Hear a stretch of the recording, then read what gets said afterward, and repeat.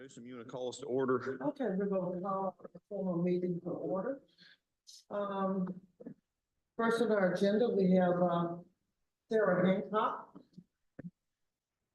Sarah, as I think you know, I'm John Kirtley. I'm the director of the board. I'm going to do just a couple of quick housekeeping things, kind of tell you who you're speaking with this morning and a couple things about how this process generally works. On this side of the table, we are board staff members. Myself, Dr. McCrady's is our assistant director. Ms. Bales is our legal counsel and attorney. And Dr. Tankersley is one of our inspector investigators. On the other side of the table, we have several of our pharmacy board members. Start off, we've got Dr. Lynn Fruchet, Dr. Lenore Newsom, who's the chair of our informal conference. We've got Dr. Rodney Richmond, who is the president of the board currently, Dr. Brian Jolly, Dr. Clint Boone, and Mr. Harold Simpson, who's one of our public members. In this situation, yesterday, almost everything we heard was applicants coming in. They had something with an application issue. Most of today for the board members is about either inspection issues or requests or other issues. In this one, it's about some past inspections and some issues that we've had. What we generally do is we will turn it over to our staff to basically give kind of the staff side of the report of what we have observed or what it is that we took issue with. And throughout that, the board members are probably going to have some questions for our staff. And then we'll also want to talk to you about this situation, corrective action, anything like that. At some point during this, they're going to say, here's what we would like to do based on this situation. And we as staff don't know what they're going to suggest until they suggest it. The most important point for you is, whatever they ask us to do, we will end up reducing it to writing and we can send it to you, but you can either agree or disagree with it. If you agree with it, we do whatever they've suggested for us to do. If you disagree, it gives you a chance to basically request a formal hearing before the board at a later date.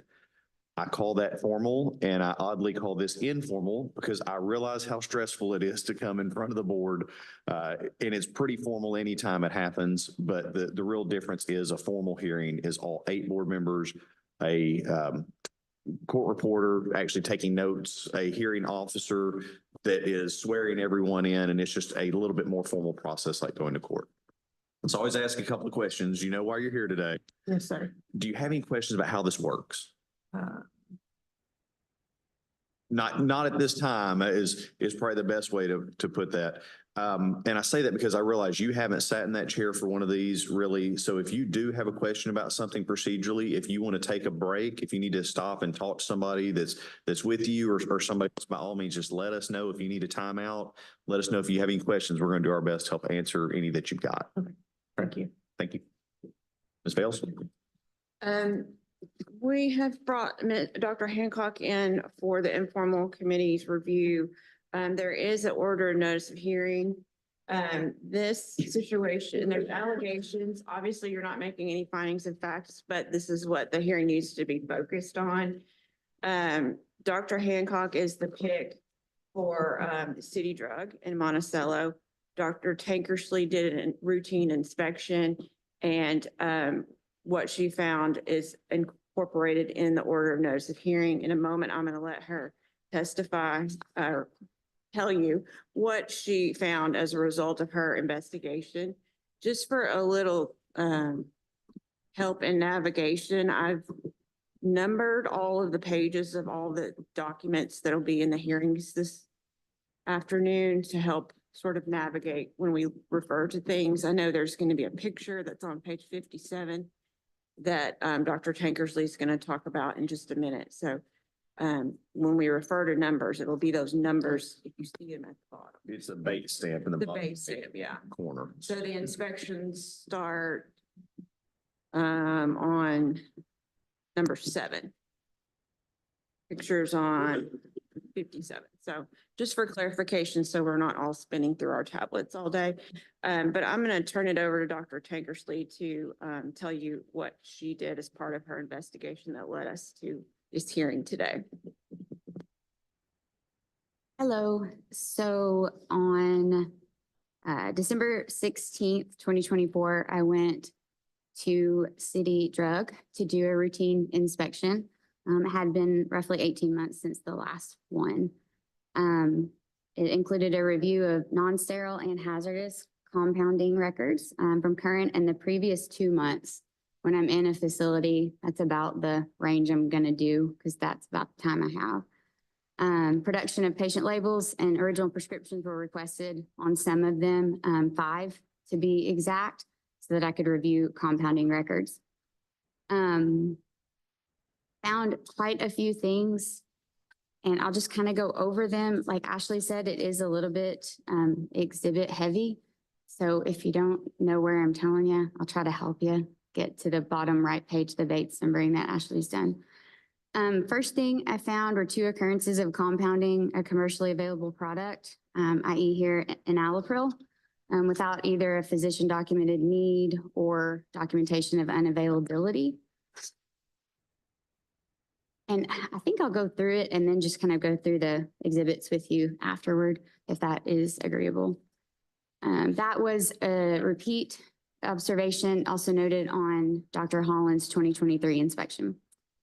10 occurrences of incomplete compounding documentation, records missing lot numbers and or expiration dates of APIs or active pharmaceutical ingredients used to compound, 8 records missing BUD dates or BUDs.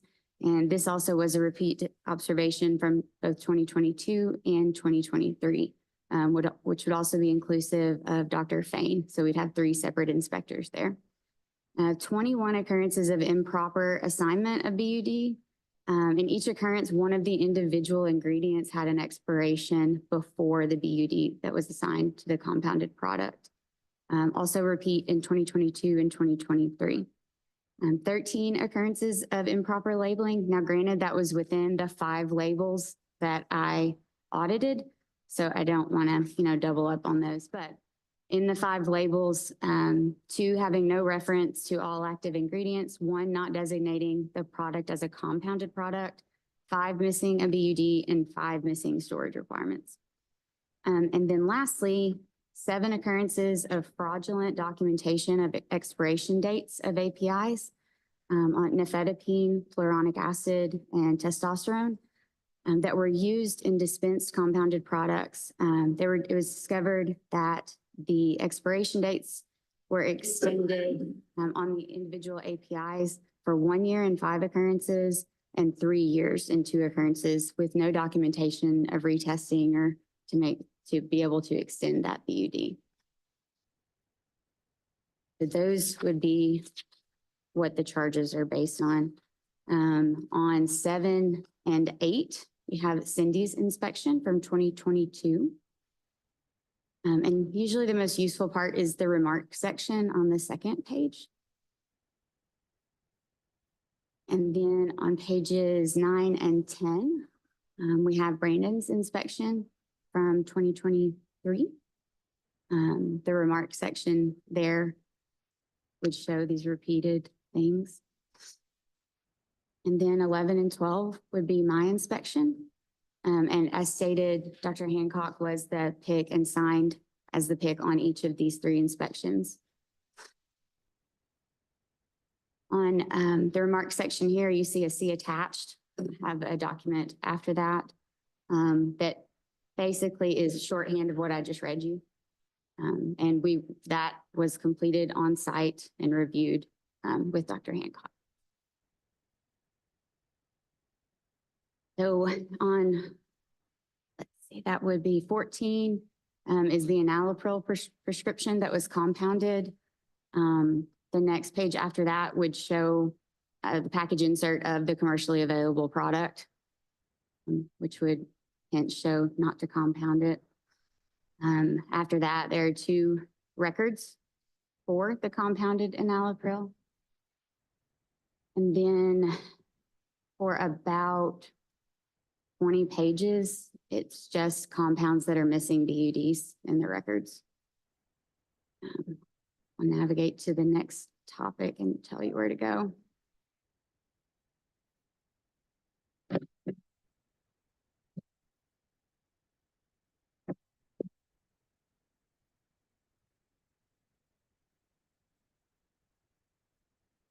So on page 28, would show the nifedipine where there is an extension of expiration. the nifedipine here, the lot number is transcribed correctly onto the compounding record. Again, we're on page 28. But the expiration date on the record is listed as 11/30 of 25. The expiration date on the API is in fact 11/30 of 24. There was not another bottle of nifedipine. Obviously, I want to not find that and find a better bottle. And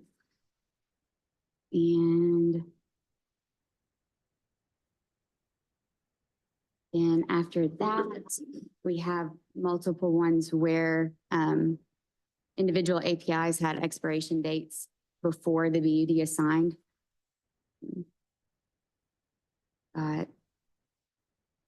Here on page 20, that one doesn't have it. That's page 30, for instance, the nifedipine that was used had an expiration date of 11/30 of 24. The BUD assigned to the product was 4/13 of 25.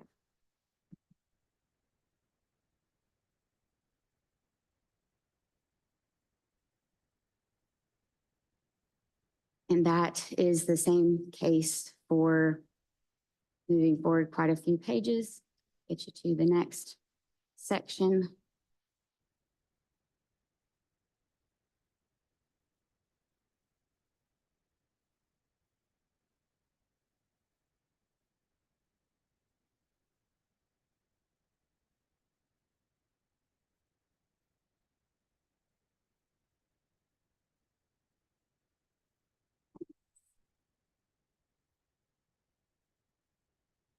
All right, as I said, it's exhibit heavy. Page 49. We come to the labels, the redacted labels that were missing the various elements that I mentioned. This first one here for omeprazole is missing a BUD. I think it may be missing other things as well, as stated in the beginning. And then to address the final, the extension of BUD dates past what is stated without further testing on page 54. You've got a better look at that nifedipine and the lot. So that lot there is what was included in that compounded record, and we do see an expiration of 11/30/24 here. Attached as well as the certificate of analysis from Letco that shows that lot number, and it does in fact have the expiration date of 11/30/24, not 11/30/25 as listed in the compounding record, which is on the next page of 55.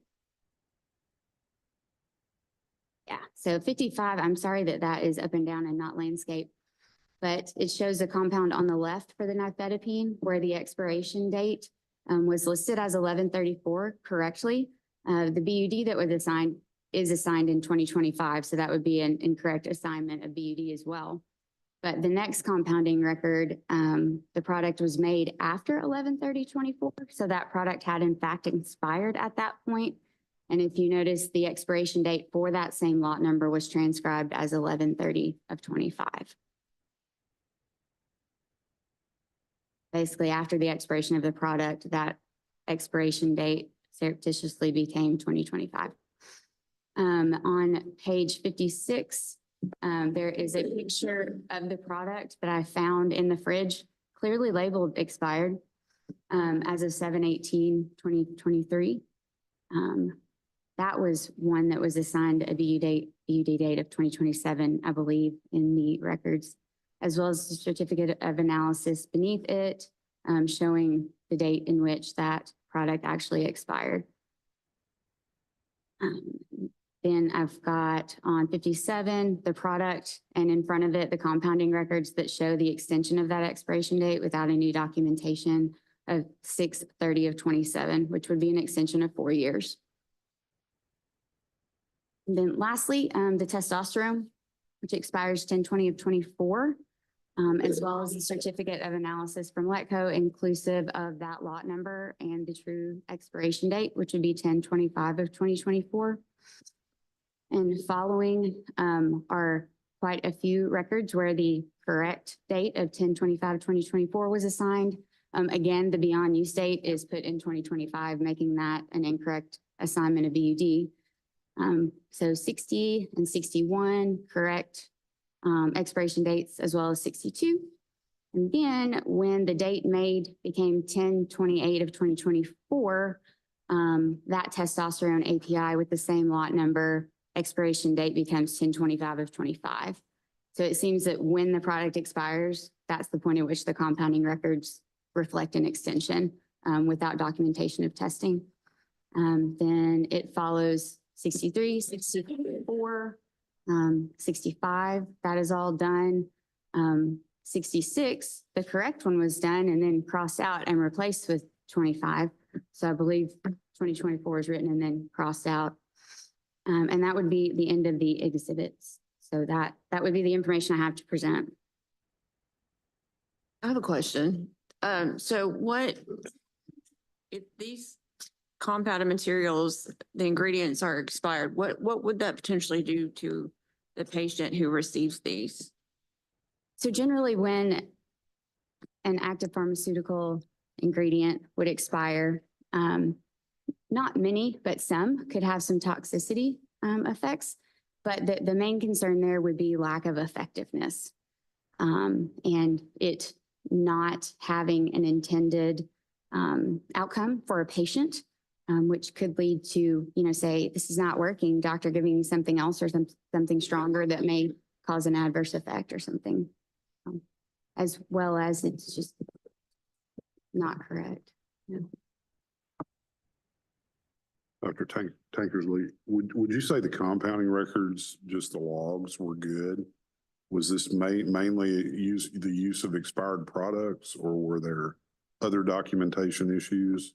Yes, sir. It was, I find that they have a very good compounding software system, which makes it easier, admittedly, to find errors, right? Versus when you have a notebook of people handwriting things, right? Because all the things that should be there, there's boxes for. So when they're empty or wrong, it's easy to point them out.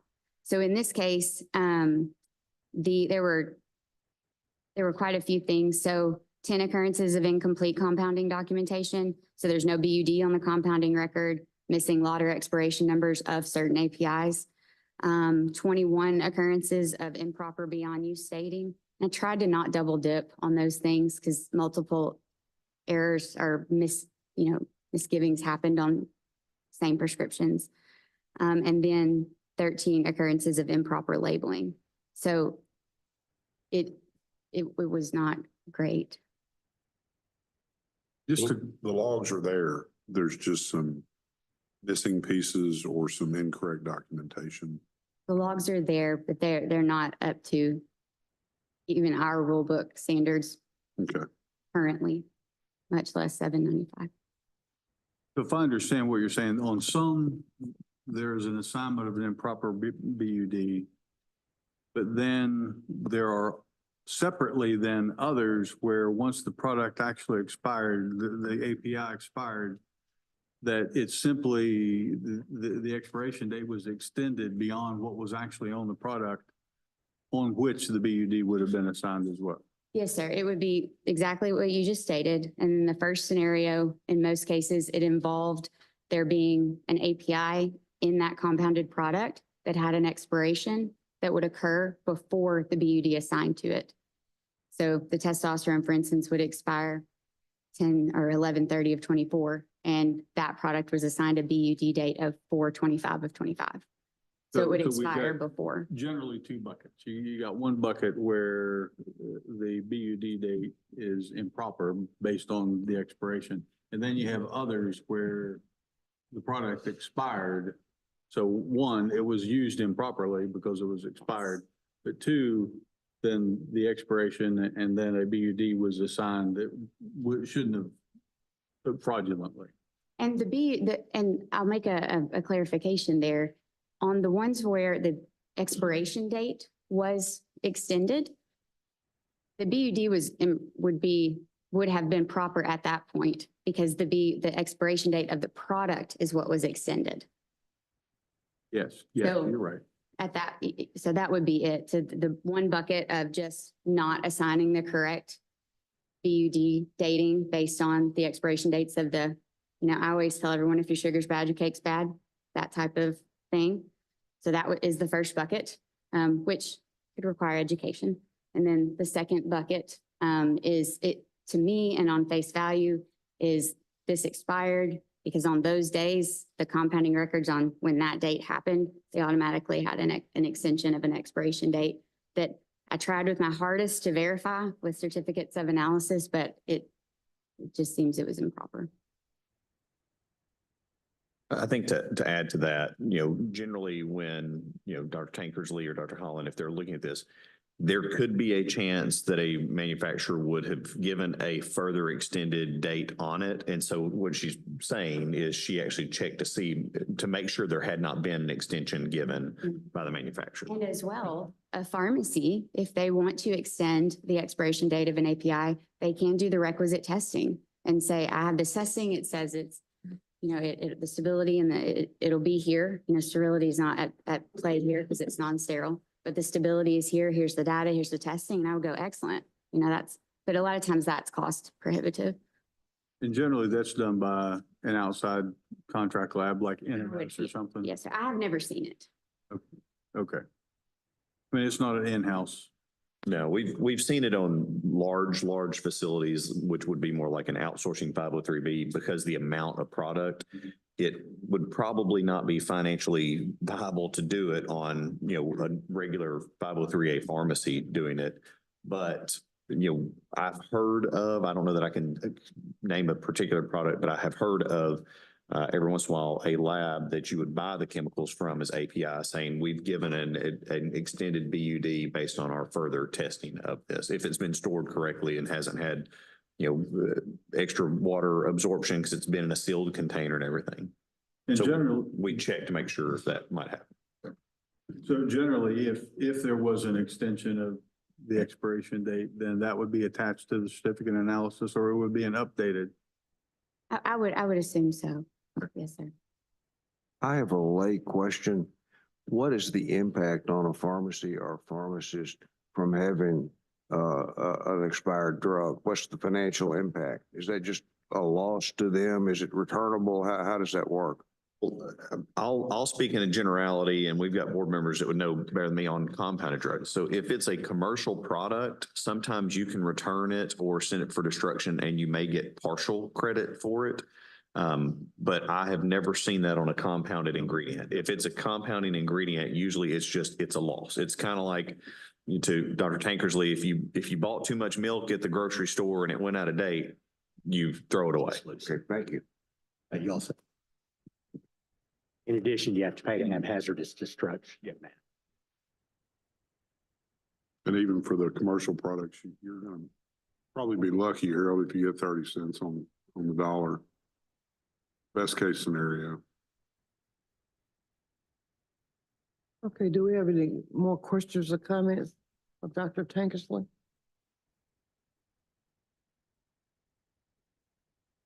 Okay, thank you very much. Okay, Dr. Hancock. I want to start off by saying how I apologize for my actions. They're not who I am as a person or a pharmacist, and for that, I'm sincerely sorry. After the board inspection with Dr. Tankersley, I did a lot of self-reflection, and I talked to some trusted pharmacists that I confided in, and we dove into, you got to do better, you got to know better, to do better. And so I dove in and I've done 14 and a half hours of CE on USP 795 to make sure that I understood and could know what I was doing wrong and where I was doing wrong and how I could do better. For the allegation on the enalapril, we have looked into doing a new procedure in the store to where when we get that prescription, even though it might say to put in Aura Suite or that, because we know it's commercially available or anything like that, the pharmacist that's on duty is responsible to look up in the database, such as Lexicomp or something like that, to see if something is commercially available. And then from there, go to the wholesaler to try to look. If they don't see it or if it's unavailable, or if their wholesaler just doesn't have it in stock, to go check the FDA shortage list and then make a recommendation off that. On the instances of the missing lot and the missing BUDs on the compounding record, we have updated our master formulas in the computer. So when we generate a compounding record, it generates the master formula underneath it. So everybody involved can see how how it's supposed to be stored. It's beyond use state per the formula. And all that is in hand. And to fill out the compounding form before we start weighing and mixing, just to make sure that everything's in date. If we need to adjust the BUD date on the compound as a whole, that's done before things get made. On the occurrence of the BUD or the sugar going out before the cake does, when we're doing that process of filling out that lot and expiration date from the get-go, going back into the computer system and on the record to adjust that. And so we can get all of that information correct. I'm sorry, repeat. Which allegation was that addressed? That one was the 6th allegation, the 21 occurrences of improper assignment of BUD. On the improper labeling allegation, I've made phone calls to Pioneer and we have redone our compounding label to where it has the expiration date printed on it. And the auxiliary labels are now printing to protect from light, store in the refrigerator, shake well. All that stuff is coming out when they generate the label. On the fraudulent documentation of where we adjusted the active ingredient beyond use state, all those patients were contacted and told that their prescription wasn't good or their compound wasn't good and to get rid of it. And we offered to remake that compound for them with in-date products at no cost to them. And so like on the testosterone, once we called the doctor and got new prescriptions, so we could do that the correct way.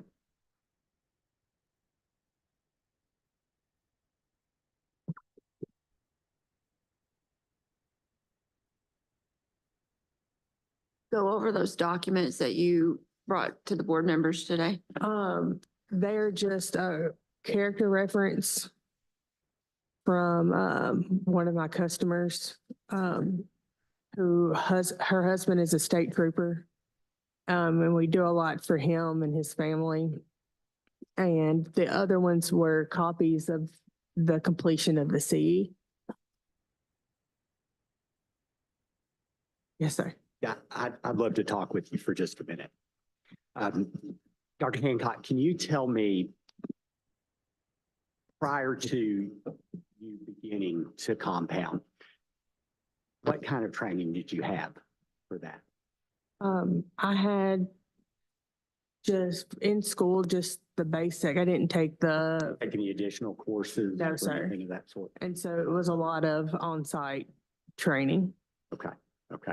And on your on-site training, were assignment of expiration dates a component of what you talked about? Do you recall? They were discussed, but it was more how to, like the proper procedure for making the cream and the capsules. But it was discussed about the beyond use dates. Okay. in regard to the products with the changed expiration dates, Mhm. did you change those yourself? I believe one of them I did. Can you tell me why you did that? I Just can't- shoot it Yeah, straight. I mean, I could justify it and tell you that the patient was there and was, the nifedipine was for, of something that they really needed it topically now. And they were there and it might have been the pressure to get it out. But that was a bad call and it's one I'm never going to make again. Right. And I apologize for having y'all's time for this. I understand. I just wanted to have an understanding of what you were coming in with information wise, because I realized that what you receive coming from your basic training with your pharmacy degree Mhm. really doesn't cover a lot of this. There's some components of it, but Yeah. a lot of what you're doing, you probably weren't quite prepared for. Yes, sir. It seems to me. I do see that you've had a good breadth of the 14 and a half hours. 14 and a half hours. Okay. Yes, sir. I looked at the different topics that you'd covered, and I think you did a good job of selecting things that applied appropriately to this. There's some real stringent rules on this. I would encourage you to at least take some time to read through the appropriate USP chapters on this if you're going to continue to compound. I mean, you need to understand how to do it properly for protection of the patient. I don't think there's ever a situation where a personal decision to extend an expiration date is acceptable. Yes, sir. That would come from either the manufacturer because of laboratory testing, or as Dr. Tankersley has said, with you sending it off for API assessment, and that's not financially something you're ever going to do. You're just going to pay to have it destroyed. Yes, sir. And so those are all non-negotiables, and I think you realize that. I mean, you obviously are remorseful for those things. I am pleased to see the steps that you've begun, but there's such, you're completely in charge of all the compounding at your store. Is that Yes, am I sir. correct about that? Okay. I would encourage you to continue to focus on even more exposure to the information that is available both through CE programs and also through the USP. It's extremely helpful. I do what you're doing on a daily basis, and I know it's a lot, and I understand about the patient standing there, but there's also a point where you have to say, does this meet the standard? Am I doing them a favor, or am I potentially doing them harm? Yes, sir. And you need to be sure that you're being able to make those decisions. I do understand that pressure, but you've got to, you're the professional in the situation, and you're there to protect them and care for them Yes, sir. properly. I would just encourage you to continue to educate yourself, because the information changes so much. And I would make certain that when you got the previous inspections, Mhm. when that inspector leaves, they've given you guidelines for things that really did need to change. And they should have been communicated back that, hey, I changed these, and it should be done promptly. And they're doing you a favor when they come through and inspect you and saying, hey, look, this needs to be done to the best of your professional ability, and Yes, here's sir. how to do that. And I am concerned that you didn't implement it after the previous inspections, and I think that should have been handled. at Yes, that point. sir. On the previous inspection, one of the ones that Brandon and I had discussed specifically was the omeprazole Yes. and the beyond use state on the omeprazole. And so what we did in between that inspection and this inspection is that we searched for a different formula to make omeprazole. Okay. and found one with, it had more preservatives and a longer BUD date. And so we did that, and so we made that change, but now that there is, the new drug, it's the omeprazole with the sodium bicarb in it, we're stopping omeprazole. Which is one of the ones that was one of my, on the allegations with improper beyond use dates on those because of the ingredients. Omeprazole was a big one of those. And so we're not doing that one anymore. Thank you. Thank you. Okay. I Mr. have a Simpson? couple of questions. Yes, sir. Do you have any financial interest in the pharmacy? No, sir. Just Good. a paycheck. Does your compensation agreement contain any direct provision linking your compensation to profitability of the pharmacy? Obviously, if the pharmacy makes money, they can pay your salary, and if they don't, they can't. But is there any specific provision? There's no specific provision for if we're extremely profitable. There's no profit sharing. Okay, thank you. You went through basically allegation by allegation. So regarding making or compounding products that were commercially available, you outlined that you created a lookup process where you went to LexiComp or various other sources to determine whether or not it was commercially available. But wouldn't you agree that it's a basic tenet of compounding that before you ever compound anything, am I allowed to do this? That you cannot compound commercially available products. They have to be pursuant to a patient-specific prescription in limited quantities ahead of time. So before you even compound the product, if it's commercially available, you shouldn't be doing that to start with. Isn't that right? That would be correct. sir. Okay, so you should have been doing this sort of lookup process that you say you all created. You should have been doing that anyway, right? Yes, sir. We're enforcing it heavily now. Making Well, more of an emphasis on it. I would propose that you should have been enforcing it heavily 100% from the beginning anyway. I agree with you, sir. Okay. I'm sorry. All right, regarding the beyond use date, you said that you all did something with your master formula to make sure that this was available pre-compounding. Should you not have already been doing that anyway? Isn't that? It was, they were typed up and in a binder that we would go look at. And all the information for the formula and stuff was generated in the computer. And so now the extra step of having that formula with the compounding record to make it easier for verification. Okay. So that's a process that irrespective of the process itself, the outcome is something that you should have been working toward anyway. I mean, you have to assign a proper beyond use date. Yes, And sir. there's a process for doing that, whether. We just made it more readily available to be able to find. Okay, so it would appear from the allegations that you were not properly doing that, and that what you have attempted to do is to create a process that would make sure that you properly do that, but irrespective, you should have been doing a proper process anyway. Yes or no?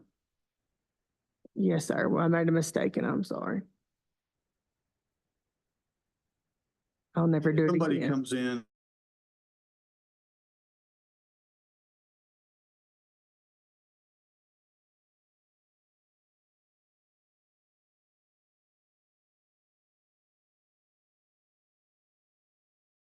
That it would be okay to do that for a compounded product.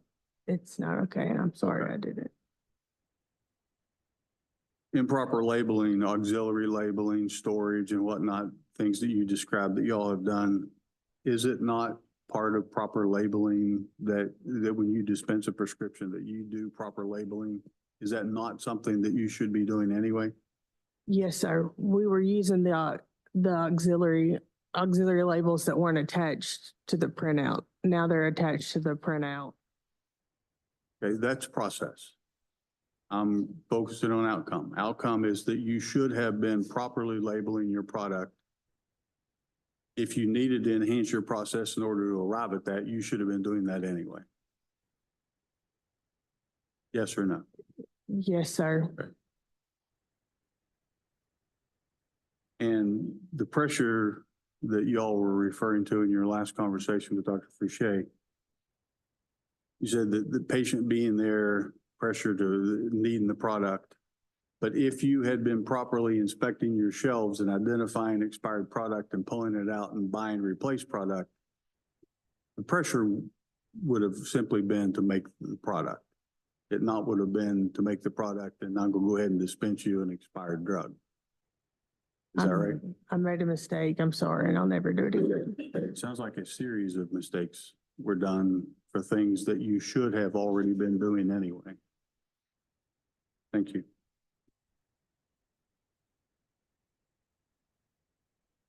Does any other board members have any questions of Dr. Hancock?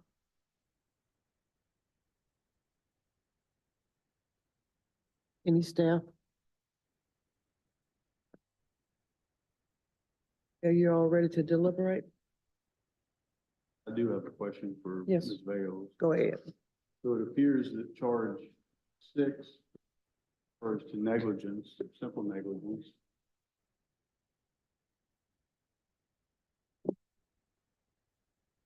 Do I need to repeat that?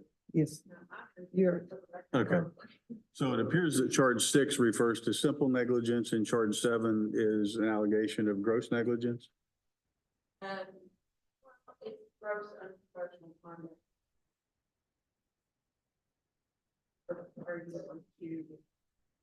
Okay, so it's not either or.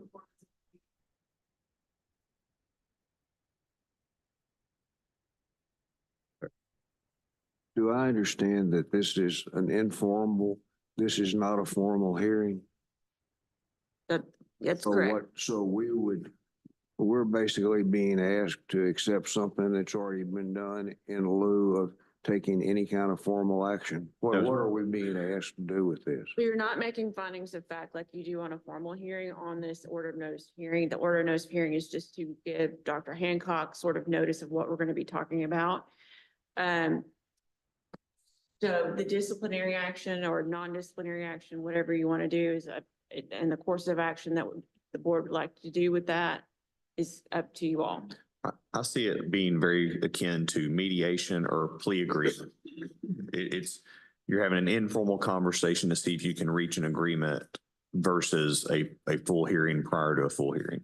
Would that be with us having an option to accept what she's done? Yes. Or to impose additional considerations, or what's our flexibility? Well, I would say in this generally, your flexibility is to suggest doing nothing to suggesting, even revocation of a license. But because it's an informal conference, whatever you do, she has the option to either agree with it or request a formal hearing at a later date before the board. Generally, a hearing like this may take us hours formally versus now you can deliberate and see what do you think the appropriate action would be that could be formed as an agreement, a consent agreement, a consent order, or something for her to extend her that offer, much like a plea arrangement of sorts. And also staff, what Dr. Hancock's done as far as CE staff did not ask her or instruct her to do that. She's in done all this preparation for this. proactively. If you could help me suggest what the appropriate action, given what I believe would be, that the procedural, it's what I don't understand.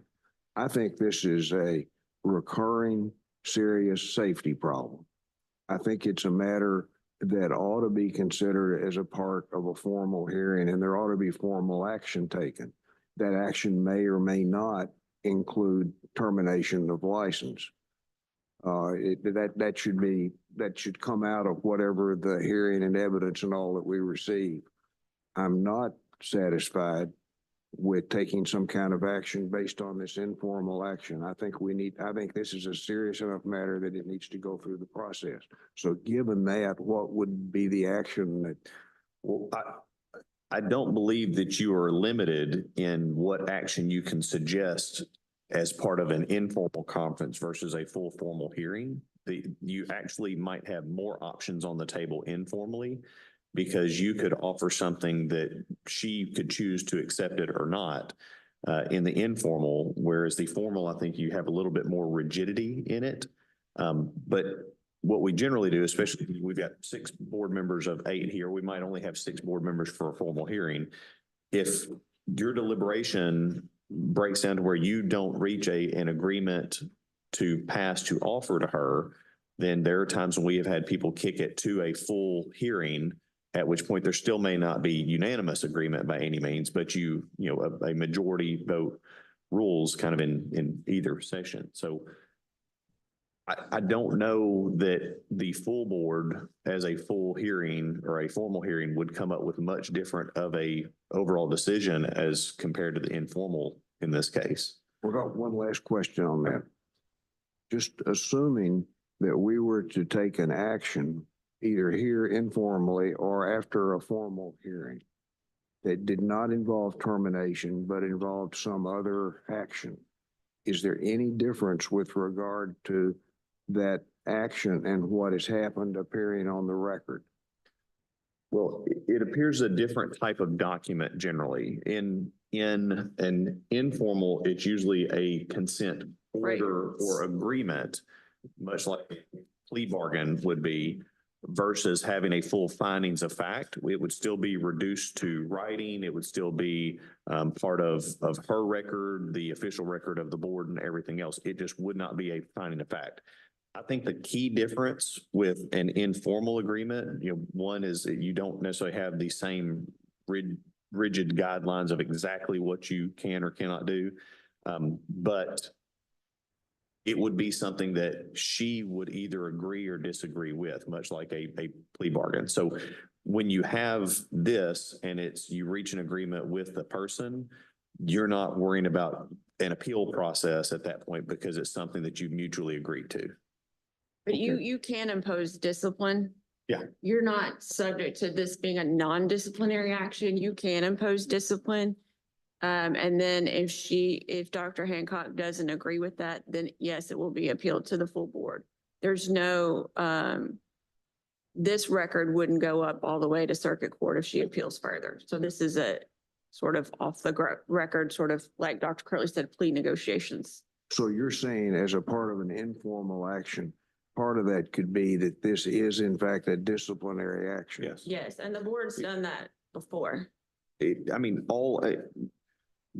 best way I can say it is you probably have more options in what you might want to do here because it's if she would or would not agree. And I think as you go through deliberation here in a minute, someone's going to point out, I think it should be this, this, and this, but not that. And then you guys deliberate on just like a formal hearing. And if you come up with something. Thank you. Go for it. I'm sorry to get in the No, weeds that's on the fine. procedure, but I think it's important that we understand what the parameters are on that. Can I? Sarah, let me ask you a question first real quick. You said you contacted all the patients that had been dispensed product that was associated with any of these findings on inspection? Yes, sir. Okay. And did they take you up on your offer to refresh that? Several of them did. Yes, Okay. sir. And when they came in, I apologized to them and explained that their batch wasn't a good batch. And I'm really sorry. Did any of them, did you ask or did any of them report to you any Nobody lack reported of any. efficacy? Nobody or reported adverse- lack of efficacy. There was no harm. Okay. No injury happened. No, sir. So you contacted 100% of the patients that had been Yes, sir. received this product. Okay, thank you. And you told them as part of that contact that it was not a good batch. Did you tell them that I used expired product to make your drug? I let them know that some of their products were out of date and there might not be as efficient or as effective as it could have been. Yes, sir. Ms. Bales or Dr. Tankersley, can you tell me what portion of their business is compounding versus other traditional? I'm probably not well posed to answer that question. I examined 2 months of their compounding records and found this, just the previous 2 months. Have a fairly decent, nice compounding suite. I think Dr. Hancock can probably answer that question better than I could. Can you answer that question? Yes, sir. Probably less than 10%. I would say even less than 5. Because a lot of the ones are repeat prescriptions. The ones like the omeprazole, we have a patient that gets it every month. But I would like to say that the negligent performance and unprofessional conduct in the one area of pharmacy is where I'm striving to get better. I know that I'm a good pharmacist that loves our community and have helped several people. I check blood pressures. I've sent people to the emergency room because their blood pressure was high, or I called their PCP because of the relationships that we have with them and got them in and seen immediately, where they were diagnosed with hypertension. I volunteer to give flu clinics at different industries in town, and go to the boat manufacturers during shift change to give the shots. Because otherwise I've heard several people say they wouldn't have come in to get a shot, but because we came to them, we were able to vaccinate.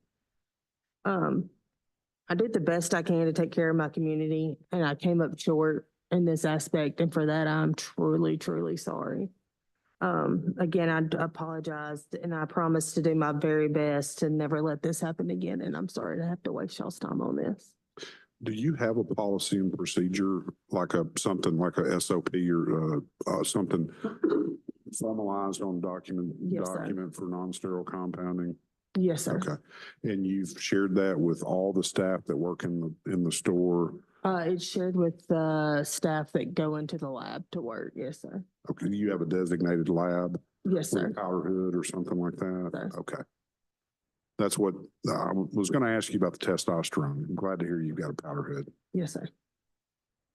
So you would agree that regardless of whatever service that you offer as a pharmacist, that it needs to be a quality service? I agree. Yes, sir. So in other words, you would not use a sphygmomanometer that doesn't work. If you're going to measure somebody's blood pressure, you need to know that it's a properly functioning blood Yes, pressure sir. cuff. You wouldn't use one that you know is deficient. Correct. So I'm still trying to figure out why you would use expired product.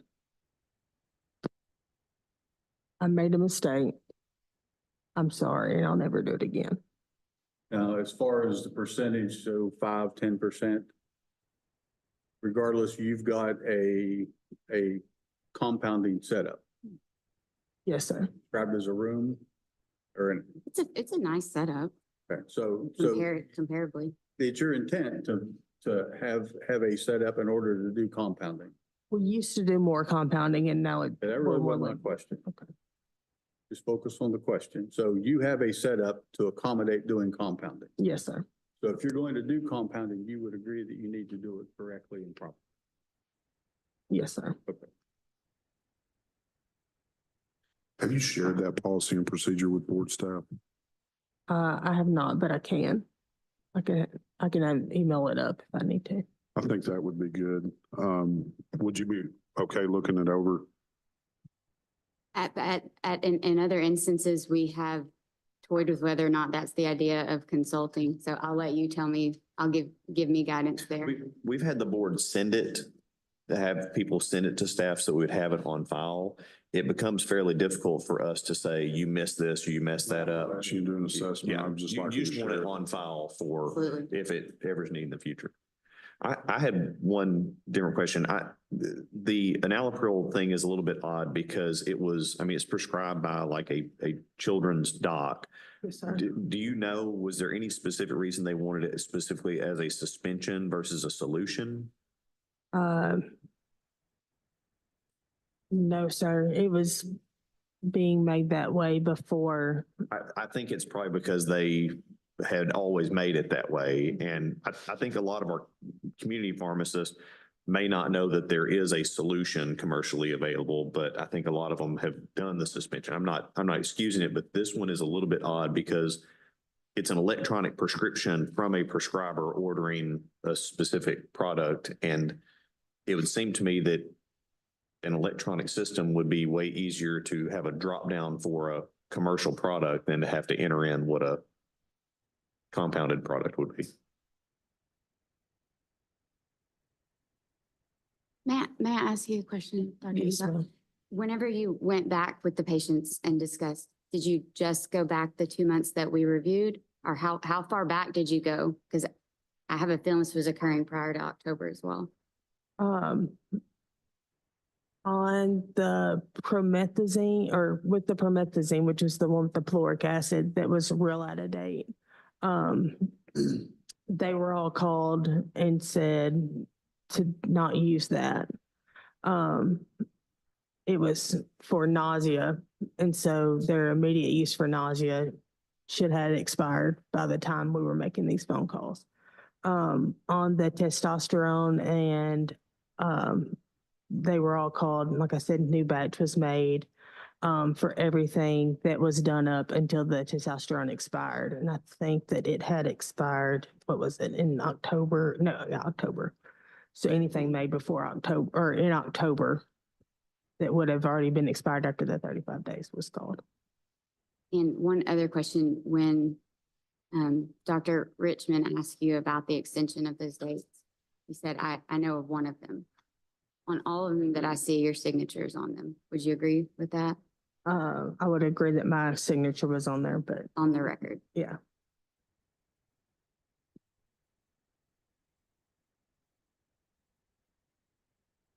Any other questions? Okay, let's go to deliberation then.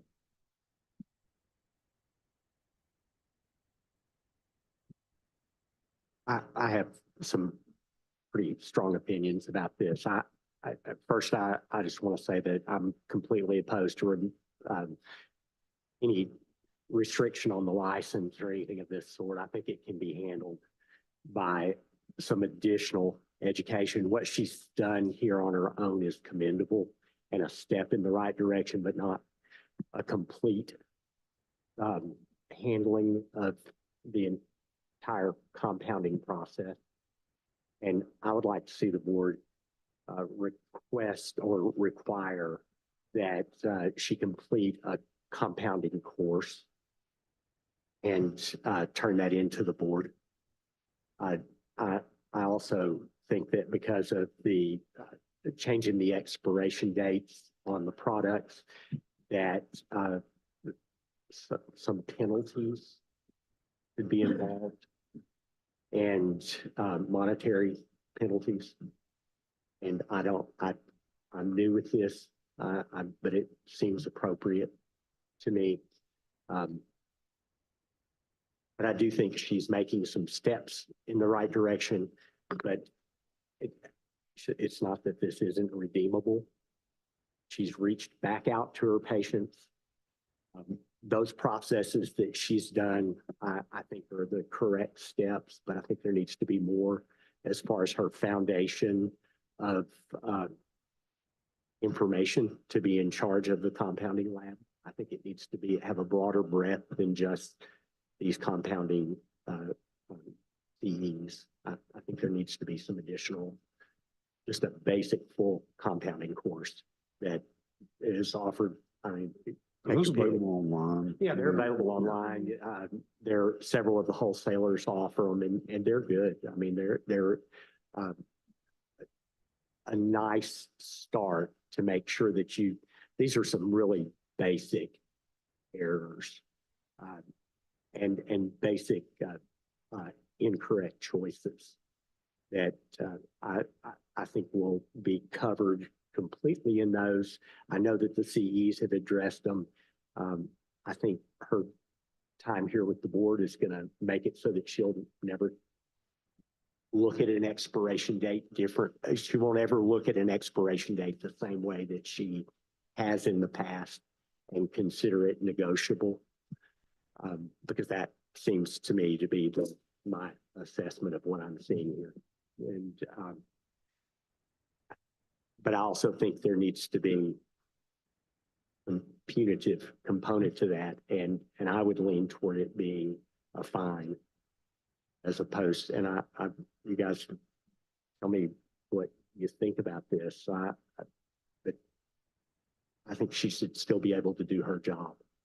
And I think our discussions and what she's been through and the job that the board inspectors have done up to this point has brought us to a good place to see her moving on professionally as a much better pharmacist and compounding pharmacist than she's been in the past. Thank you.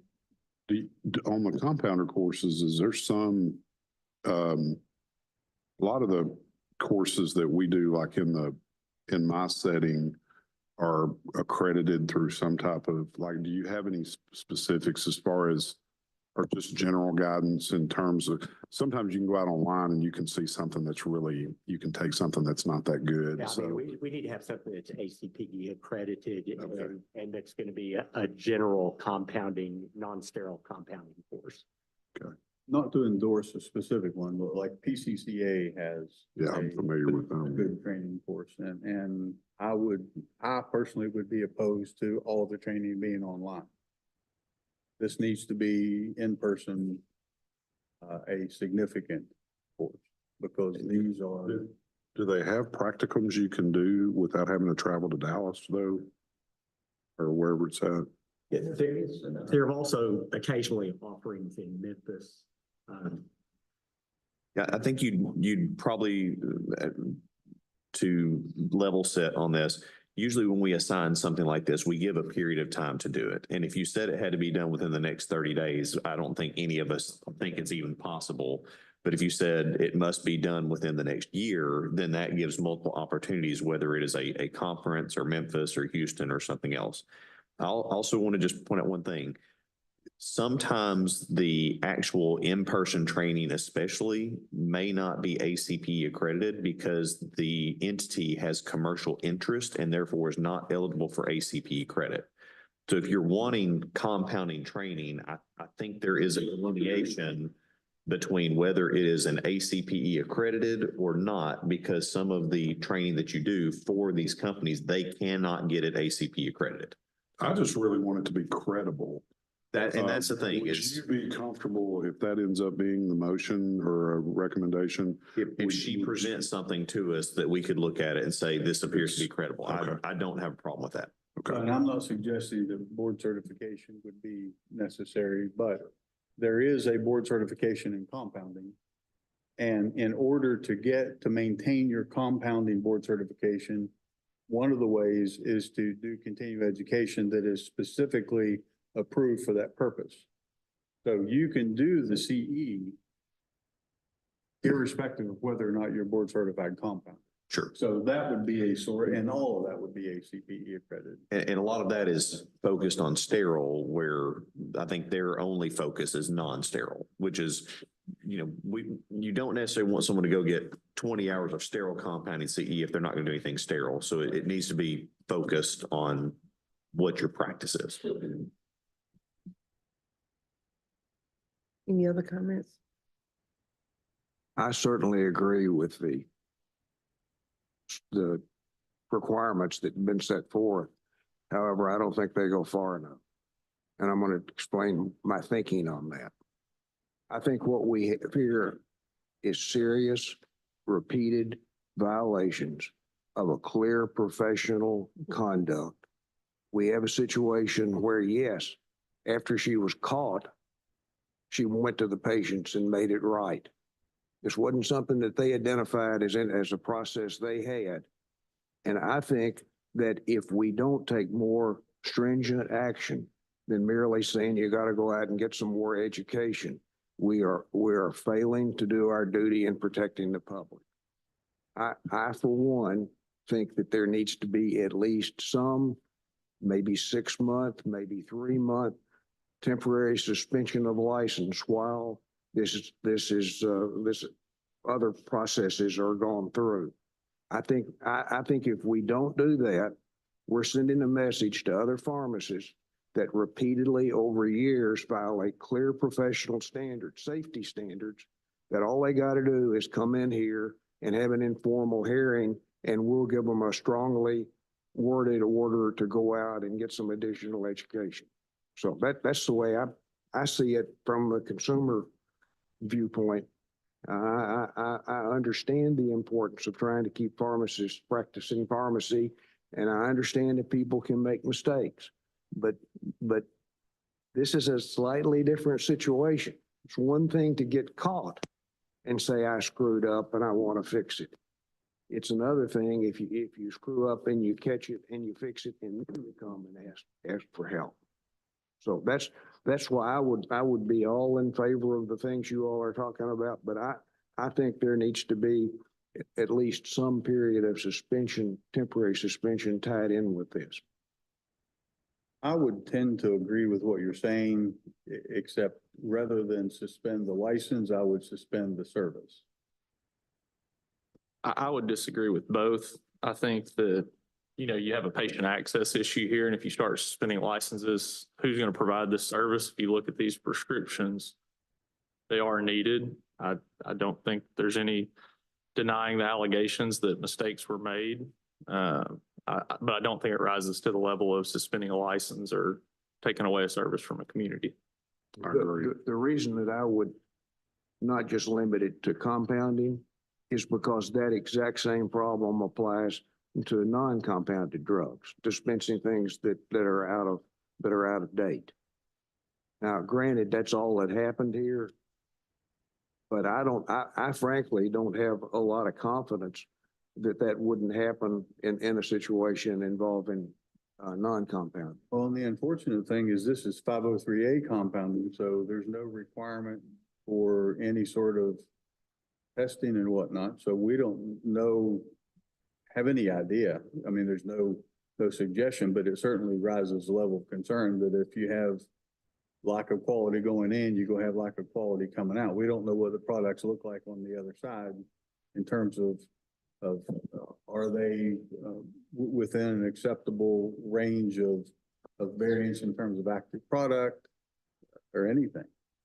I just want other pharmacists to know that if you do something like this, that potentially puts patients at risk, that there are serious penalties involved that involve more than going and getting a little more education. That's my viewpoint, and you all may disagree with it. You're free to do so, but I just feel compelled to state how I feel on that. I would point out one thing, because I know that our board members don't really see very many inspections compared to what we see as staff or what our staff actually produces. But our inspectors on any inspection, they do check for out-of-date drugs on the shelf that are like commercial products as well.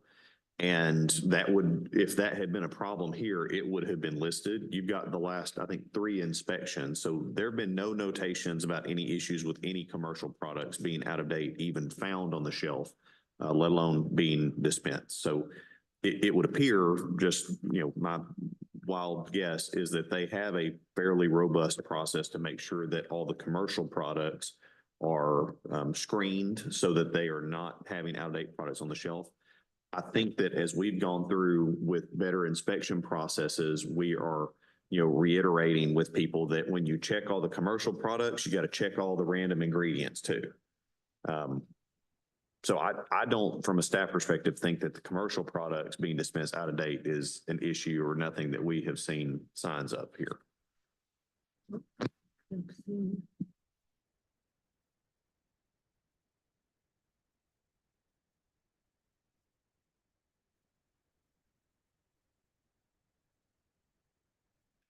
Dr. McCray was just pointing out that while we had some issues in compounding, an extended date beyond an expired product API had not been noted before or seen before either. And it may be that we didn't check as deep into it, but it was not noted before to have like out-of-date ingredients on the shelf for compounding. believe it was noted that out-of-date ingredients were found, not in a large proportion, but the digging in and figuring out that something was used in, that part.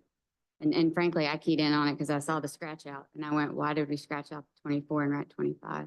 And now it is a focus and it is fairly prevalent, so.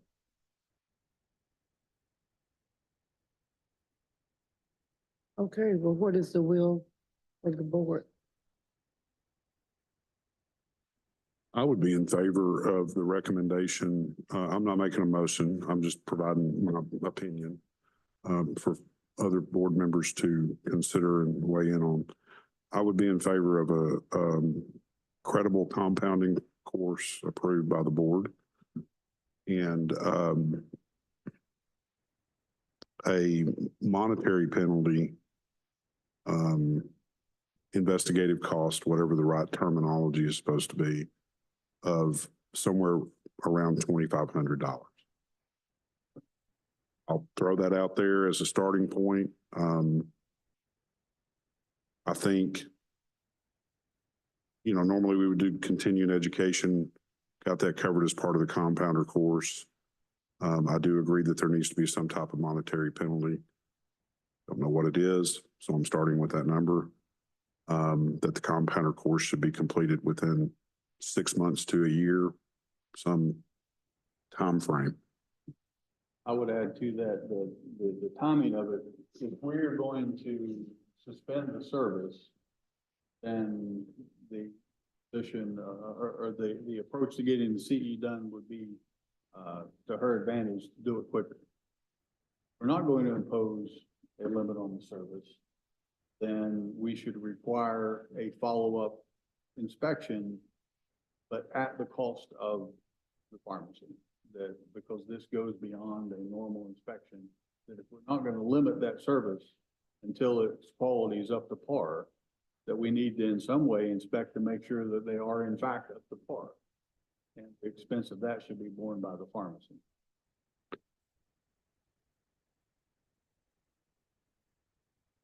I'm not in favor of making a motion to suspend the service. I will not draft that as part of a motion that I make. I think that creates additional issues for patients. And I understand that the issues here are serious. I do think that as a fellow pharmacist and having trust in our education process, I do think that we're prepared, or at least I felt like I was prepared to come out of school and do compounding. We have recognized some deficiencies here.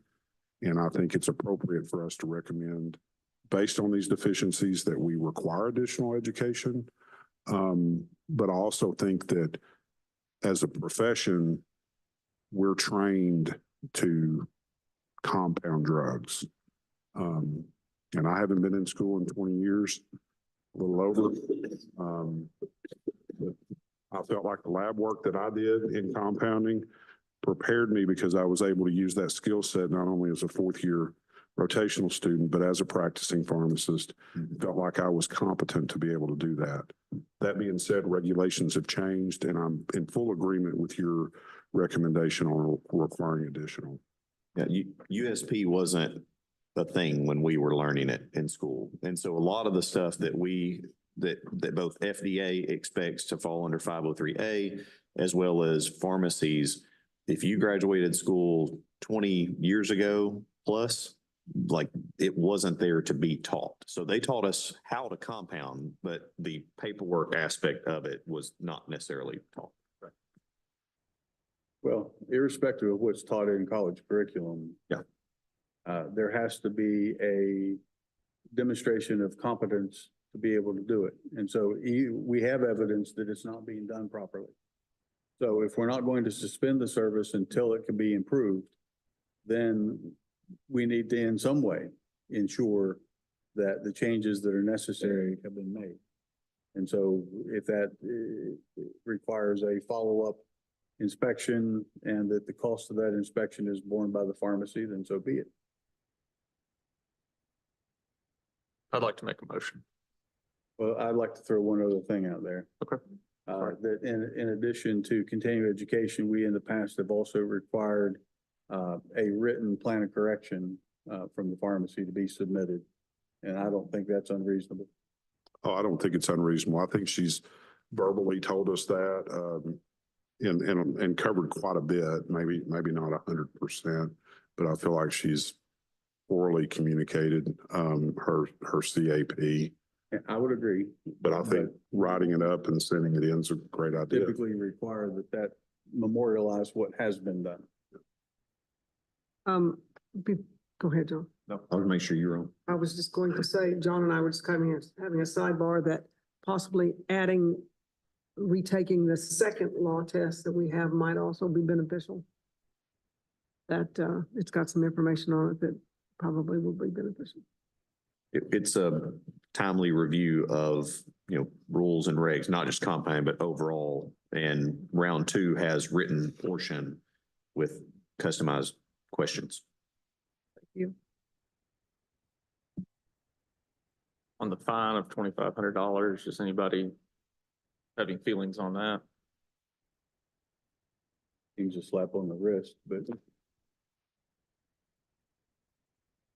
place to start. That pharmacist or to the pharmacy? We have only charged the pharmacist in this instance. So this was an unusual situation, I would think, on the staff side, because, she was responsible for it, but had no financial incentive necessarily to do it. I'm sure it might have, saved the store some money, but it also cost the store a whole bunch of money to institute a recall and to redo everything. Largely the immediate corrective action that was taken, I'm not saying that to dismiss what happened in the past, but, I felt at least like, and I think the staff would agree, that the immediate corrective action solved the immediate problem of patients having inappropriate drugs to the extent that it could be done. So in this one, it was just the professional issue was deemed to be the PIC pharmacist. So any fine is, you're talking about the pharmacist having that as the penalty, not necessarily the store. If you want to assign an inspection, we would have to ask the store if they would agree to pay for that inspection if you want that. Otherwise, you would assign the cost to the pharmacist as well. I don't know how to define a slap on the wrist versus something that's meaningful. I've not figured that out. So 2,500 seems significant to me, but, Well, there, 2,500 and the cost of a course, the time away, the travel, because there's not one that they could locally, there's an additional cost to that for the store and the pharmacist at that point. Also, Clint, before you make your, Feel free to make one.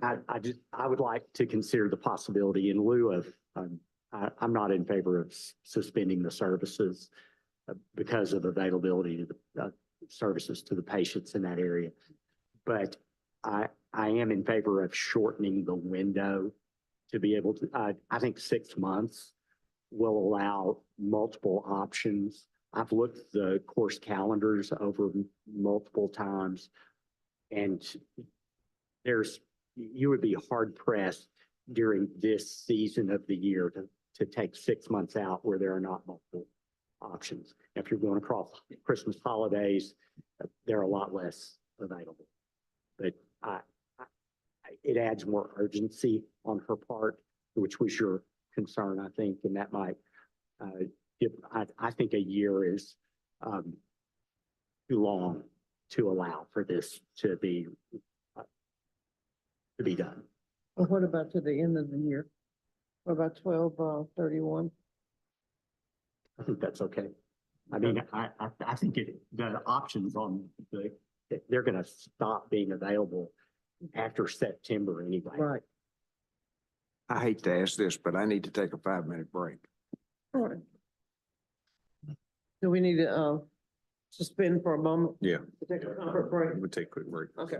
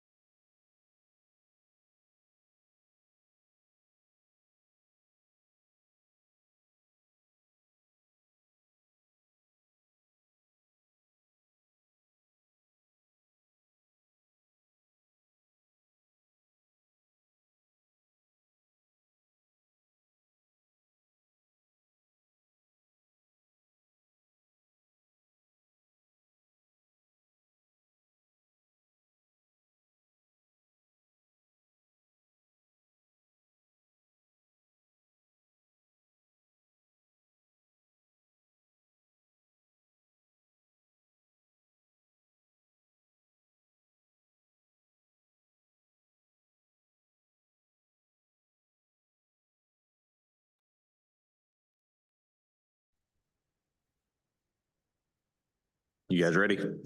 All right, we're back on. Back on record. Dr. Boone? Any more comments before we entertain a motion? Oh, you were saying about, did you have questions about the fine? No, the only other comment I would add is, there are 53 different occurrences that are documented, so the fine would boil down to about $50 an occurrence. Any other comments? Okay, Dr. Boone? Good. So I'd like to make a motion.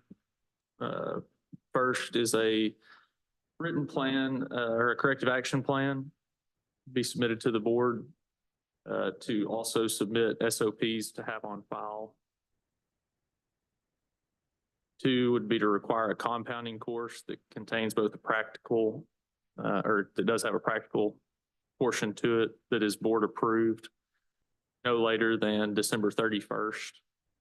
And that neither that or the continuing education that was turned in today would count towards the requirement for renewal.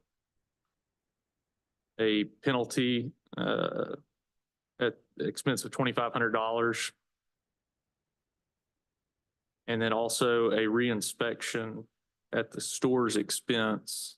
And I would say to do that after the completion of the compounding course. I second. Okay, thank you. We have a, motion and a second on the floor. Any further discussion? Will the store have to approve accepting that as well? Do we have anybody here today that could do that? We would have to ask the store to agree to pay for it. So, I mean, you could assign it to her and clarify that it could be paid by her or the store is a possibly cleaner way to do it. So moved. We adopt that into the, Lee, yeah. You're acceptable to that? I'm acceptable amendment? to that. I have a question. Is Sure. this disciplinary or non-disciplinary? Discipline. Generally, if you say it's a fine, that is automatically considered disciplinary. If you said only to recoup investigative cost, it might be non. Any discussion on I that? think you guys are talking about a penalty, not a reimbursement on that. I would say disciplinary because of the scope and nature of the things that were done. When you, take the step to, deliberately change a date on a document, to me, that's another step that took some thinking, some critical thinking to, be able to make that decision and to be able to do that. And that, to me, puts things to a different degree. I would agree. And did you want law test or you're leaving law test out? I wanted to suggest that we add that to it. Okay. Dr. Curley, I have a question. Yes, sir. I think I would know this by now. Can you put someone on probation? Is probation automatically considered It's disciplinary. disciplinary? Okay. Yeah. The other consideration, these need to be timestamped by, so we can't let it. We had 12/31 on the compounding course as the date, and then a reinspection upon completion of Okay. that at the store expense. So we can amend that if you. If she got it done earlier and said, we're ready to go, because, and part of this, you're wanting a clean inspection. So I'm saying that like, a date determined is it has to be done by 12/31.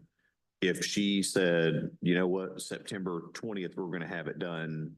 I've turned in everything, schedule me sooner, then we could do it earlier as well. So we could say on or before. Yeah. And I would suggest that we add the law and do that. That's the second Yeah, I'm putting, iteration. law test number 2. Okay, Dr. Boone, do you mind repeating your motion? So we all get a, Or do you want me to say what I have down? that'll be All great. right. Thank you. I have, she has to have a corrective action plan and to submit her, standard operating procedures to the board staff so that we would have both of those on file. She has to complete a compounding course that you want us to make sure looks like a legitimate compounding course by 12/31, that any CE obtained from that course, as well as the 14.5 hours of CE that she has, do not count towards her 30 required for renewal. A $2,500 fine. Either she or the store could also pay for a reinspection after all of this is completed, and law test number 2, which I would assume would also be by 12/31. Well, it's not can be, that inspection. It's not that it can be, is that it will be. Either she or the store can pay for it, is what I was saying. What I heard you say was that the inspection, they can have another inspection, and what we're saying. Yeah, I'm sorry. I've got it down that they have another inspection. The store can pay for it, or if not, she would. Okay. And then Yeah, did you say? and we have it law- as a disciplinary since it would be a fine. Yeah. And the log, then you said, And law test number 2. okay. And did we say probation? I think it's disciplinary, just given the fact that it's a penalty. If you did probation, then it would automatically be disciplinary, was the way that I understood that. So it's disciplinary either way. We would not have a clause that it was only to recoup investigative cost, and we would not have a clause that would say it is non-disciplinary. Like if it's non-disciplinary, we point it out in the orders. It But gets reported because it's disciplinary. Yeah. Okay, so that's the motion. Are you ready to restate your second? Second. Any further discussion? All in favor of the motion signify by saying aye. Any nays? We have one nay. So Sarah, what we'll do is we will reduce all of this to Okay. writing where you have the chance to actually look at it. If you have any questions about this, when we reduce it to writing, that's a chance for you to engage back with our staff, either myself, Ms. Bales is the one who will prepare it.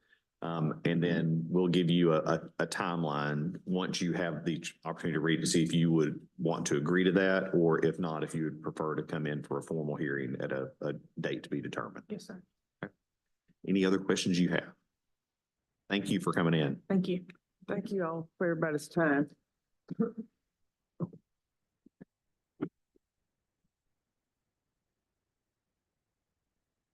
We got some break before break.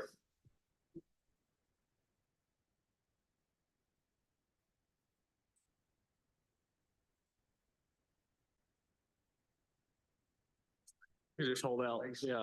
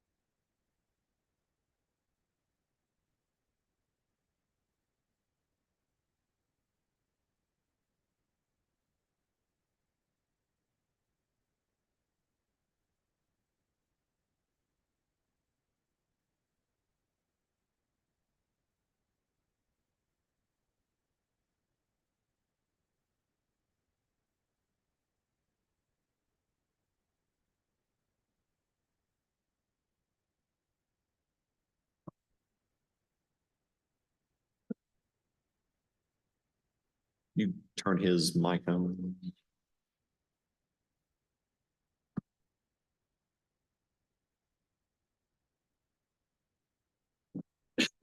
Dr. Stover, if you want to introduce yourself for the record, and we'll let your guest introduce himself as well.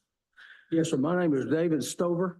I'm the pharmacist at the Drug Room Pharmacy in Pine Bluff. And I'm Ronnie Norris, and I am a retired pharmacist. I was fortunate to last June, have Dr. Kirtley present me a golden pharmacy certificate of 50 years. And I'm here in support of my friend David Stover. If I ever get one of those certificates, they're going to rename it a silver certificate for my hair. Dr. Stover, I'm John Kirtley. I'm the director of the board, and I don't think you heard the previous discussion, kind of who all you're talking to and how this process works. I'm going to go over that briefly before we kick off. On this side of the table, we're all staff members here at the board offices. Myself, Dr. McCready is our assistant director. Ms. Bales is our legal counsel and attorney. Dr. Tankersley is one of our inspector investigators who will be testifying kind of on this issue. On the other side, we have 6 of our pharmacy board members, Dr. Lynn Frouchet, Dr. Lenore Newsom, who's the chair of this informal committee, Dr. Rodney Richmond, who's our current board president, Dr. Brian Jolly, Dr. Clint Boone, and Mr. Harold Simpson, who's one of our 2 public members. Yes, sir. This one, you've kind of seen the flow of the last, the meeting that we just had. This will be very similar. In just a second, I'm going to pass it over to our staff to give an overview of kind of the inspections, issues that we had with your store. And then we will turn it over to the board members that will have some questions, I think, of the staff, and then want to also engage with you kind of about the reasons we're here today. Yes, sir. With that, do you have any questions about process before we start? No, sir, I don't think so. Okay, at any point in this, if you need a timeout or anything else, need a comfort break, by all means, let us know and we will do our best to accommodate you. Ms. Bales? Yes, sir. So board members, you have in front of you an order notice of hearing that again outlines the allegations and the items that need to be discussed today. This is again another issue with compounding, and that was discovered on Dr. Tankersley's inspection at the end of last year, and a couple of previous inspections that were found problems that we would contend were not corrected. In addition, there's a finding or an allegation that the compounding area was not up to standards. Again, I'm going to let Dr. Tankersley tell you about her inspection and what she found, and go over all of the exhibits there in the packet or on your tablets. All right, so this inspection occurred December 13th of 2024. It was routine inspection. It had been roughly 18 months since the last inspection. So this one, as well as the last one, due for inspection. Also included a review of non-sterile and hazardous compounding records from the previous 2 months. So that would have been October 1 to 12/16, or 12/13, which would be the date it happened. Multiple expired products or APIs, more than 10. When I hit 10, I stopped counting. At that point, I'm pulling your expireds, and I don't do that on inspections. Were found in compounding stock. This deficiency was repeat observation noted in 2023, 2022, and 2019, which would be 3 different inspectors as well, myself, Dr. Holland, and Dr. Fain. Anticipatory compounds were not labeled appropriately, having no labeling on individual units, and improper labeling on bulk bins containing those units of anticipatory compounds. Repeat noted on the 2023 inspection. Here are 2 instances of fraudulent documentation of expiration date of an API. In this case, it was urea used in dispensed compounded products. The individual API was extended for 4 years with no documentation nor retesting. 4 vials of what appeared to be compounded medications were found within the compounding area or stock, completely unlabeled. Deficiency repeat 2023, 2022, 2019. The compounding area was found to be cluttered, disorderly, unsanitary, and not specifically designed nor adequate for the compounding occurring within the space. So I'll direct you again to the exhibits. Pages 8 and 9 would be the 2019 inspection conducted by Dr. Fain, where you'll see those deficiencies. As I say, normally the remarks section, we're all pretty good about summarizing it up there. That's what we use when we go over it with the PICs that are signing off on these inspections, as well as confirming their email address. I know I don't leave a place until I make sure a person tells me they've received an email. Dr. Stover signed off on that 2019 inspection. 2022. If you go to page 11, you can see those remarks of those violations. Again, Dr. Stover signed off on that inspection, also from Dr. Fain. In 2023, Dr. Holland inspected, and the remarks section there is illustrative and educational in an attempt to hope that these repeat deficiencies would be corrected, also signed by Dr. Stover. Then the next one is my December 2024 inspection. Also there, I have the things that I've previously stated written in my remarks. I go over everything that my findings with pharmacists before I leave. So the next box, again, here, the volume of compounding, I'd say would even less. I would let Dr. Stover speak to what percentage of his business is compounding. But the first picture here we have on 16 would be the anticipatory compounds that are not individually labeled as they should be in a box labeled B40 with 2 dates on it. Then you see a picture of the expired urea that was used in compounding. To the right there, the expiration of 7/31/23. That corresponding lot is found in the kind of table below for instance 1 and instance 2. And you can see that urea crystal from the Letco with that matching lot number has an expiration date listed of 7/31/27, which is exactly 4 years from the expiration date of that product. Those logs are then found.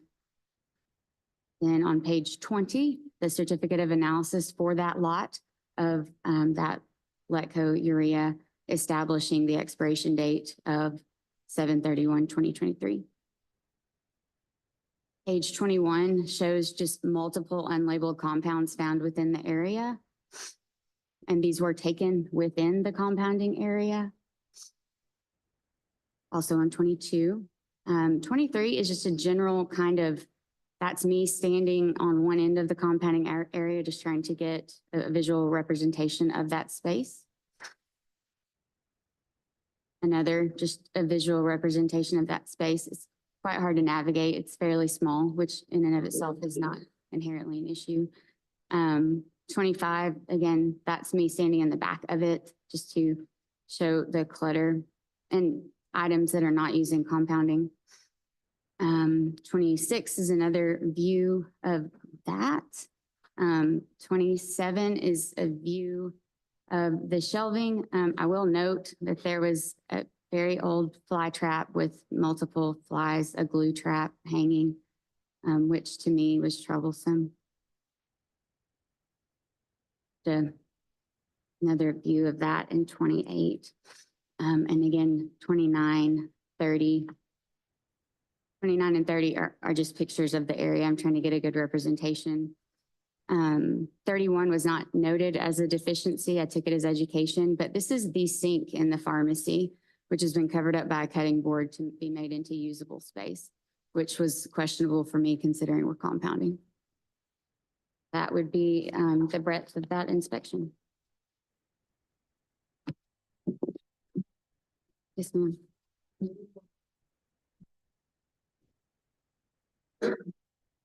Does anyone have any questions of Dr. Tankersley?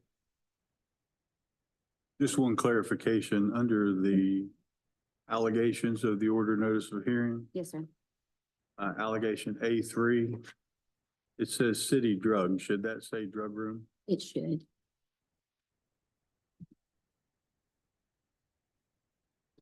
Any other questions or comments?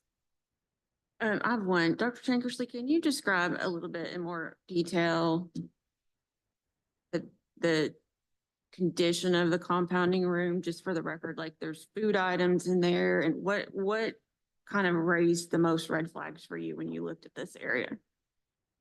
Well, to walk into the area, so the pharmacy is quite cozy and it's situated here. And then there is an opening in the middle of the pharmacy where it goes into this kind of like separate, oh, it's kind of like an alley of a building, not, but it's inside a building. It's definitely enclosed. And this is viewing the left side of it. The right side has records and refrigerators and things like that.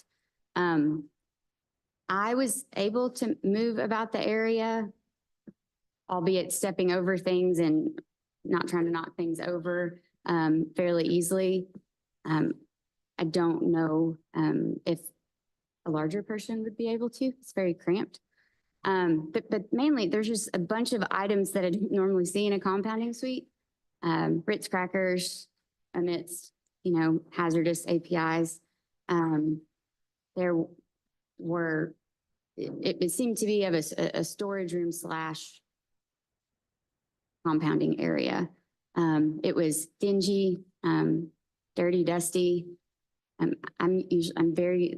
I try to have a very broad scope when I consider clean or unsanitary. I wouldn't cite it if it didn't rise to that level to me. Mainly just items that shouldn't be there.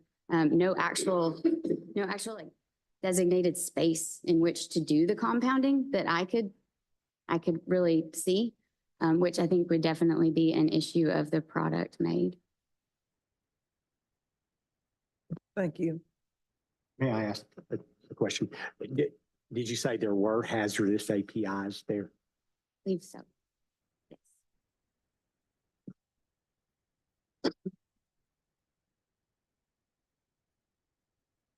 Okay, if not, we'll move on to Dr. Stover. Yes, sir.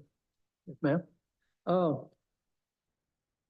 Back in 19, when we were first made aware of these, of the regulations, I believe that Inspector Bain came down and she talked to us about that we had to start keeping better records with the logs. You can't see it. Oh, I'm sorry. I was, okay. Okay. When Inspector Spain came down in 19 and 20, I believe it was, she explained to us that we had to start keeping better records on our products with our expiration dates, our lot numbers, all that sort of thing. So we initiated a form. As a matter of fact, she sent us a couple of different forms that we could choose from. And this is the one that we came up with in 2019. And it looks like this, and I'll be glad to pass this around if you want to look at it. This is the one that we were given, and this is the one that we followed up until Inspector Tankersley came down in December. I've got these all in 19, 20, 21, and 22, 23. So we were putting down lot numbers. We were putting down expiration dates as per the product. And we were doing that up until she came down and said, look, you're going to have to come up with a recipe book. That's sort of she said, so that I can see exactly what you're doing, exactly how you make this and what you do. So at that time, immediately after she came down on December the 13th, we instituted a new system. And with this one, there is a standardized sheet listing every instrument that we use. And what I do on this, for example, if I'm going to make a cream, I mark exactly what instrument I will have to have, whether it's a balance, a spatula. I list all the ingredients, the quantities for the ingredients, and I have a place for the lot number and the expiration dates. I have all of that on there. So when I do that, I have this master record. My pharmacist at the store calls this my compounding cookbook. And I told her, I said, if you can cook, you can compound, because it's following instructions and doing it the right way. And if you're a good cook, then you can get good food. If you're a compounding pharmacist, you can compound good products. So this is a list of all of our products, and it gives down here in the compounding instructions, it tells you exactly how to do it. We have made a very concerted effort to be very precise and accurate to the very letter since she came down in December. I graduated in 1976. There weren't nearly as many rules and regulations back then. We were taught how to compound. We were given good compounding background, and I've been able to utilize that over the years for the benefit of my patients. I have been compounding at the drug room since 1983 when I came to work there. I can say without reservation, I've never had one adverse reaction to products that I use as I know of. I had wonderful reception from the local doctors there in the Pine Bluff area. And we were even sent down patients from Children's Hospital to compound their products because there was no one in South Arkansas in our area that would compound the vitally needed products that these kids needed. So we were the compounding center. Children's hospitals would actually call us, their doctors would call us with their prescriptions. We would make blood pressure medicine and all sorts of things for reflux. We did it all. Well, we used to make other products like the testosterone cream for Dr. Calvin Bracey and for Dr. Calvin Simmons. And when the rules and regulations changed where you can no longer do that, we stopped immediately. We followed the rules. All of our products that were there, that were still in date, we set them aside. Now, I'm sort of rambling here, but I want you to get the picture is this. After we found out exactly what we were supposed to do, we tried to do it. We have done our very best. And I'll be glad to show you these sheets and these books if you want to pass one of them around so that you can see it. Doesn't matter which one because they all have the same thing. But this is a product that we started making for Dr. Calvin Bracey years ago. We have a sheet here on the front that says general compounding instructions. This is what we follow for everything we do. These are the general instructions. And then on that sheet, you will have specific instructions if there's more than just the general instructions. Could we see those general instructions?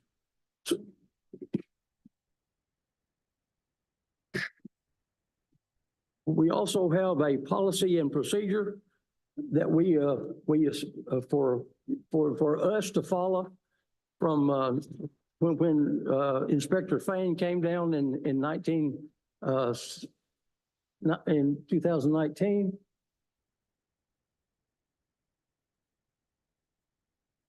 I sort of lost where I was through all that rambling. I do have a folder that I'd like to pass out to each board member. And it responds to each one of these allegations that I was sent by the board, item by item, line by line. And you can see if you need some more sheets, I've got some. There's only 6 there, but I've got several here. I didn't know how many people was going to be here. So the bottom line is we have had a spotless record with the State Board of Pharmacy for all the years I've practiced, which next year will be 50 years. I have been the pharmacist at the drug room since '83. Our record speaks for itself. We've had no complaints to the board from our patients, from the doctors. We have had no lawsuits filed against us, which I'm thankful for.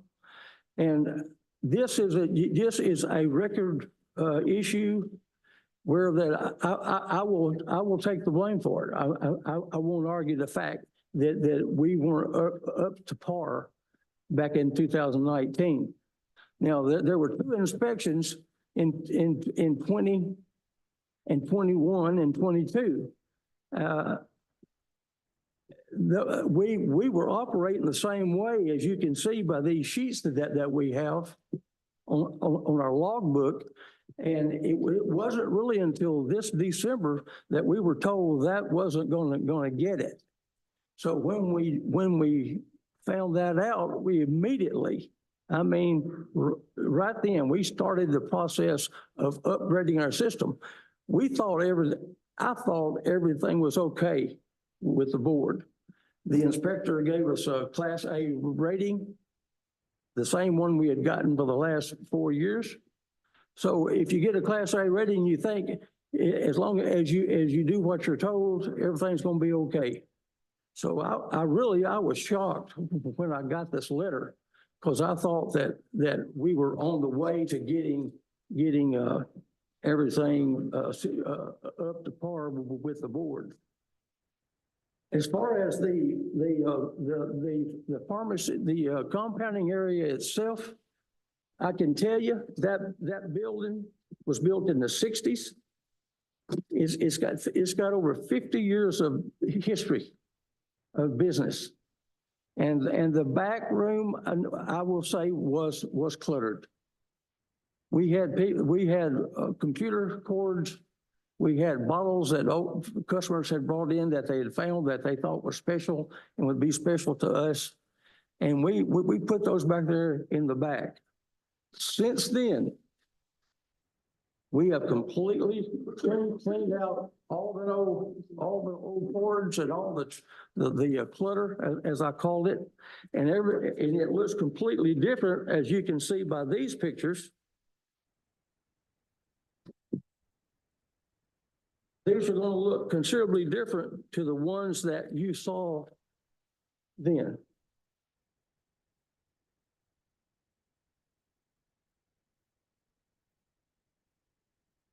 Do I need to pause for a moment for y'all to look at these, or do I continue? We're good. We can hear. Okay. Yeah. Okay. You can keep talking. We've also, there were some allegations on here about improper labeling. I won't argue that. There was a couple of little bottles on the counter that had cream in them. And the inspector asked me, she said, "What is this cream?" I said, "Well, that is B40 cream." She said, "How do you know that?" I said, "Because that's the only cream I make that is beige colored. Everything else is white."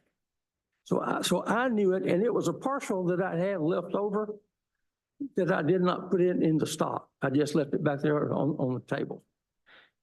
If I had thought I was hiding something and the inspector was coming in the front door, I'd have ran and thrown that in the garbage.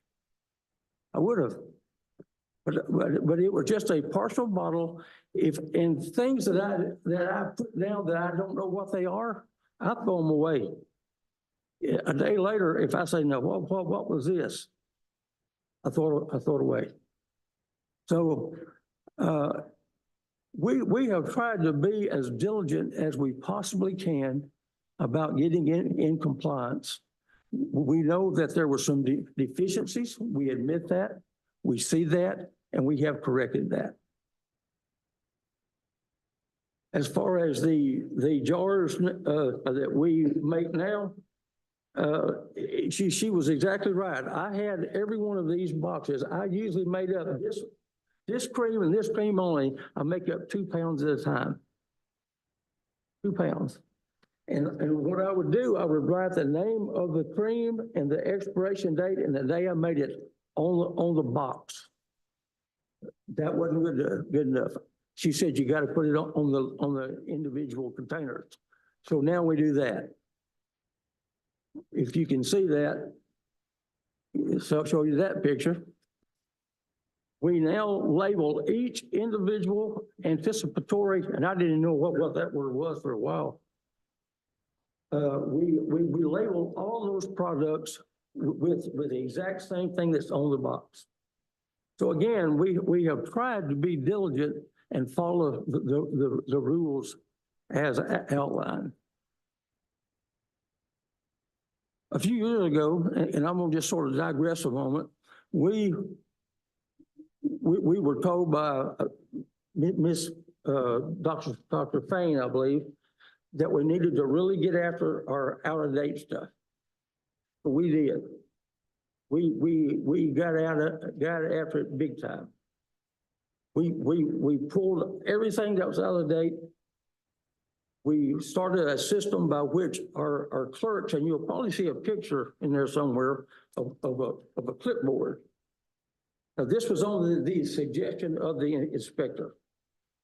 It only said if you will have each one of your employees assigned a section, and they're responsible for checking out of dates on that.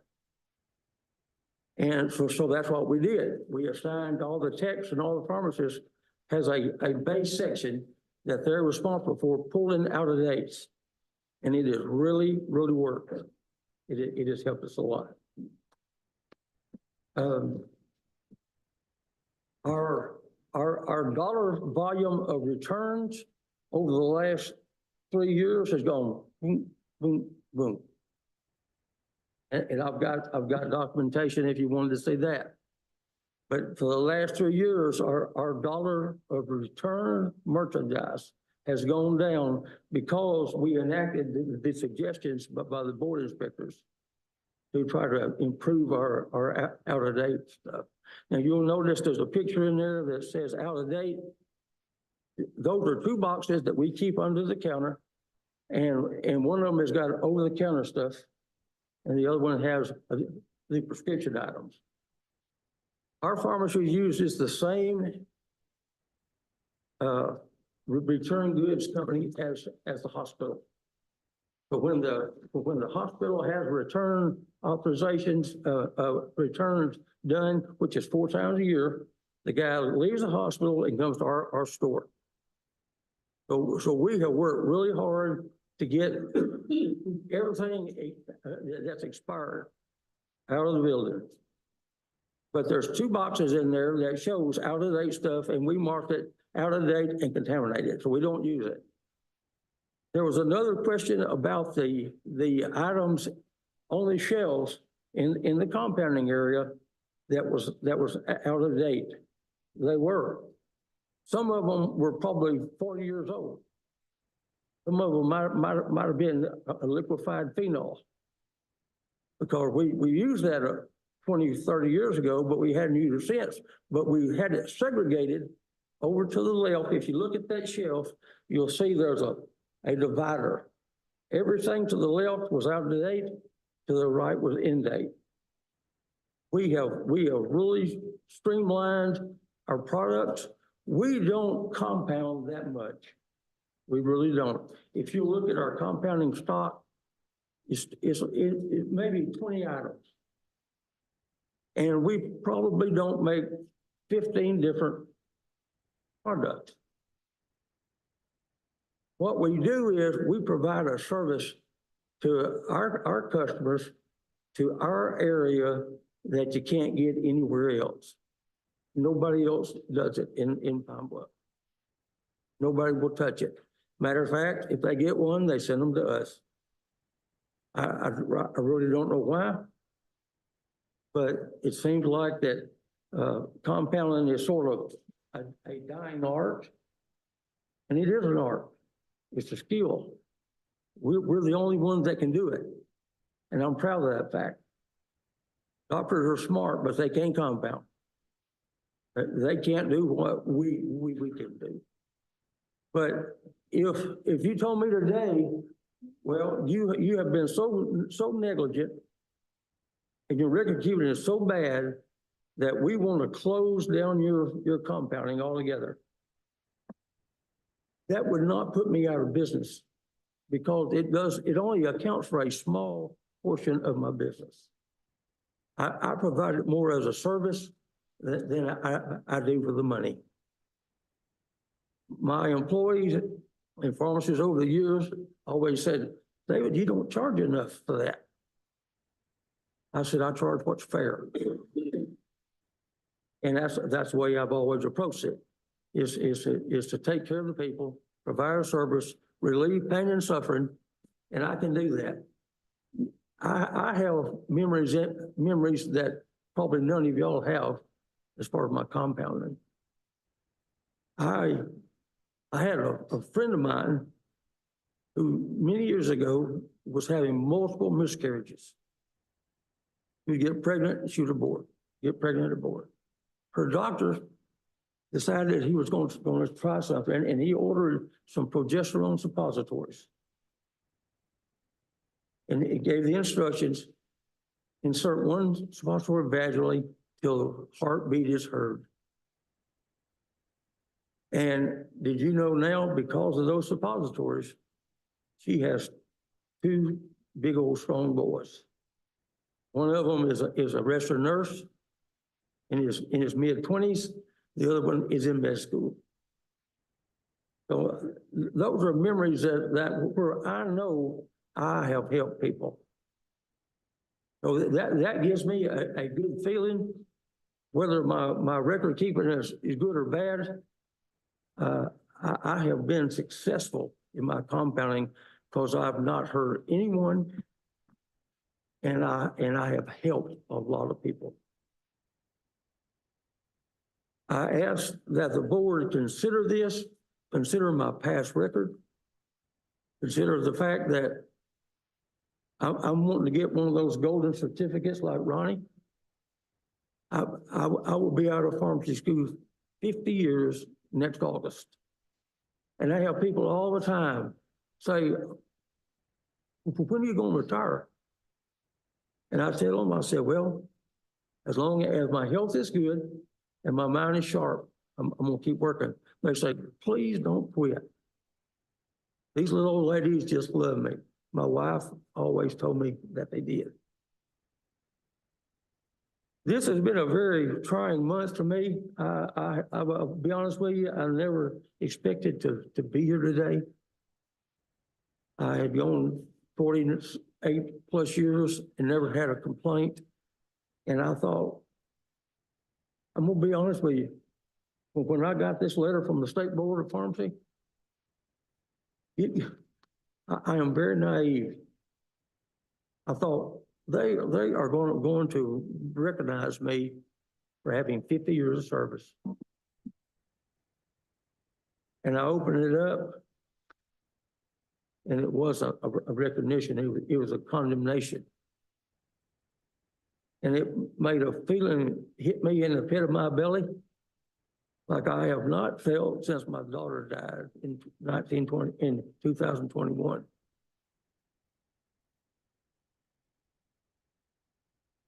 I am a good pharmacist. I am not dishonorable. I am not unfit, and I'm not incompetent. I'm just like you guys. I love what I do, and I have enjoyed the 50 years that I've had. Now, I know that y'all make the decisions, and I've always held high esteem for the State Board of Pharmacy. When I was a young pharmacist, I was scared of y'all. It was my greatest fear was to go before the board. So I said, I'm never doing that. When I met Ronnie Norris, I found out that, you know what? State Board of members are just like me. They're good people, and they want to do the right thing. They just want you to do the right thing too. Well, that's the two different perspectives I've had of the State Board of Pharmacy. I would ask that you accept my work, that you accept the changes that I've made, and that you will let me go ahead and finish out my years as a pharmacist in charge at the drug room, and that this will be just a bad memory for me. I ask of that from the board today. I have a question. Yes, go ahead. So I'm not a pharmacist, so I don't know everything there is to know about the records and all of that. But when I look at these pictures and the condition of the area that you're compounding in, it gives me great concern. Can you speak to that? I mean, there's a fly strip in here with flies on it and food. Now, I'm not a cook. But I wouldn't cook in this condition. Can you speak to that? Well, yeah, yes, ma'am, I can. This pharmacy, if you've ever been to the Pine Bluff, it's located right across from the hospital. The entire building that we operate out of is less than 30 by 30, like 28 by 30. We do not have a lot of room. But it looks dirty. It did. I'm not arguing that. So what have you done to, I mean, is the fly strip still sitting there? What have you done to clean it Did you up? see the pictures? Yeah, what did you do to clean this up? Because I imagine that would be a big task. Went in there and I got rid of all that stuff. I moved it out. I threw away all the stuff that I had accumulated over the years, like the clutter stuff. I threw it away. How long did that take you? Oh, I dedicated 2 or 3 days to it. Yeah, I imagine. Okay. Yeah, because I have a couple other pharmacists there, and I told them, I said, I'm going back to the back and get rid of some stuff.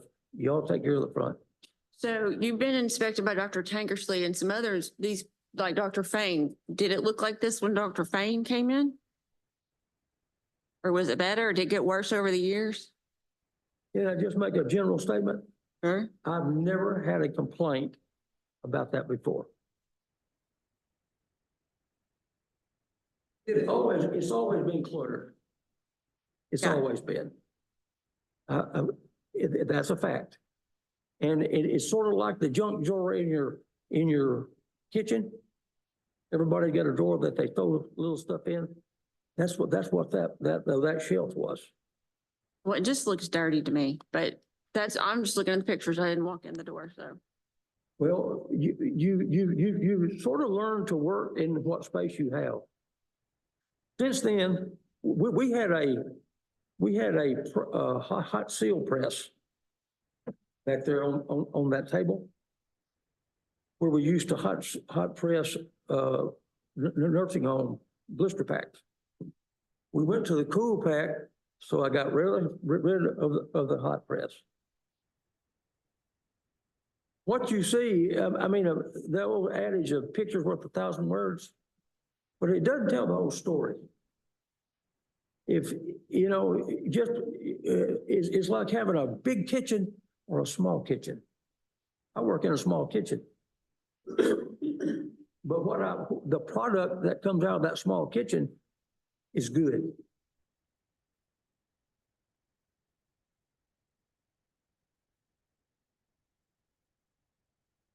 Okay, any other questions of Dr. Stover?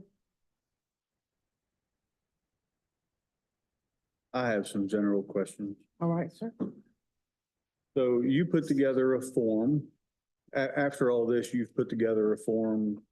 I think you referred to it as general instructions. We've seen a copy of that form, right? Yes, we did one for each product that we make. Yes. You can, so that's what you would call your recipe book? Yeah. Okay. And I saw a page of policies and procedures that you referenced. So you put together policies and procedures. Which page you're talking about? I'm sorry, I'm sort of hard. Well, I heard you talk about policies and procedures, and I think there was one form. Right. So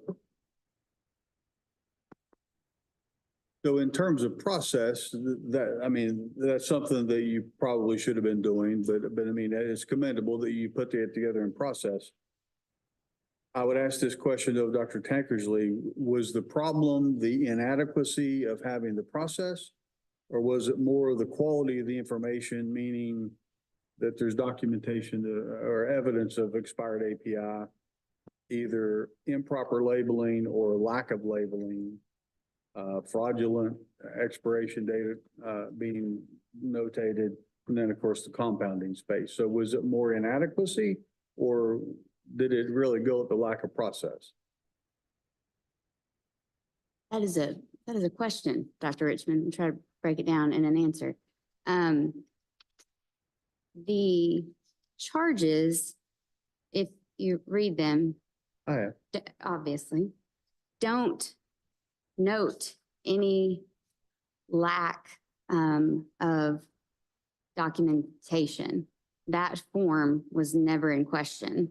It was the transcription into the form of something that was not so that caused that issue. And that was what I was trying to get at. So I can appreciate your putting together the form and the recipe book and the policies and having general instructions.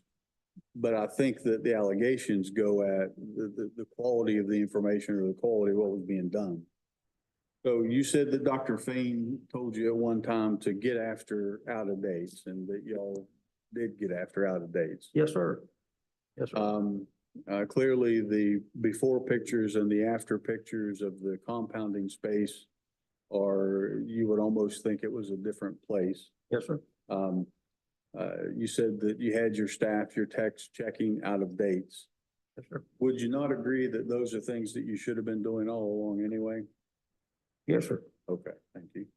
And when it was brought to my attention, we started doing them. Okay, but I mean, you've been a pharmacist for almost Yes, sir. 50 I years. have. You know that those things need to be done as part of a Right. quality service. But that was in every inspection. I mean, I just wanted to say like the out-of-date drugs was noted in every one of these inspections in some way. So you made the statement on several occasions that you've done your very best. I mean, just evidenced by the pictures alone and the food product and the clutter and fly strips and whatnot, and how you have transformed that space into something that is more orderly and clean. I mean, would you agree at least as it relates to that you really didn't do your very best? Not before, Okay, and that's what I mean. not before. I do my very best now, Okay. since it's been brought to my attention. And you said that compounding is a small portion of your business, but would you agree that if you're going to do it, even if let's take another example. Let's say you sell crutches and you tell somebody that, here, let me help fit this crutch for you. That if you're going to fit that crutch, that you need to do your very best and make that a quality service. If you're going to offer it, no matter even if it's once, it needs to be done with quality, right? Yes, sir. Okay. And I'll affirm for you that the State Board of Pharmacy does want to be here to help you to do the right thing. I would agree with that. I want to assure you of that. I can gather your concern in response to some of the verbiage on the form. That's legalese. I understand why it's there, but as a member of the Board of Pharmacy, as a pharmacist, we want to be here to help you to do it.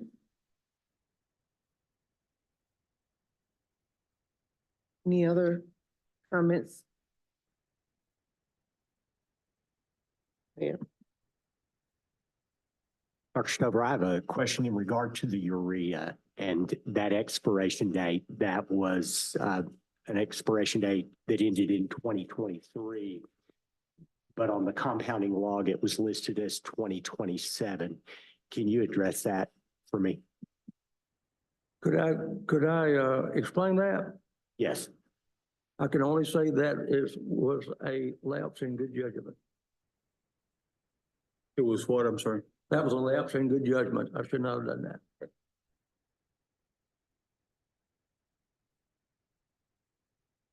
May I also ask in regard to the labeling that I see on the anticipatory compounding, the new label that you're currently doing, I still don't see active ingredients and strengths listed on there. I just see an in-store code of B40, but it doesn't tell what's in it, what the base is. and what the strengths are for those, and that's required. on I those. know, I see exactly what you're saying. That's the only product that I don't label. And since you brought that to my attention, I will do that in the future. But everything else, whether it is, I don't make a lot of those, but for example, if I have a nifedipine in petrolatum and lidocaine, I put that on there, on the label. Nifedipine 0.3%, lidocaine 1.5%, compounded on this date, expires on this date, and the quantity of that's in the jar. But on the brace log, I'm guilty. On the B40. I will surely address that. May I ask a question about the anticipatory compounding? You stated a moment ago that you make 2 pounds at a time. What volume do you sell in the amount of time that you make that? Of what? Of the product, Of I the believe B40? it's the B40 that you said you make 2 pounds at a time. What volume are you basing that anticipatory amount upon? What do I dispense? I dispense it in 1 and 2 ounce jars. So what I'm asking, is that an inordinate amount to produce in an anticipatory pounds. manner for your volume sold? 2 pounds? No, ma'am. This particular product is a combination of 4 ingredients. You got that? Okay. I'm aware. I think she's asking, how long does 2 pounds last? Is that a It word? expires. No. How long does it take you to sell it? I sell it before it expires in 6 months. Okay, It never goes 6 months. so it's a 2-month or a 4-month supply. Okay. And when you say it never, I used to make it in 4 pounds when Dr. Calvin Bracy was there. Yeah. Dr. Calvin Bracy is actually the one that wanted me to make this for him. I even named it after him, called it Bracy Log. And he would write it. so you used to write a Every lot woman. more, but, and I just want to clarify, when you're saying it never expires, you mean you never have it expire before you have an opportunity for it to be dispensed? Sold before it expires. I'm sorry. Yeah. I didn't make want to that very clarify clear. that because otherwise it's much more negative. We will sell 2 pounds in less than 6 months.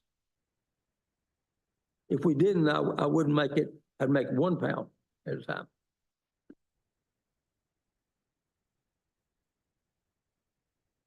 Any other questions? I do. I'm wondering in regard to that product, what base do you use for that? Which one? The B40? Triamcinolone. No, I'm sorry, so the triamcinolone commercially available is. Okay. What guidelines are you using for your expiration date selection for that? On that product? The reason I'm asking is there have been guideline changes that occurred in November of 2023, and I want to see if you're aware of those and the calculation for how long that they would be valid. On the Bracy log, I use 6 months. Okay, that It may doesn't not be matter. appropriate any longer. Pardon? That may not be appropriate any What is longer it? because of the water content of the cream that, You think it might be 30 days, 35. 35 days? Yeah, maybe. So when I was in the pharmacy with you, we went over my inspection. Yeah. We talked about my inspection. I believe we were quite close in the compounding room and we went over my notes, right? And one of them says BUD is not assigned as per USP guidelines, 6 months default on all despite water activity. And then further in comments, it says education provided USP 795 overall suggested. So I would think that you were on notice that that might be something you would need to look into. Would you agree? Sure. So, as she was saying, your cap on, unless you have a specific beyond use date study done through one of the, typically going to be through a wholesaler, PCCA or Fagron or whoever,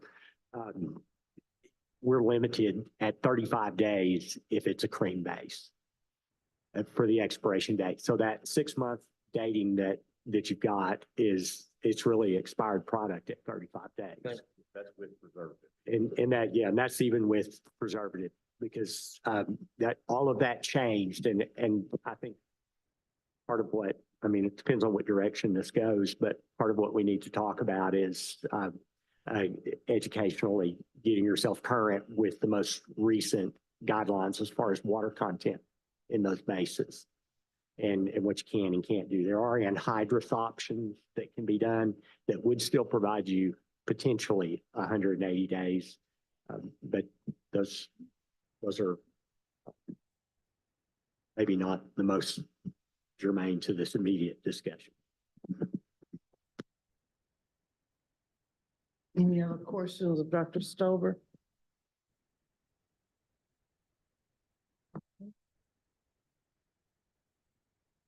Dr. Norris, did you have anything to say? The mic thing go on. How about now? Is that right? Okay. Right. Well, for the board members that I do not know, I'm a two-time board member here, and appreciate this conversation because when I was on the board, if John remembers right, we started when I was on the board. And when I walked in, I saw all of you 6. I thought, my goodness, we only started with 2 when we did this informal hearing. So I appreciate the chance to get to tell you a little bit about my friend David Stover. Now, I will tell you that I do not know very much about the compounding regs because I did not compound in my store in McGee. And so I don't have knowledge of his store situation. I've not been in his compounding room. I don't know anything about the allegations about compounding or records and all of that. But I'm here to tell you about him. This is one of the finest gentlemen in South Arkansas. He is a pillar in the community of Woodlawn. He is a valued member of the medical community in Jefferson County. He is a devout Christian. He's a husband and a father and a grandfather. And if we had more men in America like David Stover, we wouldn't be in the shape we're in today. He and I have had the opportunity to do mission work in Honduras together, and we've known each other for over 30 years. As a matter of fact, unbeknownst to either one of us, we were at the Arkansas A&M College before it was the University of Arkansas at Monticello.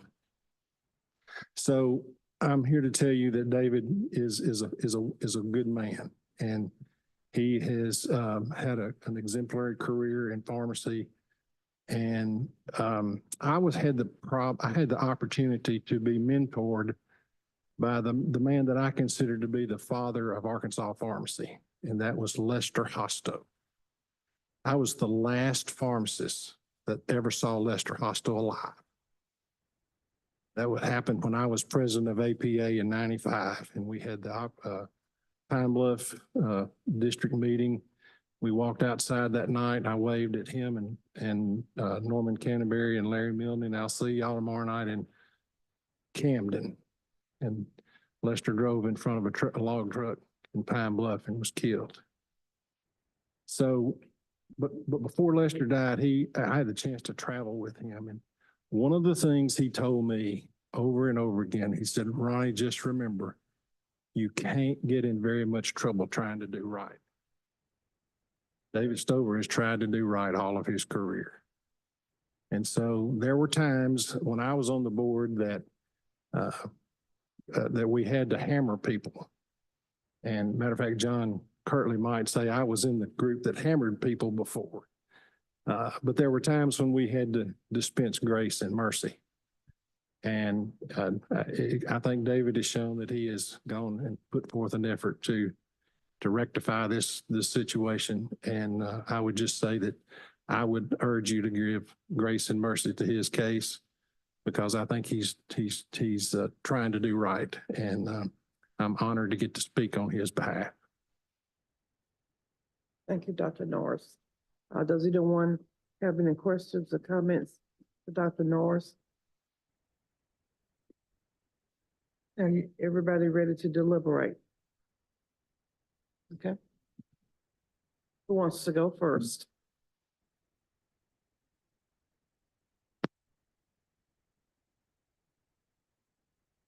I'll go first. I'm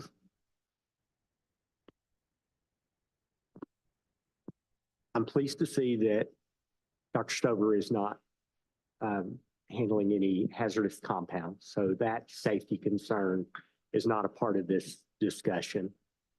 I think the steps that he has made in improving the overall sanitary conditions of the laboratory are certainly a step in the right direction and took a great deal of effort.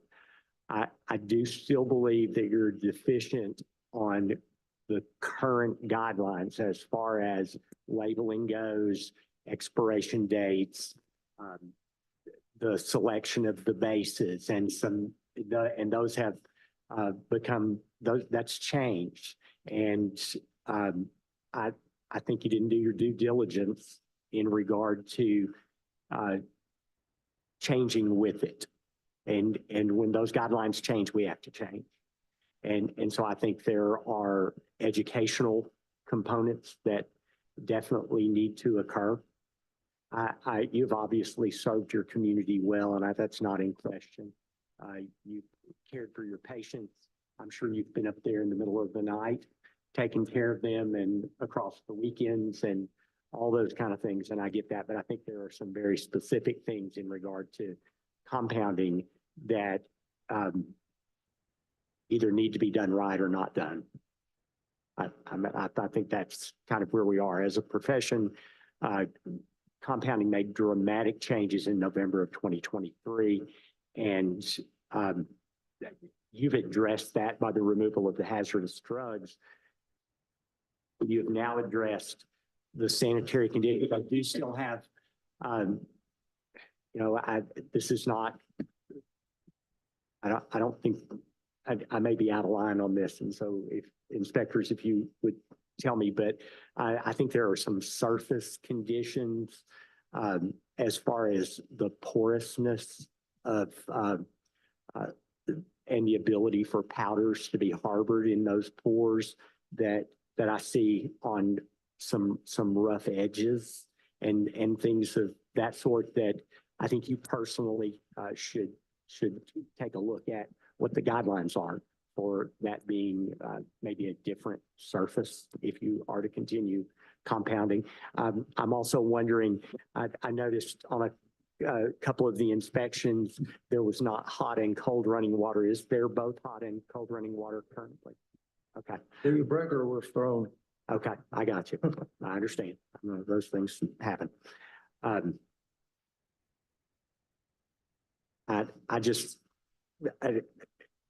You've got some work to do. And I think you probably need to decide, do you want to compound?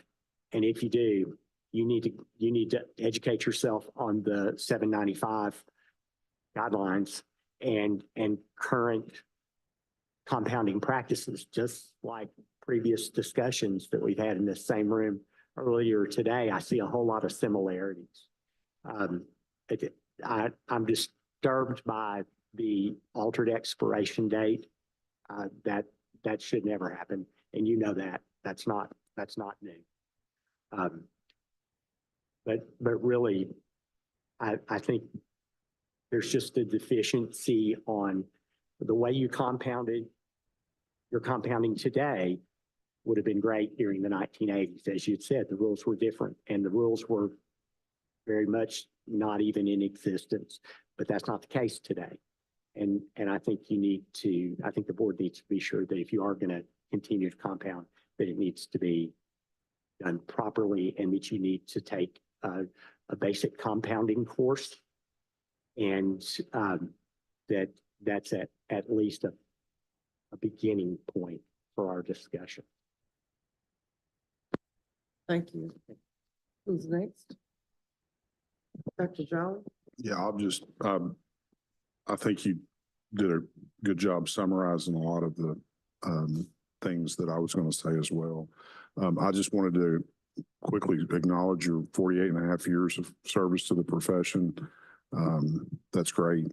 And I think that pharmacy needs to keep compounding within pharmacy. Especially not, the things that we can afford to do, like non-sterile compounding, because, I've know of similar stories where that service has made a big difference for patients.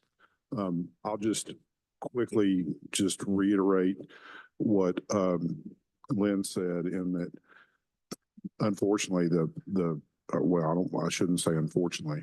The reality is the regulations have changed for all of us. I could give examples of the way we used to do sterile compounding in the hospital back in the 90s. And today in 2025, it's so much different. And we've had to adapt to that. And I would encourage you, if you decide that compounding is what you want to continue to do, I hope that you'll continue to offer that to your community. But I do think you're going to have to make some changes in your practice. Mr. Simpson? I'm satisfied with his response, except as to not a non-disciplinary action with regard to updating his compounding education, as you stated.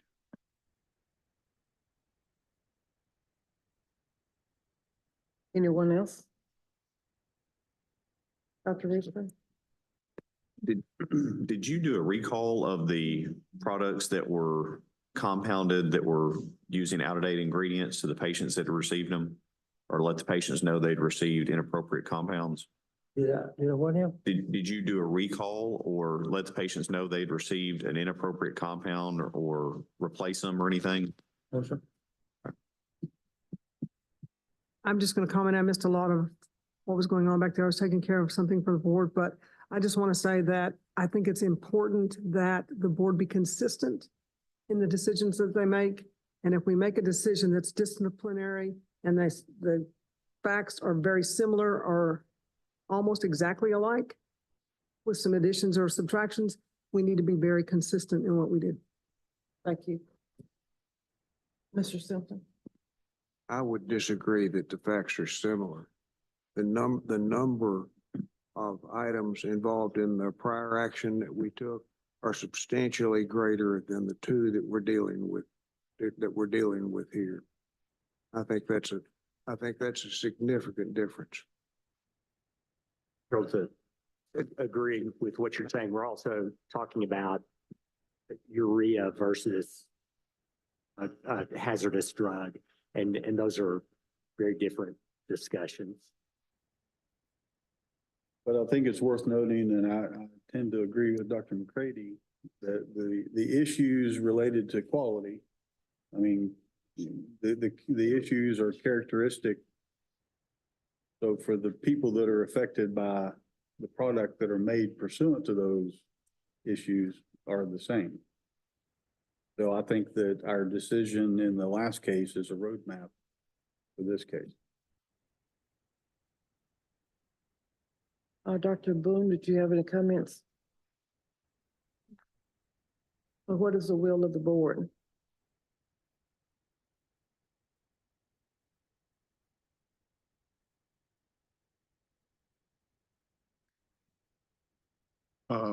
Well, I think we could, as a starting point, I think to Dr. McCready's point, I mean, there are some differences between the two cases, but I understand the point about consistency. I think we could use our last situation as a starting point. Don't remember, I didn't write down all of the things, but I guess I know you've got them. But I guess we could talk about once we hear that list, is that appropriate to? I mean, I can tell you all the points of the previous. Okay. You can start your own decision tree off of it, which then I can. First thing you had was Man, I didn't turn my mic on. It's getting bad. First thing you had on the last one was, corrective action plan with new, like updated standard operating procedures to be provided before the board. You want to talk about that or you want me to just name them all? And he's already provided, new standard operating procedures. Number two was a compounding course by 12/31, and that pharmacist had already done 14.5 ACPE hours, and that they would have to do both. They would have to add the compounding course to it, and that would not count towards their renewal, either the 14.5 hours they had done or the compounding course, whether it had CE or not. I feel like I'm glad that, Dr. Hancock had done the 14.5 hours. I think that was great. But I think if you go through a compounding course, I think you're gonna get, I'm looking at you to make sure I'm not mistaken. You're gonna get that. Yeah, okay. It's on her, since she had already done proactive stuff, you guys told her that she could not use it for renewal. Oh, okay. Yeah. So it was a compounding course plus 14.5 hours. Now, at the same time, the board could go back and, make a different decision on hers or remove something from hers if you wanted to after hearing other cases, but that's an issue. Number three was a $2,500 disciplinary fine. Number four was either the store or she could pay, but the store was to have another inspection once all of the corrective action was done. Number five was law test round 2 because it has written section. And then 6 was just reiterating that it was considered disciplinary action for her license. I realized she had been licensed a much shorter length of time, but she had never had any other disciplinary action taken. And it was based on 3 inspections. And this one's on 4. Okay.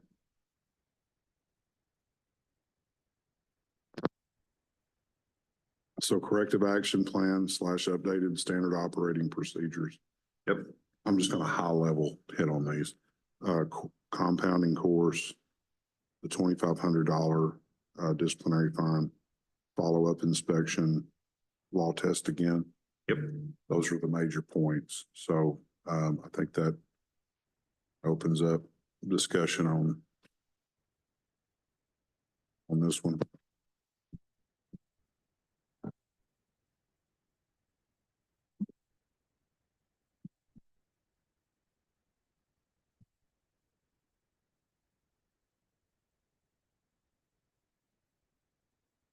Can you tell me approximately what inspection costs are? So if you have a pre-opening inspection, we actually have a set fee of $100 for that. I think that the staffing cost of an inspection is higher than that. Generally, when we are inspecting, we are trying to hit an area where we can get multiple inspections done within a day. Depending on the intensity of the inspection, that could be 3 in a day, that could be 7 in a day. I think that's a pretty consistent, thing. Because some of them you're in and out, there are no problems. All the paperwork is, here's your notebook of everything you're going to need to see for controlled substance, everything else. Others may take 3 to 5 hours. Our inspector investigators are salaried like pharmacists, and with fringe benefits and everything else, you can do the math pretty quickly of how much that would cost you to have a pharmacist come in for that length of time and then travel. So, it could be, once they get there, if it's an hour, it's at least an hour of an investigator's time. When we have a case like this, there are many more hours spent preparing paperwork than there were spent on site as well. But normal inspections, a couple hours, I would say, is a rough estimate. Is that cost necessarily tied to a disciplinary action, or could it also be tied to a non-disciplinary action? It could be an investigative cost or it could be disciplinary.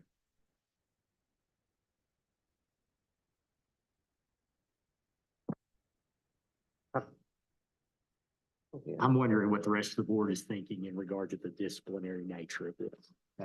That's really, I could give you my opinion. With the exception of that one point, I'm struggling with that.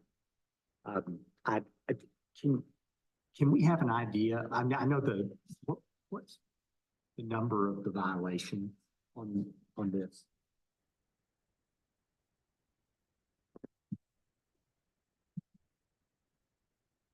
You can calculate it out of. I know there's no rule to that, but we just. 10 multiple expired APIs found. Respiratory compounds not labeled properly. In the picture, I think there were 24 jars of unlabeled. 2 instances of the fraudulent documentation. 4 vials that were completely unlabeled, so 26 We, plus 10. we didn't count the number of actual prescriptions dispensed in this one, I don't believe. I didn't count that in either. Well, I think. Yeah.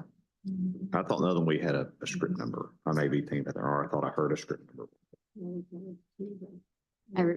I reviewed 2 months worth and I chose 5 at random to get labeling, and this inspection didn't even get to that point. Okay. So we dug further in the last one and had No. more info. No, so to reference the last inspection, as we keep doing, they have a system of record that is a computer system. And like I said, when you have that level of system, It's it's easy. easier That's what to I'm getting at. find things. Yeah. So just the general appearance of the area, as well as when I started looking at things and not finding things, I definitely had to dig further here. There, I was able to grab the MFR, go through it, ask Dr. Stover, what MFR? He said, what is that? I said, the recipe book. And he showed me a very, very neat piece of your compounding history that I appreciated that you shared with me. But a book with just pieces of paper in it about what we're making and things like that. So I had to dig further here, I would say. So the other one, by having more complete or better records, it was easier to find the number of violations. These were very, very blatant. Those were ones that were legitimate record keeping things. These were on appearance. They These speak were for them- immediately they speak for apparent. themselves. Okay.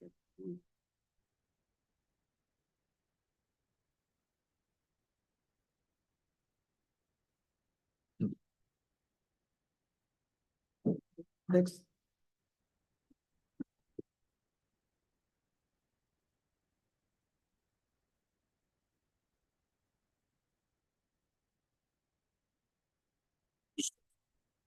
Get thoughts, so corrective action plan, updated SOPs, any comments on that? I would say to incorporate that.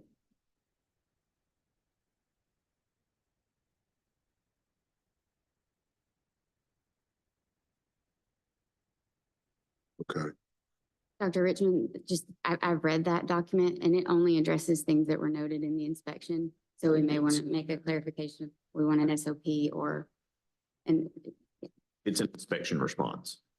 yes. Well, The only thing I saw about SOP was that general policy on that one piece of paper that was handwritten, which wouldn't be sufficient. That's why I said that it's a place to start. the compounding course, any discussion on that? Applicable. I think that's what been the biggest concern that Dr. Fouché and you both acknowledge that things have changed. The disciplinary versus non-disciplinary.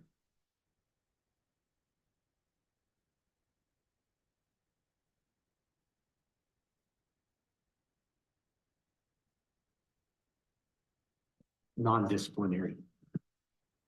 So we'll call it investigative costs. I would just, out of curiosity, what would be the difference? What makes this one non-disciplinary versus the others?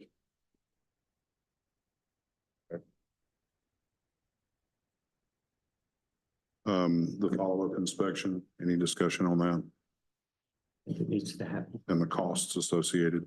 definitely. Dr. Stover's been in practice for 48 and a half years. I don't, know about asking him to take the law test again, but it's not important for me. I would be less dogmatic about that. Do y'all want me to frame that in a motion? Yes, sir, if you don't mind. Okay, so I'd make a motion that Dr. Stover submit a corrective action plan to the Board of Pharmacy. I would say we need to get that within the next 30 days. That he complete a compounding course, and that can be approved by the Board of Pharmacy based on an acceptable course. That he paid $2,500 non-disciplinary and investigative costs, and that the board perform a follow-up inspection after the compounding course is completed, and that the store or the PIC, which I think is the same thing in this case, cover the cost of the follow-up inspection. And do you want to put a date? Oh, 12/31. 12/31. All right, thank on you, the sir. compounding course. Thank you. A second. Okay, motion by Dr. Jolly, second by Dr. Purche. Any comments? Dr. Boone?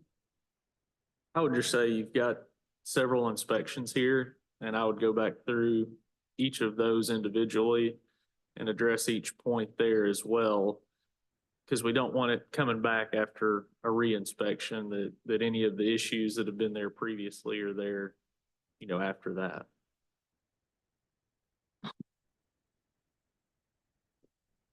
Any further discussion? All in favor of the motion signify by saying aye. Aye. Any nays? The motion passes.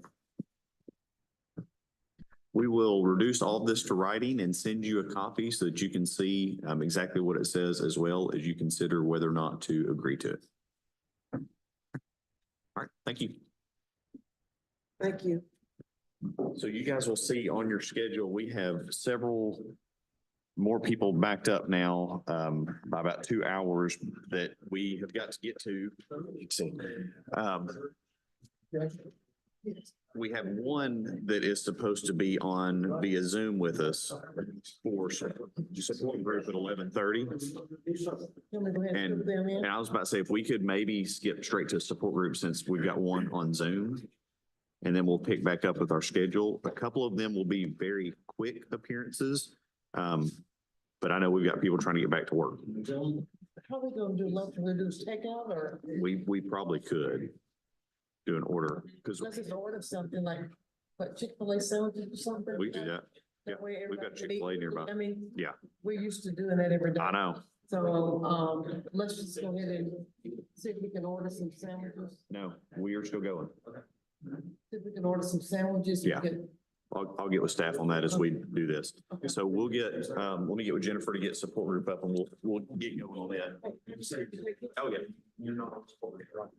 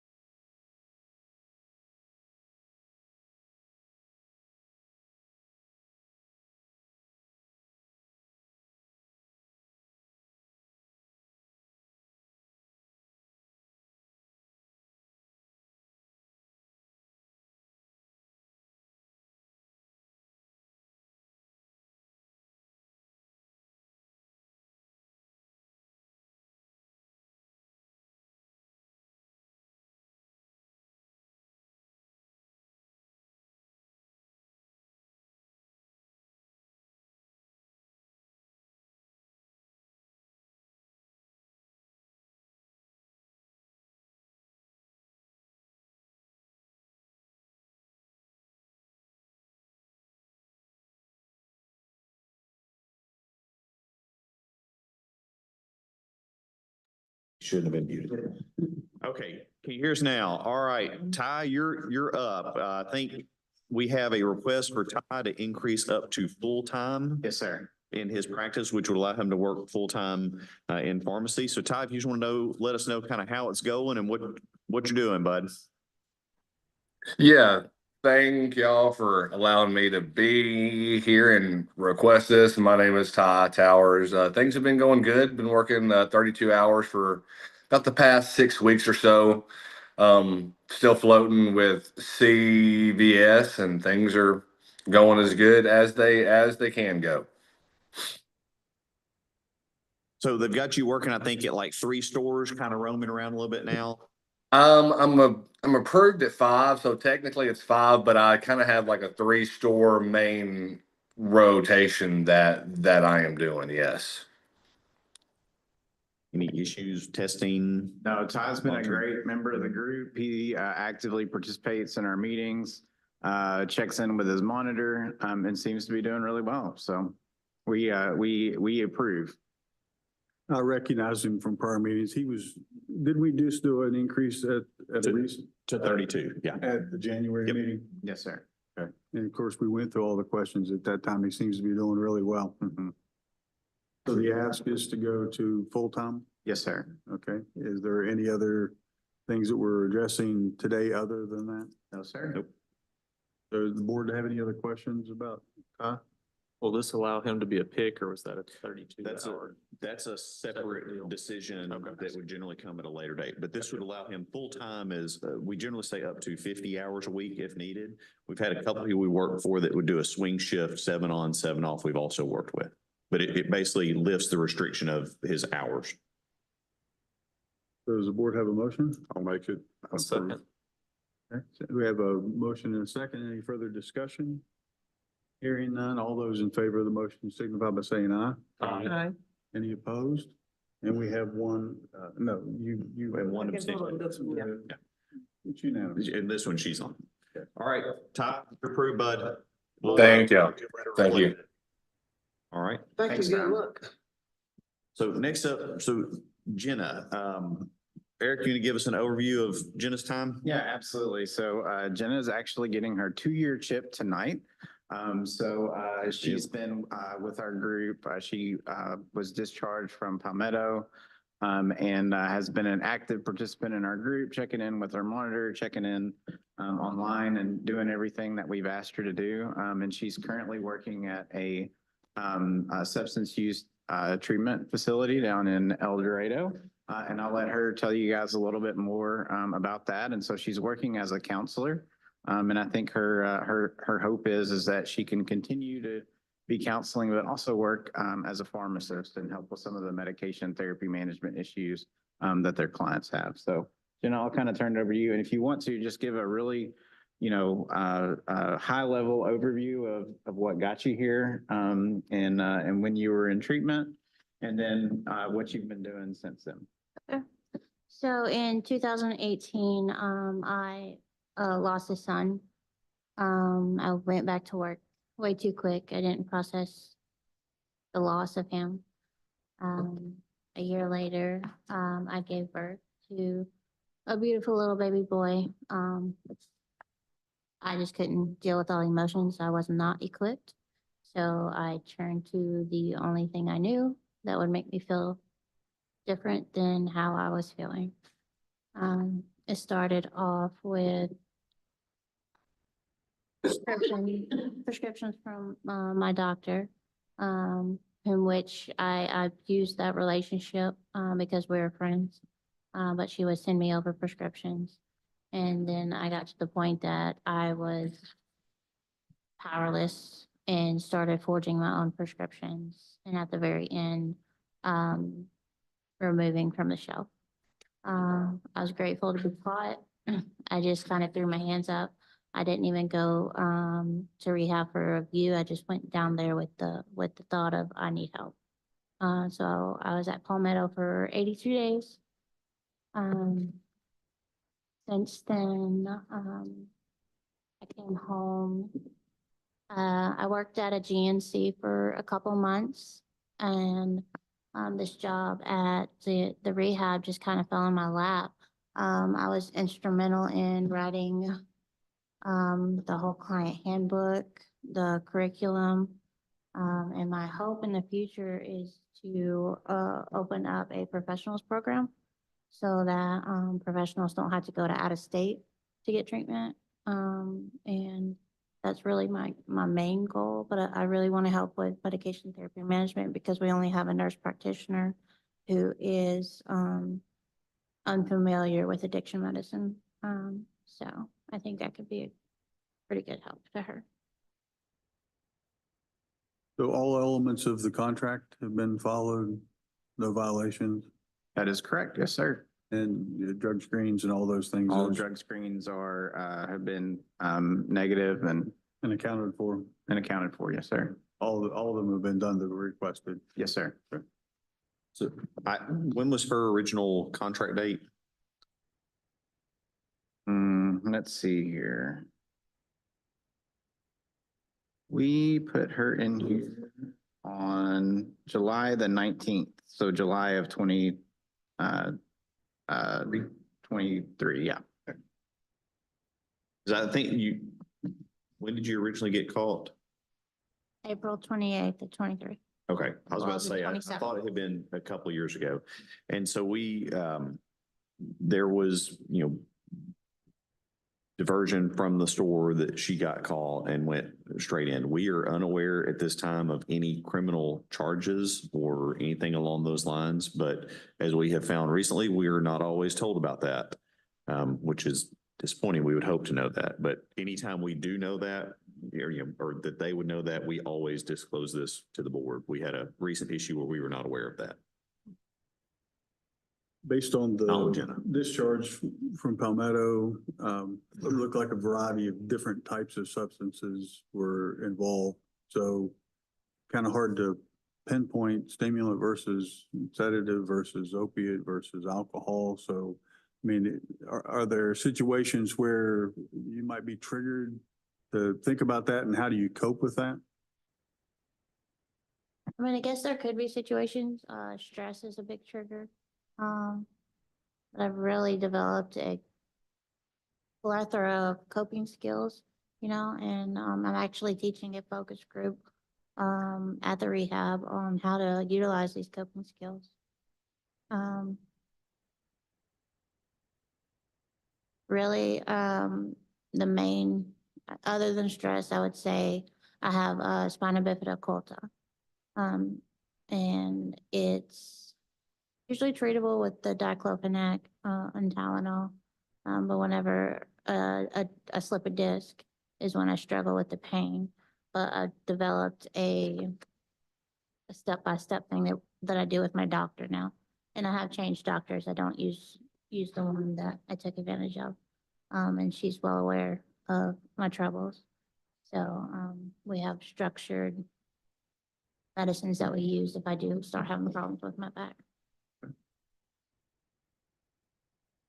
Any other questions from the board? No, I was just gonna say thanks for sharing your story. So what's the advocacy for today? So the support group approves her for 20 hours with supervision, which we'll kind of discuss. This seems like, she may have a unique role where she's not in the store, but if she were to be working in a store, she would be capped at 20 hours with supervision. And I think we may be able to work with the treatment center, since there's a nurse practitioner and some other folks over there that can provide supervision and be a workplace monitor. But that's what our group, our advocacy is. It's usually we have a two-step process. One of them is, would the board be willing to let them go back to work, which is kind of the initial yes or no, because if it's a no, there's no point in discussing the rest. The second point is, and as Dr. Crumball has already pointed out, it's initially generally only for 20 hours. She's in a different, unique position that her workplace monitor specifically might not be a pharmacist, because she's not working in a licensed pharmacy, even though she is wanting to do like medication therapy management and counseling and things like that to help in a different type of facility. So it's a different, unique job opportunity where she's not going to be dispensing really. I mean, she may help with some of their, handling of medications that they're getting ready for administration or the prescribing management aspect of it. So it's a little bit different. Question number two is always under what criteria? More recently, the board has basically said it's an indefinite thing, but you decide whether or not there's even a chance to revisit the nature of being indefinite, kind of when we sign it. The first 5 years generally are probation. The first 5 years also have 20 hours a year of community service that are noted in the contract. I'm not clear on that last part. So one, do we want to let her go back to work? Yes or no? Two, it's a 20-hour ask. That's always the initial ask, unless we had someone transfer from another state that was in an advanced status. Okay. But then what was the third thing? Well, so it would be 20 hours a week supervised, and then what length of contract is a decision, or if there is at some point down the road, would you consider shortening it from indefinite down to a shortened contract? So we're using the term indefinite now instead of That was the lifetime. request we've had. Well, it's always said indefinite. It's just people say lifetime. Lifetime is, we've had criticism of the word lifetime because if you decide not to be a pharmacist anymore, you can walk away from the contract. It's not if you're alive or not, it's whether you want to be a licensed pharmacist practicing. So until we know better, it would be more likely than not, it may be best to stick with indefinite, but that can always be changed. We have had contracts where the board said indefinite, we are not entertaining any future changes. And we've had a couple that I think, and Eric may remember better than I do, or Ashley may, that I think we've had a couple that they've said, that there could be a discussion about whether or not it's indefinite, but not for 7 years or not for 10 years or whatever length of time is. The last one that you did, the language was, the license was suspended for an indefinite or lifetime period from the date of the order, and supervised probation for 5 years.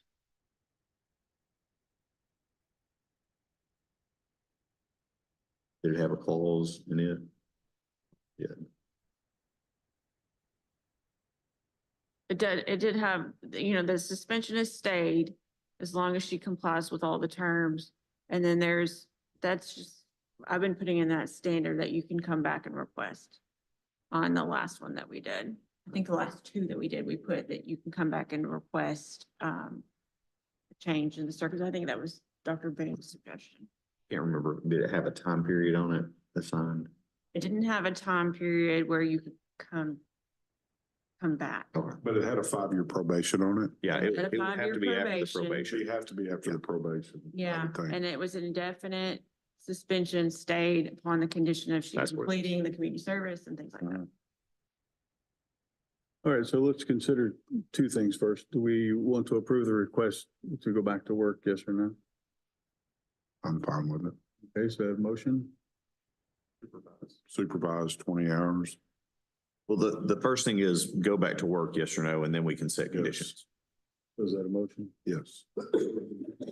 So motion by Dr. Jolly, a second by Dr. Boone. Any further discussion? To allow her to go back to work. That's the Yes. vote. So all those in favor, first, any other discussion? All those in favor signify by saying aye. All right. Any opposed? We have one abstention, Dr. Newsom. So then the second request is there a motion to approve the number of hours and talk about duration? So if someone wants to make a motion in that regard.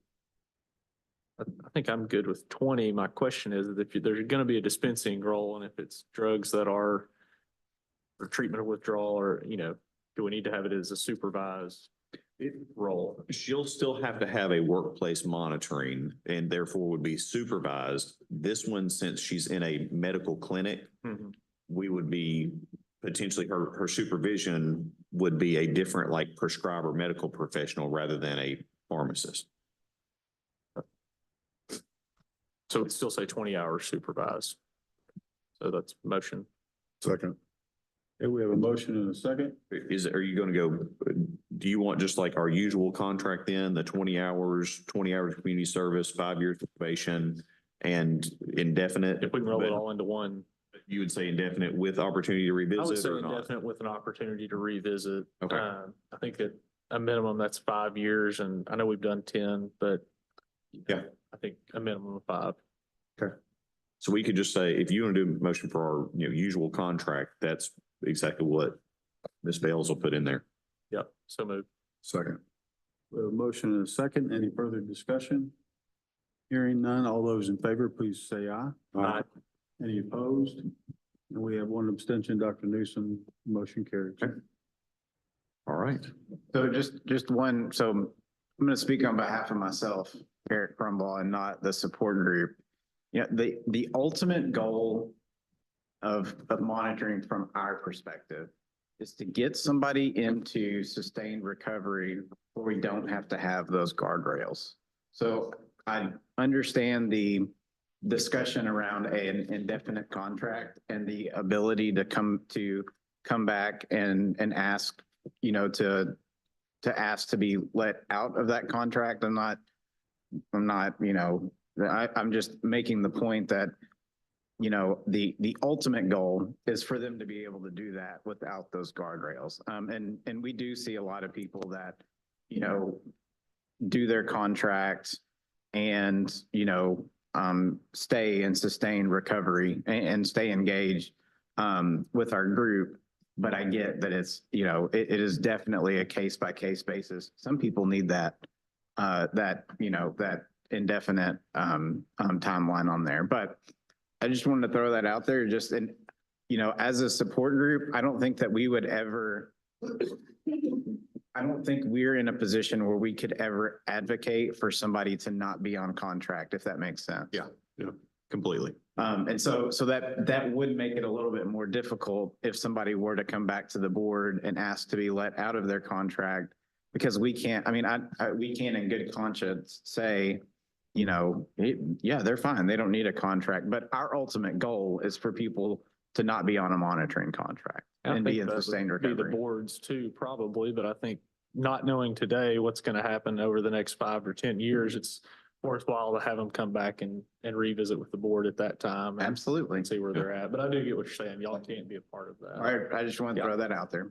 I feel like the approach used to be, and Dr. Curley, correct me if I'm wrong. You started off with, okay, we're putting you on a 5-year contract. And to Clint's point, and I think to yours, you don't know in 5 years what the situation is going to be versus, well, we're putting you on a lifetime contract. I like this approach better as a board member to keep us from having to actually define the contract on the front end, but totally agree on what the goals should be. I think most of the ones that I've seen that were lifetime, quote unquote lifetime, there were multiple support group, got out, there was another issue, and even got out and there was another issue. So, Thank you, guys. Thank you all. Appreciate it. Have a great day. And by the way, thank you for overseeing this. Yeah. We appreciate it. Well, so Jennifer Kelly is helping me as well. And we have a really good executive committee, and we, our members are invested in the process. And so it's an honor to get to give back, because this group saved my life for sure. So happy to do what I can to keep it going. It's good work. Appreciate it. Thank you. Thank you all. What time do y'all want to try to see if we can get some food here and break? Yeah, well, that might be the easiest thing. Yeah. I'll get Elena and order it, and as soon as it gets here, we'll just take a break. So she's got Egby and Sword up yet, or next. Oh, there's Lane.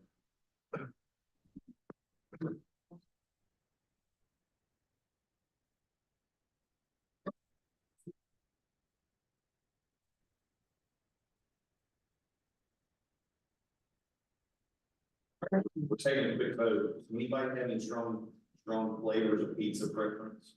We like to call me. Anybody like a big Supreme fan? Yeah, something was invented. Yeah, anything.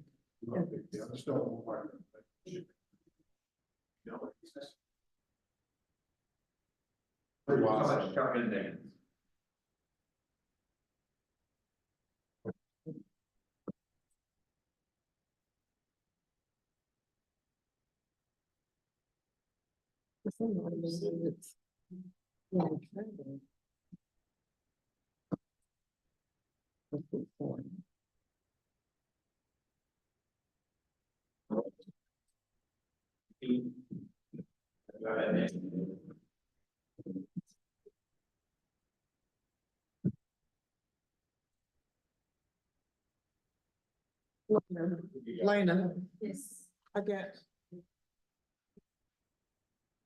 just got these skills that the other ones I stick to you. Other things. Okay, thank you.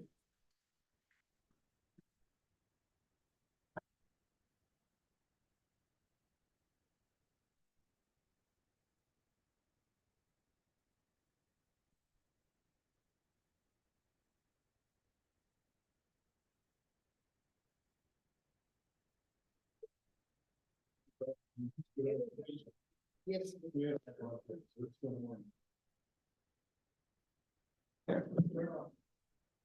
Get everybody back. Yeah.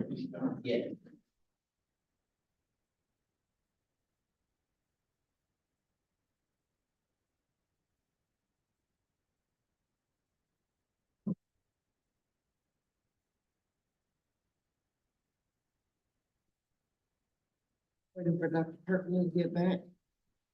In sales.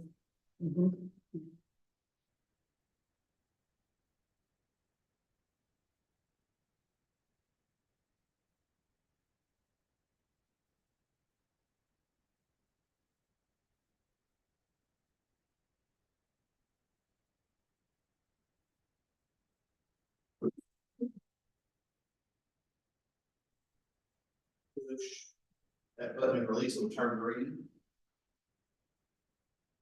And you will introduce yourself to the board. My name's Emily Sword.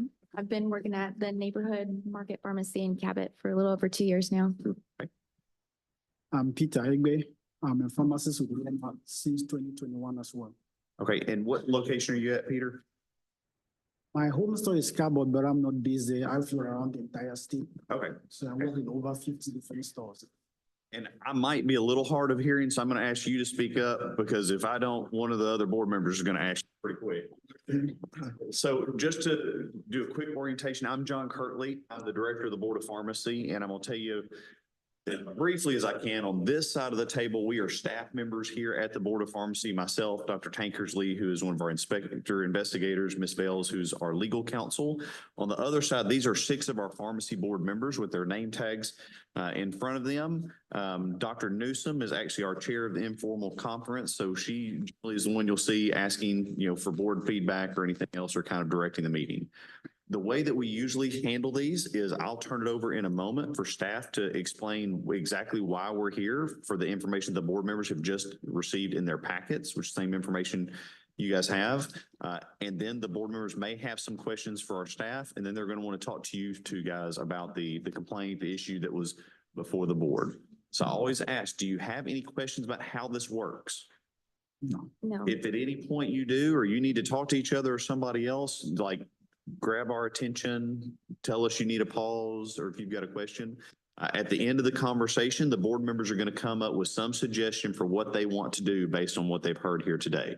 Biggest thing for you is you don't have to necessarily decide sitting right there. We will reduce it to writing and send it to you. You can agree with whatever they come up with, or you could disagree. If you disagree, it generally means that you would request a hearing before the full board at a later date. I realize it's always formal to come in this room and sit at that table, but we call this informal because we're having a conversation. A formal, we would swear everybody in as witnesses, and it's just a more formal procedure. That I'll kick it over to staff. This case arrived out of a complaint that came to the board from a patient. Dr. Tankersley's been charged with handling and investigating that complaint, so I'll let her speak to what she found. Just to point out, there's allegations in the matter with regard to the prescription. The charges are different with regard to Dr. Egbe and Ms. Sword. So just to make note of that, but I'll turn it over to Dr. Tankersley to describe the situation that was presented to us. Pursuant to a complaint received on April 26th of 2024, alleging a misfilled prescription. An investigation was initiated.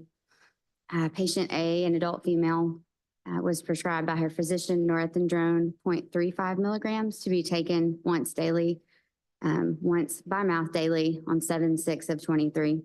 The prescription was filled by Respondent Sword on April 1st, 2024, using a loose pack of medication and overriding the scanning process and instead manually entering the NDC of the box situated near the loose pack.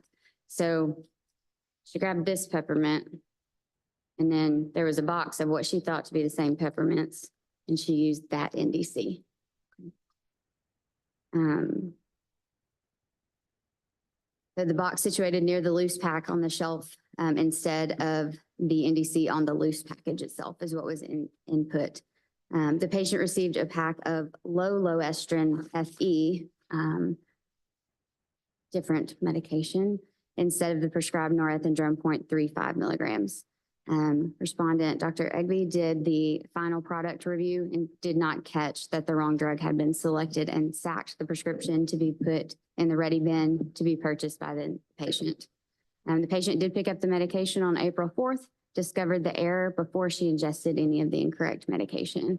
And from my investigation, any and all mitigation efforts were made by the employees as well as corporate to remedy the issue. Thank you. Okay, Dr. Sword, do you have an explanation as to what happened? Yes, I actually have a statement here. Go I ahead. can read that. Okay. Hello, I am Emily Sword, and as you all know, I made a really big mistake. It's unfortunate to be meeting you all for the first time on these terms, but I know it is a necessary part in the investigation. I do feel extremely guilty, and I take full responsibility for the incident that occurred. A little over a year ago now, April 1st of 2024, I was filling prescriptions like any other day. I would scan a bag, locate the medication that my handheld was asking for, whether that be a returned bottle or the stock bottle, scan the barcode, then return to a pod to count and label the prescription. After filling the prescription, I would stick the now labeled bottle along with the return to stock bottles I used in the will call bag and walk it to the visual racks where I would hang it. The next medication that was to be filled was birth control. I walked over to our pharmacy's birth control section, found the associated box with the correct NDC, and scanned the barcode. After scanning the box, I noticed there was a returns birth control that looked similar to the one inside of the box I had just scanned. There was no return sticker on it. Without opening it to determine whether or not it had a matching NDC with the birth control box I had just scanned, I just assumed that it would be the same. That's where I went wrong, and I would later find out that that was not the same as what I had scanned. I should have spent more time looking to make sure it was the same medication with the same NDC. I'm very hard on myself, so I of course strive to be better and learn from my mistakes. When filling any prescriptions now, I am very cautious and always make sure that I have the right medication with the right NDC number, even if that means double checking and triple checking it. After this incident happened, we came up with some plan of actions to further prevent mix-ups like this from happening again. One of them being putting return to stock stickers on every returned birth control, even if it's in the original packaging. Second, after scanning the original box and taking a pack of birth control out, we put the box we scanned into the will call bag along with the pack we labeled to also be checked by the pharmacist during the visual process. Third, we used to keep will call bags hanging from the shelves in our birth control section. To keep from having clutter and looking over medications that may be hidden behind the bags, we moved the bags to a different area completely. I practice these plans on a daily basis. I completely understand the patient's frustration, although I never talked with them personally. I would not be happy if that happened to me either. It could have happened with any medication. I'm just glad that the patient did not take the medication and nothing happened to their well-being so that they were able to bring it to our attention. If I had taken more precautions while filling this prescription, this situation would not have happened. Within the last year, I have worked hard to become a better technician. I have completed 7 hours worth of CEs to further my knowledge on medication error prevention along with completing my national certification. I sincerely apologize for the trouble I have caused, and I am taking more precautions to prevent anything like this from happening again. I appreciate your time and understanding. All right, thank you. Does anyone have any questions of Ms. Sword? Just for clarification, so you completed 7 hours of CE? I did. That for your national certification, or you also separately got national certification? That was separate.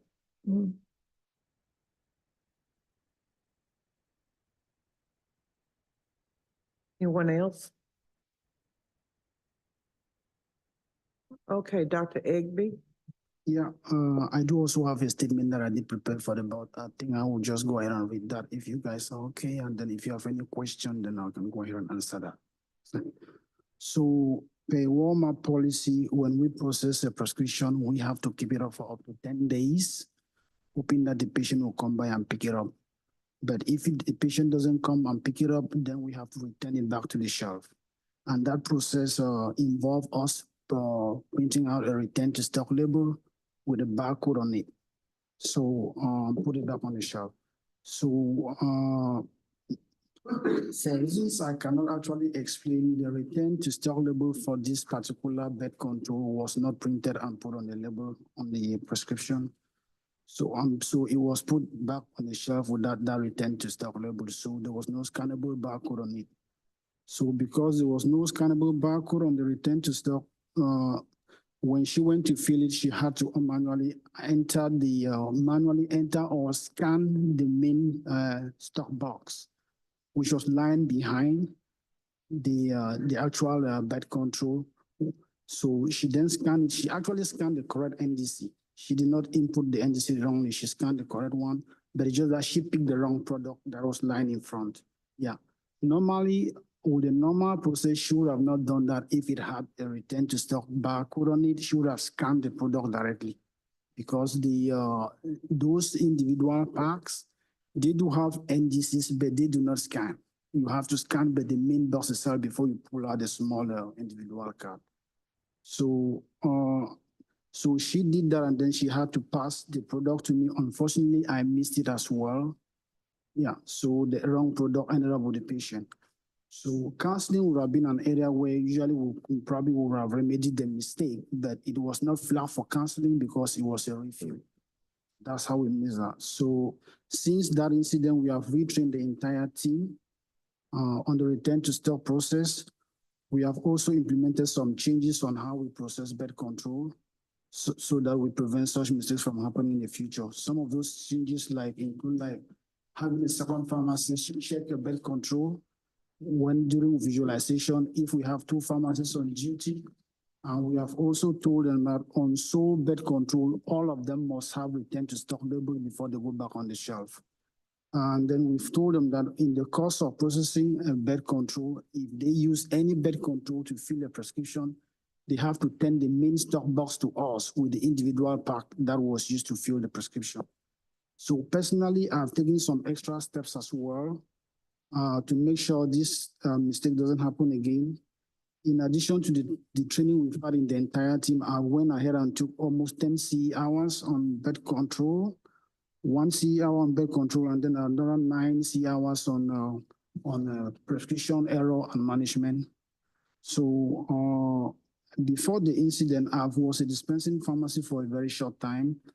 So I still had a lot to learn, and I'm doing my best to learn every day from my senior colleagues. So I deeply understand mistakes like this are never a good thing for the profession and for professionals like me, because they do lead to erosion of trust in the system. So I just want to apologize for the mistake, and I promise that I'll do better next time. Just for clarification, you said you completed 1 hour. 1 hour of Z. 9 hours on how to prevent the prevention and management, and then 1 hour on bed control itself. So a total of 10. 10, yes. Okay. And I have proof of all that here with me. Okay, any questions? Anyone? Go ahead. Dr. Igby, could you describe your check process in the way that you validate a prescription that's been filled by a technician? Yes. So when a prescription is filled, first they will hang it on the visual rack. When it comes on to me on the computer for visual verification, I'll pull the back of the rack, lie it on my desk, open it up, remove everything in the back and put on the table. I'll then pick up the prescription, validate, or check, is the right patient on the label? Is it what is on the computer and the prescription itself? Yes. Is it the right dose that I'm seeing on the computer? If it is, yes. Is it the right direction? Yes. Then I'll go ahead now and validate, make sure I look at the pill image. Is it what I'm looking at? Yes. Then another thing I'll check is the NDC. Is it matching with what I'm having? Yes. Then I'll package it for dispensing or release to the patient.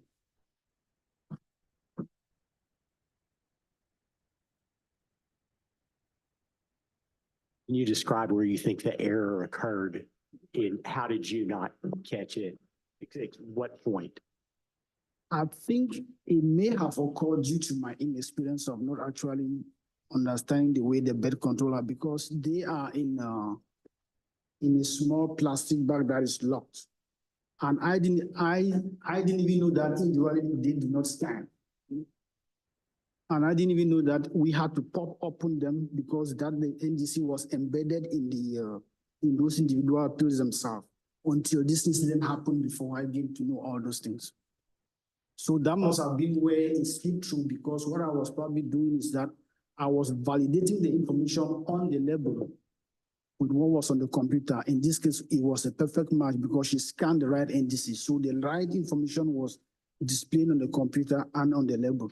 But the actual pack itself that she picked up out of the box, what was wrong. So that's how that's the truth. That was the only thing I can possibly think of. So did you visually check the product that was being dispensed to make sure that it matched the image? Like you mean like Or the name. Or the name? Like, Well, I'm looking at the Yeah, image of the. yes, pack. yes. I might yes. be able to help. So this one, when you dispense birth control, it's in a Ziploc? No, they are in the plastic. They are in They're- the ones that are in the plastic that is sealed. I got you. So it was the full pack, and I'm gonna say this kind of like it was a bag of Skittles, basically, the outside. It's pack. plastic. It hadn't been torn off, but the sticker might cover part of the name, and it doesn't have a scannable NDC code on that plastic outer wrap. Does it have a readable NDC? It has a ribbon embedded inside the pack. The outside of the foil pack doesn't have an NDC on it? It has one on it that is pretty more difficult to read, and that one is the one that doesn't scan. That is why myself I was surprised. So that it doesn't scan. But could you visually read the NDC yes on the foil pack? And I can match see, yes. that to the NDC in the computer and see that they didn't match? That's where mine. Okay, yes, and I may just not understand how you're supposed I to. got a clarification. I think this just comes in a clear cellophane. I don't think it's in a foil pack with the NDC number on. So that's what makes this a little different. Okay. It's a just clear cellophane. And you don't have an NDC on the packaging. But regardless, the drug name. Visible, right? It is. I mean, generally, would you agree that if you follow Walmart's their SOPs, it's very difficult to make a technical dispensing error? Yes. Yeah, I mean, if you scan and or read or visualize the product, if you do all those steps, it's very difficult to make a mistake. Yes.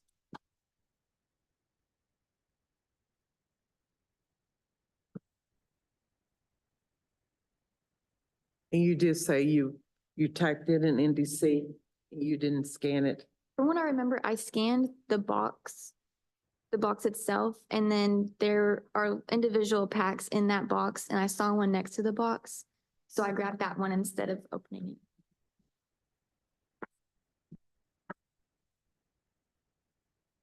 it. Anyone else have any questions?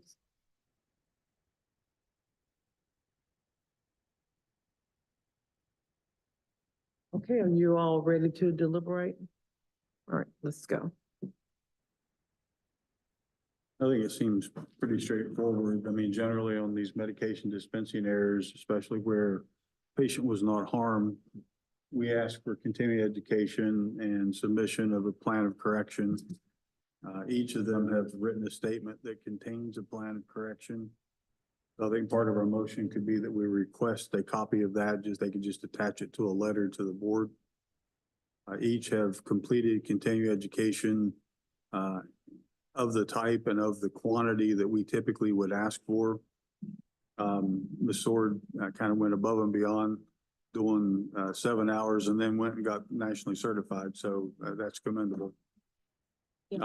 So for Dr. Egby, accept his number of hours of CE, but he would not be permitted to count that toward your annual renewal. That would be over and above the CE that you would have to do for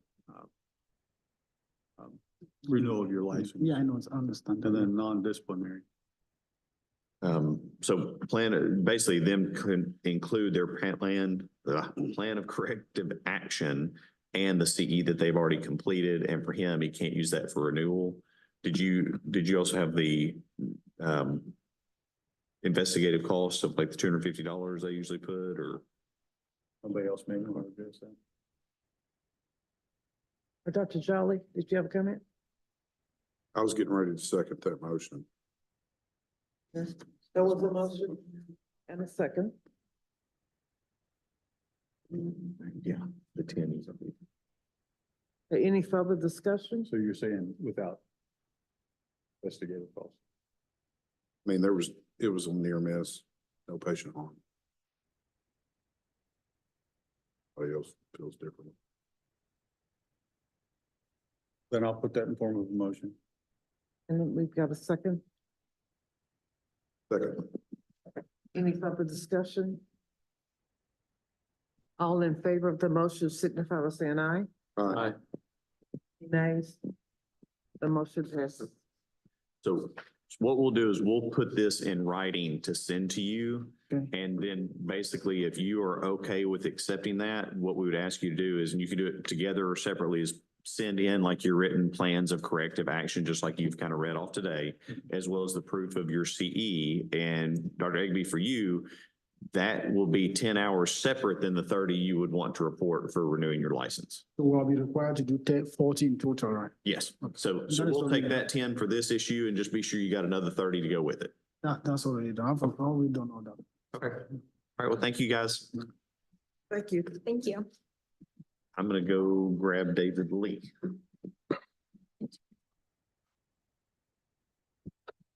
We need to take a comfort break. I think I asked for the one, but I'm just running real quick. Okay, go.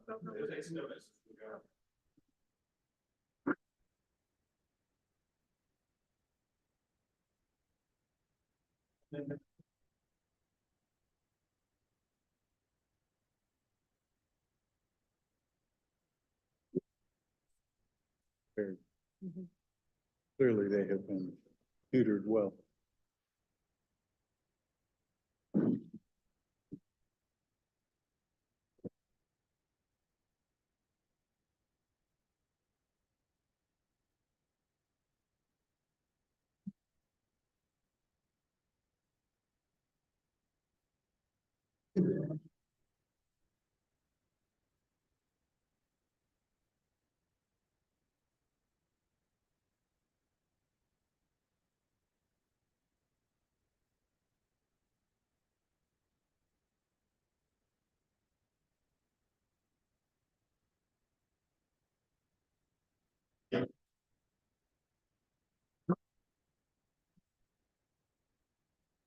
All right, David, if you want to hit green and introduce yourselves, and I'll tell you just a little bit about this process. Hello, everyone. I'm David Lee. So, David, I'm John Kirtley. Well, you already know that. And I'm gonna tell you a couple things about our procedure on this side of the table. We're staff members here at the Board of Pharmacy. Myself, Dr. Tankersley is actually our inspector investigator that handled this specific complaint, and I think has exchanged some information with you back and forth. Ms. Bales will be back in just a moment. She's our attorney, our legal counsel here at the board. On the other side of the table, we have several of our pharmacy board members. We actually have 6 of our 8 today. They've all got their name tags out in front of them, but just I always like to point out Dr. Newsom is the chair of the informal committee. So any type of decisions or votes or anything, she generally runs that. Dr. Richmond is our board president. The way that we usually handle this is because this is a complaint that had come into the board. It's about a packaging error, basically, is the way that I would, from my memory, classify this. Our staff will kind of tell what the complaint was, what we found from it, and everything else. The board members are just getting a copy of basically what you have in front of you, and they're going to look at it. They may have a couple of questions to clarify with our staff, and then they're going to want to talk to you about it a little bit. And at the end of that, they're going to say, okay, here's what we want to do. Whatever they come up with as a decision, we will reduce to writing, at a later date, we would send it to you. Because you have the opportunity to either agree with it or to say, I don't agree, I would rather have a formal hearing before the full board. Now, David, I understand anytime you come in here and you sit in that chair, it's pretty formal. Yeah. So to designate the difference, a formal hearing is all 8 board members, a hearing officer, a court reporter, everyone swears in. It's just a much more formal procedure than us trying to have a conversation back and forth across the table. So I always ask, do you have any questions about how this works? No, I think I've watched a few. And Well, I tell people that's one of the beauties of, if they're going to come before the board, they can actually watch a board meeting, from the comfort of their home. But at any point during this, if you do have a question, if you need to ask us something or anything like that, by all means, get our attention, ask any questions you've got. We'll be happy to answer them. Sounds good. Thank you. Board members, again, you have a notice of, order notice of hearing for review, just letting you know what the allegations are. This was a patient complaint that we received in June of last year. That a patient had received another patient's medication and Dr. Tankersley initiated the investigation. And I'm gonna let her tell you, what she found in her investigation that led us to this hearing today. Like Ashley said, received a complaint June of last year, initiated investigation. In your file, if you go to page 9, it's probably the best piece of kind of figuring out what happened. Yeah. So let's see. Patient A was prescribed by her physician clopidogrel and atorvastatin, both of which she requested refills that were processed June 20th of 24. Prior to filling patient A's prescriptions, Dr. Lee completed visual verification on patient B's order that contained 3 bottles of medication, which were a 90-day supply of Xarelto, respectively labeled 1 of 3, 2 of 3, 3 of 3. 2 of the 3 bottles were bagged to be put in the pickup bin, but 1 bottle of the 3 was left in the tote. The tote that contained that quote orphan bottle of the patient's Xarelto, 1 of 3 specifically, as you see in the picture, that tote was then used to complete patient A's prescriptions, resulting in both patient A's 2 medications and the 1 bottle of patient B's medication being in a tote. The tote contained 3 bottles when it should have only contained 2 patient A's medications. The 3rd bottle was, in fact, patient B's Xarelto. Dr. Lee completed visual verification for patient A's prescriptions, did not realize that a bottle for another patient was there or that there were more bottles in the tote than there should have been, and ultimately bagged the 3 bottles as ready for pickup for patient A. On the date of the complaint, patient A's medication was picked up by her husband. Once he got it home, she realized one of them was not hers. She did not ingest any of patient B's medication. I will note it is particular dangerous medication error and that both clopidogrel and Xarelto are blood thinners. Had ingestion happen, we may have different situation. After I initiated an investigation, Dr. Lee was very accommodating. He complied with every request and did make any and all mitigation to correct with the patients. I think they were all refills on both patient A and B. So there wasn't a required counseling or opening the bag at point of sale after the bagging error occurred. Patient B was only supposed to get 2 bottles, but they found 3 bottles in the bag. Yep. Patient A was only supposed to get 2 bottles, but yes. Yes, sir. And they got 1 of 3 of the other patients, yeah. Just left in the tote, and then that tote got reused.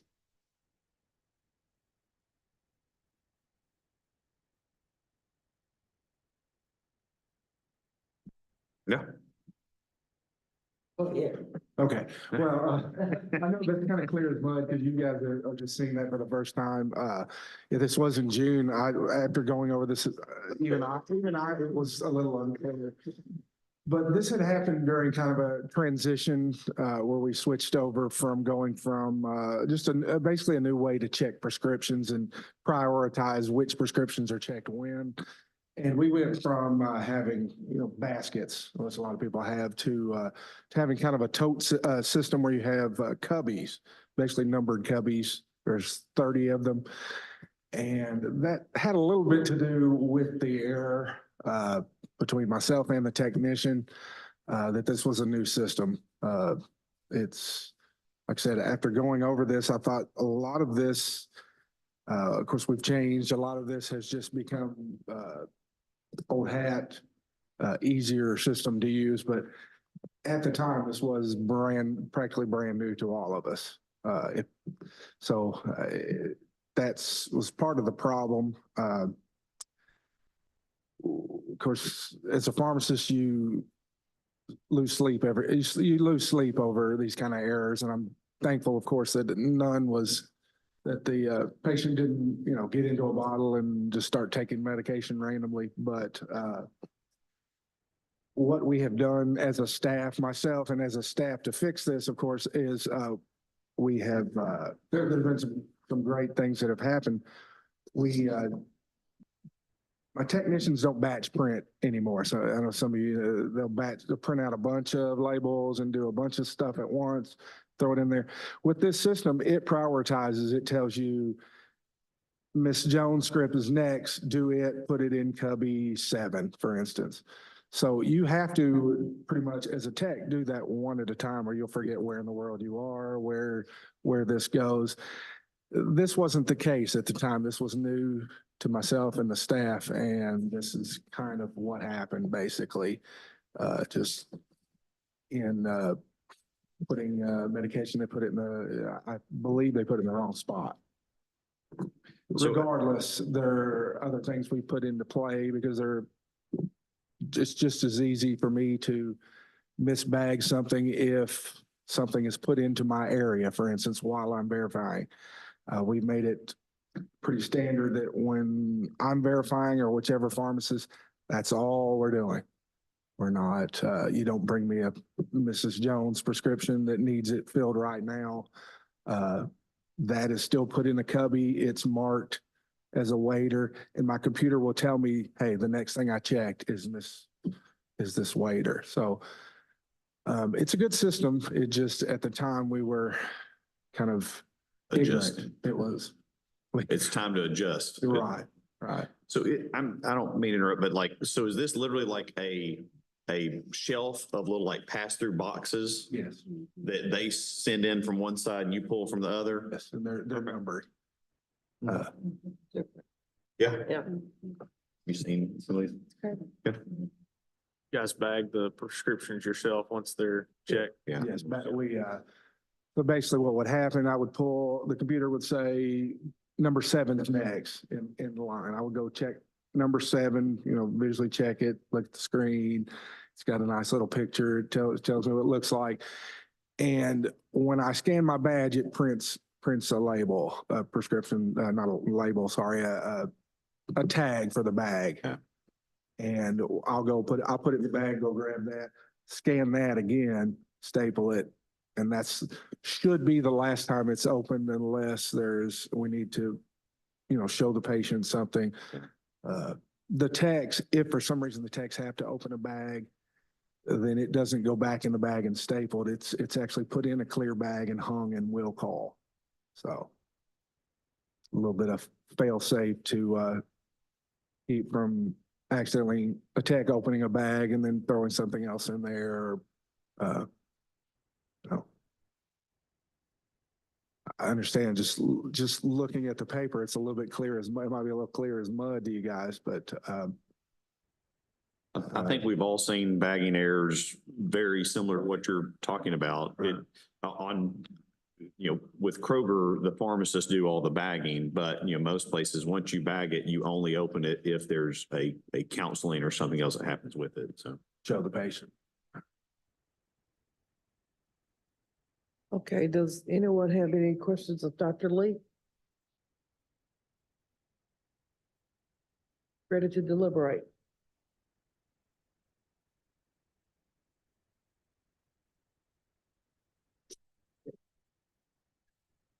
is directly comparable to the case we just heard. So I would advocate for 10 hours continuing education in the area of medication errors. And if you could memorialize in a letter to the board, your plan of correction, describing the things that you have already done, as well as anything else that you may identify that needs to be done to help prevent such an error from occurring again, and that it be non-disciplinary. And he sent a letter with bullet points. Got a, Got that got a already? letter from Dr. Lee as well as Stuart Gowdy, the district manager, So that takes same, care of it. confirming that plan. So then it needs- Basically just be the CE. Page 14. Well, if we could include that, but just acknowledge. Yeah, that but we've already acknowledge received what, it. yeah. Yeah. And then the 10 hours would not count toward the next pharmacist renewal period. This would be 10 additional hours that are required.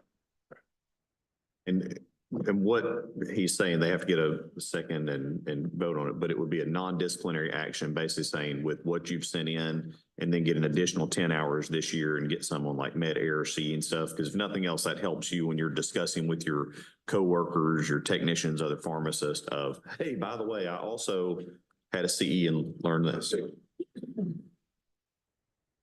Second. You have a motion and a second. Any further discussion on that motion? All in favor of the motion, signify by saying aye. Aye.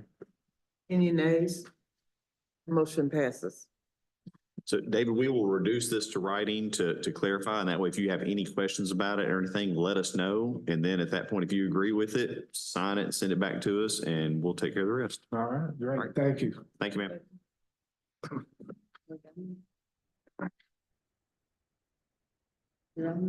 Yeah. Roll on till the food gets here. Should be late, that's the issue.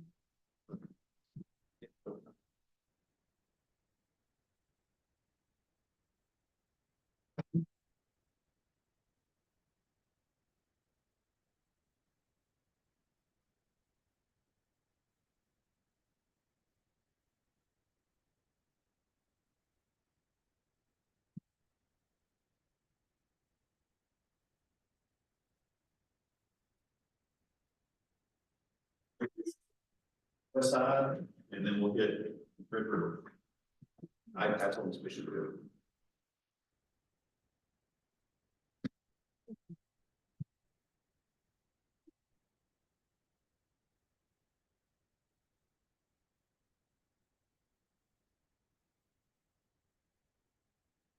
Blake, Maddie, come on up. All the way to the front.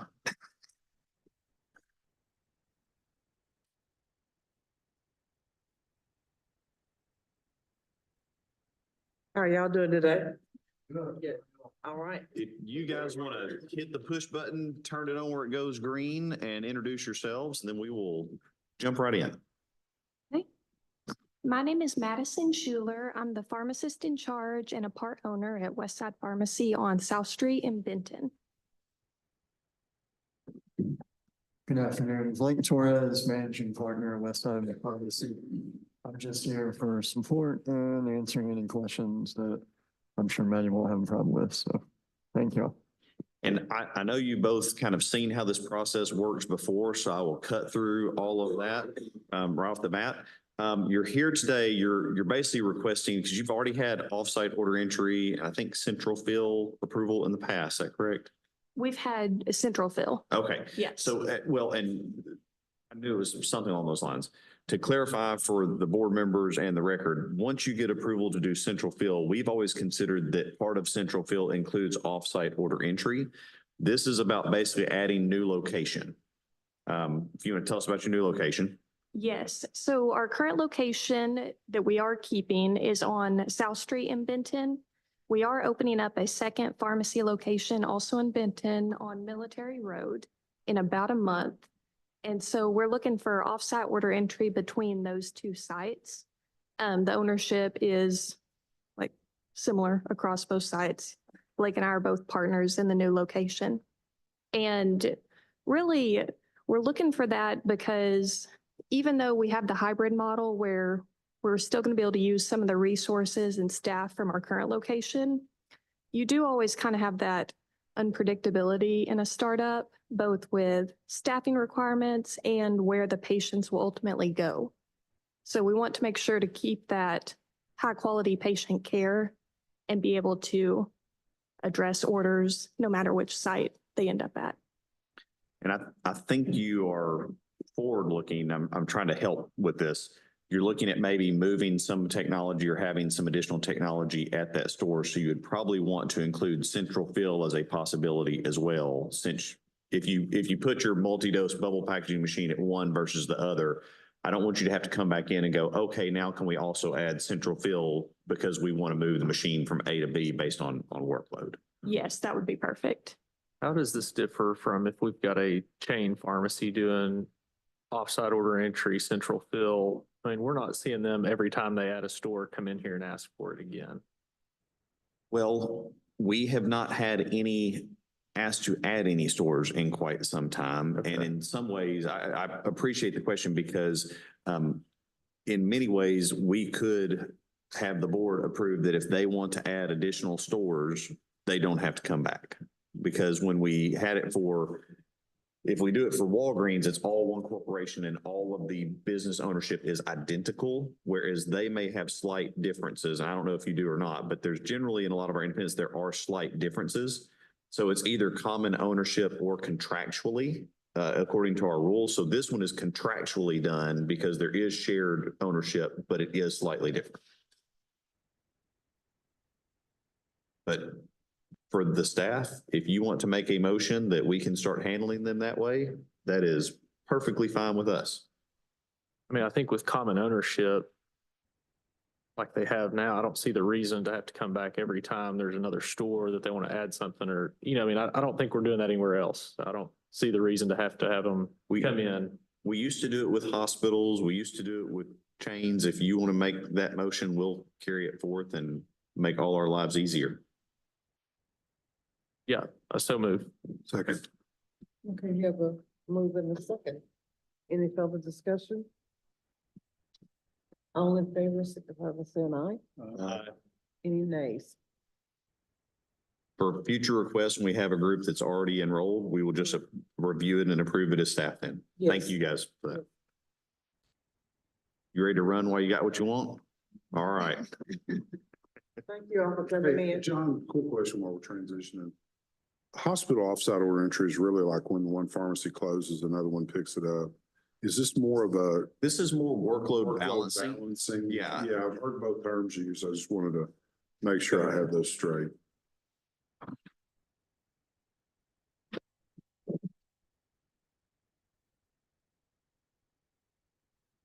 How are y'all today? All right. We've caught up a little bit, but not completely. We're almost only an hour behind. I know. Go ahead and introduce yourselves. All right, I'm Clay Morse. I'm pharmacist and COO of Red River Pharmacy. I'm David Boudreau, owner of Red River Pharmacy. So believe similar request for this. Clay, do you want to tell us kind of what your model is and everything? Okay, so we have 2 locations in Arkansas and then 2 in Texas. One of those being in Texarkana. What we're seeking today is remote order entry capability for our Jonesboro and Little Rock pharmacies in the infusion space. If we could go ahead and discuss, because we are trying to open a pharmacy in Jonesboro for long-term care down the road, if that could be discussed as well, that'd be great. Main reason we're seeking this is, and first off, on these papers that I did not submit to y'all in time to have it ready. The only thing of value really is that very first sheet that's not in the paperclip. What that is our proposed policy for remote order entry. We are under common ownership. David Boudreau owns everything outright. We all operate under the same guidelines. We have shared databases. We have shared competencies and all of that sort. So what we're wanting to try to do is be able to utilize staff at other locations to help remote entry at a struggling location, whether that be because of short staffing, because of time crunch, because especially in the infusion space, when hospitals are trying to kick patients out, it gets very demanding to fill that one prescription for that antibiotic. If we get a lot of those at one time, even if we have 3 pharmacists on staff, that can't very easily be handled in a timely manner in order to get that patient home and on service, as well as with the day-to-day refills. It's not quite as easily plannable as retail is. It's just a different space. So if we were able to offsite order entry, we could have people in Jonesboro, pharmacists in Jonesboro log into Little Rock or vice versa. Look at lab review, look at clinical criteria to see if it's going to meet, to see if we're going to be able to take that patient. And then if needed, go ahead and process that prescription to be then dispensed out of the other pharmacy. So what I'm asking, because I can't remember, what software system are you guys using? CPR Plus right now, that transitions to Care Tend by the end of the year. But it's linkable fully and you can see what's happening at each location individually. Are you only wanting to do it offsite? Do you guys try to do any centralized filling or? No, if a patient moves, move their location. yeah, because a lot of times, Jonesboro and Texarkana, we're kind of right there in the middle. So a lot of people come to Little Rock, go to the hospital, and then they come back home. So we'll just a natural transfer of prescriptions at that point. But that initial order entry is the kind of the rate limiting factor that we struggle with. And I know you guys are aware that right now it can only happen within the confines of Arkansas. We have some potential changes coming to that in the future where it would allow, but if it's over a state line or not in a licensed pharmacy, it would be limited to a pharmacist, which was kind of the way that our hospital rules read. So on the hospital side, just so you guys know, it's not necessarily an Arkansas licensed hospital with a pharmacist in it and a Arkansas licensed hospital with a pharmacist in it. A lot of theirs, because it's done overnight, when the pharmacist is not on site, they'll be in a different workspace just as an Arkansas licensed pharmacist and are able to do order entry or order review or verification of orders for the hospital. So But that's strictly for hospital. that's for hospitals. But at some point, I expect this board will have a proposed rule change in front of them to kind of open that up for pharmacists that you may have feedback for. Or potentially a caveat for border cities. Or a caveat for border cities. Because that's what we deal with in Texarkana is I can hit a golf ball into Arkansas. I live in Arkansas, but it's, there's the Iron Curtain. CVS came to Arkansas because they literally accidentally built their first pharmacy on the wrong side of State Line Avenue. So I mean, it's ironic, but yeah, we don't have like the no taxes because you live in an adjacent city or anything like that for pharmacy. That is a pain point for us right now, especially on the, the long-term care space, because for us, I mean, a problem that we had in the inclement weather was I had one pharmacist here at that long-term care pharmacy. Nobody could get in, but I'm fully staffed, in Texas, a mile down the road. And so now I can easily have people remote in, right? You're kind of in a situation, what do you do? I mean, because it's the nursing homes, grandma needs her seizure medication. I can't transport people into the city. Yeah. And so now I'm caught. So that is something that this new law, would it apply to pharmacy technicians or just pharmacists? The only way it works for hospital is it's pharmacists. It would be a rule change, not a law. So there's a whole lot to go between now and that happening. But I'm just letting you know, there are discussions about, having proposals for that would allow your Arkansas licensed pharmacist here to do it for your Texas location, or if they were in Texas as an Arkansas licensed pharmacist, they could be Texas and Arkansas, they would be able to potentially do it here. So just pharmacists? Yes. Which is, I mean, on our request today, I mean, only pharmacists process native infusion. On this anyway. Yeah. But we do, most everybody comes coming out of UAMS or Harding, even in our Texarkana location. I think, we got a pile of pharmacists and maybe two came from Texas. Okay. All I got. Okay. Any further? Yes, we did. Yes. Be sure to tell him that if he's able to do this, he needs to do 25 hours. I will let him know that. 30? Yeah. What was it? You meant 55. I'll tell him to do a bunch and then come ask you how much more he needs to do. Just keep doing it until we tell him to stop. Well, there we go. Yeah. Okay, does anyone have any, a motion or any Discussion? Got a motion if there's no Okay, go discussion. ahead. So I'd make a motion to approve and then if they are to add another location, just like we did. Yeah. Last time, that we go ahead and add that without having to come back to the board. Would that apply to the long-term care side as well? So if we start long-term care in Jonesboro, Once we approve your permit to do offsite, you can do offsite. Like I don't take this as you can only do offsite for home infusion or only for retail. It's, you could do offsite. but if it's different licenses?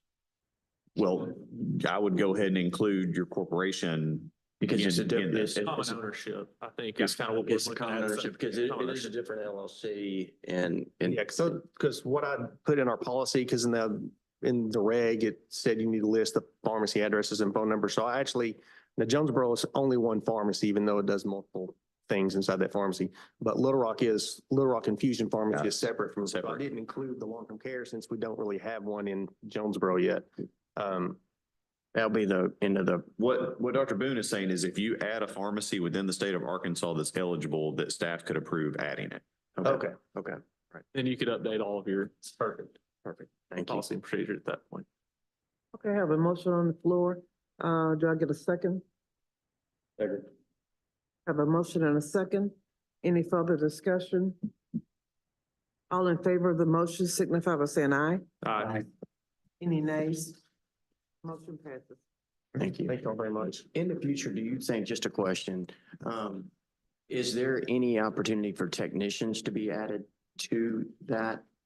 Out of state, I doubt it. Okay, It's never been allowed. okay. And I think where he's coming from on that is, unlike infusion, that we're pharmacist heavy on all the processing, long-term care's pharmacist or technician heavy on the processing. Yeah. And in the event that we bring on homes, all these patients and meds have to get admitted or get entered. So it's. Well, that was our pain point, But really. we still have issues with, I mean, even if it applied, we will still have reciprocal rules for whatever restrictions Texas puts on Arkansas for any facility in Texas to do to Arkansas. So like, we could pass a rule to allow everything on earth, but if Texas won't allow an Arkansas pharmacy to do it, we won't allow a Texas pharmacy to do it. I The understand. goofy thing for you is you just happen to be in both states. Yeah. Kind of like the emergency box thing. Yeah, got it. Guys, that's all I have. I see that we've got some stuff out here, so we can take a break until our next one shows back up. Thank you all. Thank you. I'd say 11:45 or 1:45 is our plan. Okay. Thank you.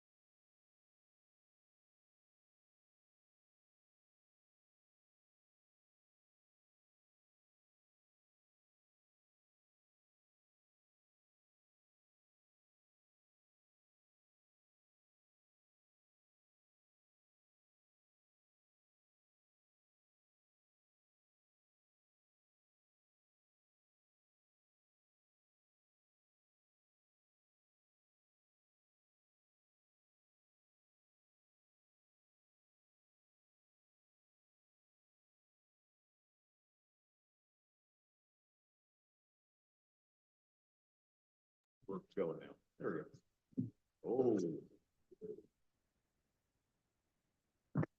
go. Can zoom in on these Easter pillars. All right. You guys ready to start back? Yes. Okay, Counselor, if you guys want to introduce yourselves, and then I'll kick off with a brief orientation. Thank you very much. I'm Erica G. from Wright, Lindsay and Jennings. And I have with me here Dr. Lana Bishop. She's a PIC at Walgreens in Hope. I'm John Kirtley. I'm the director of the pharmacy board, and especially for Dr. Bishop, I'm going to tell you a little bit about who you're speaking with and kind of how this process goes. On this side of the table, we are staff members here at the Board of Pharmacy. Myself, Dr. Tankersley, who is one of our inspector investigators who was dealing with this complaint specifically, and Miss Ashley Bales, who's our own legal counsel here in the board offices. The other side, we have 6 of our pharmacy board members. I'm going to change things up for the afternoon and start at the far end. Mr. Harold Simpson is one of our public members, Dr. Clint Boone, Dr. Brian Jolly, Dr. Rodney Richmond, who's the current president of the board, Dr. Lenore Newsom, who is the chair of the informal committee, and Dr. Lynn Frouchet. In this process, I imagine that your legal counsel's party already described this for you, and you might have seen this online before. But in a second, I'll turn it over to board staff to give us an overview of the paperwork the board members have basically just gotten in their tablets. They will probably have some questions for our staff, and then they will probably turn it over and ask you about this situation. At some point, they're going to say, okay, here's what we want to do, and they'll have a discussion and vote on what they want to do. Whatever it is, most importantly, you can agree or disagree with. You do not have to make that decision sitting there right here and now. Whatever they ask us to do, we'll reduce to writing as well so that you would see it in writing for any questions, clarifications you and legal counsel have. So I always ask, do you have any questions about how this works? All right, if at any point, if you have a question, if you need to have a sidebar with your legal counsel or anything like that, by all means, let us know and we'll try to help accommodate however we can. Board members, you have an order notice of hearing to sort of guide the discussion today. This was a patient complaint that we received regarding a prescription processed by Dr. Bishop, who was working in the Walgreens in Hope at the time. Dr. Tankersley investigated the patient complaint, and I'm going to let her tell you what she found in her investigation, and which led us to bringing this case in front of you today. And it should be passed out some documents on behalf of Dr. Bishop as well.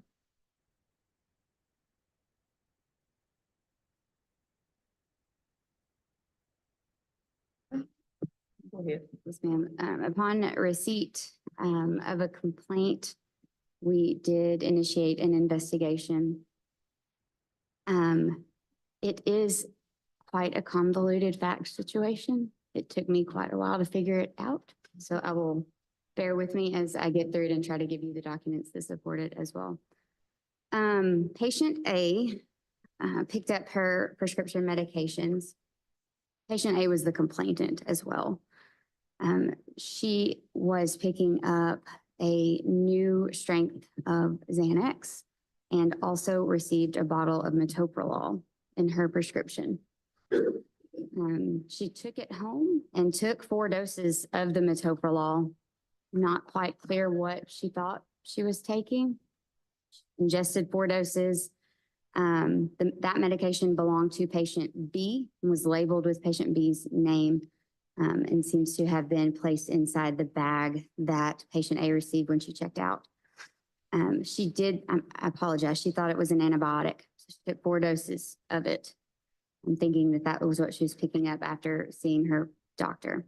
Patient A then returned to the pharmacy. So she picked it up on the 31st of January of 24, picked it up then, returned back February 1st of 24, feeling dizzy. Respondent Bishop Harry Rightly took patient's blood pressure, which despite having taken 4 doses of metoprolol was elevated, and contacted her doctor's office to inform her of the situation.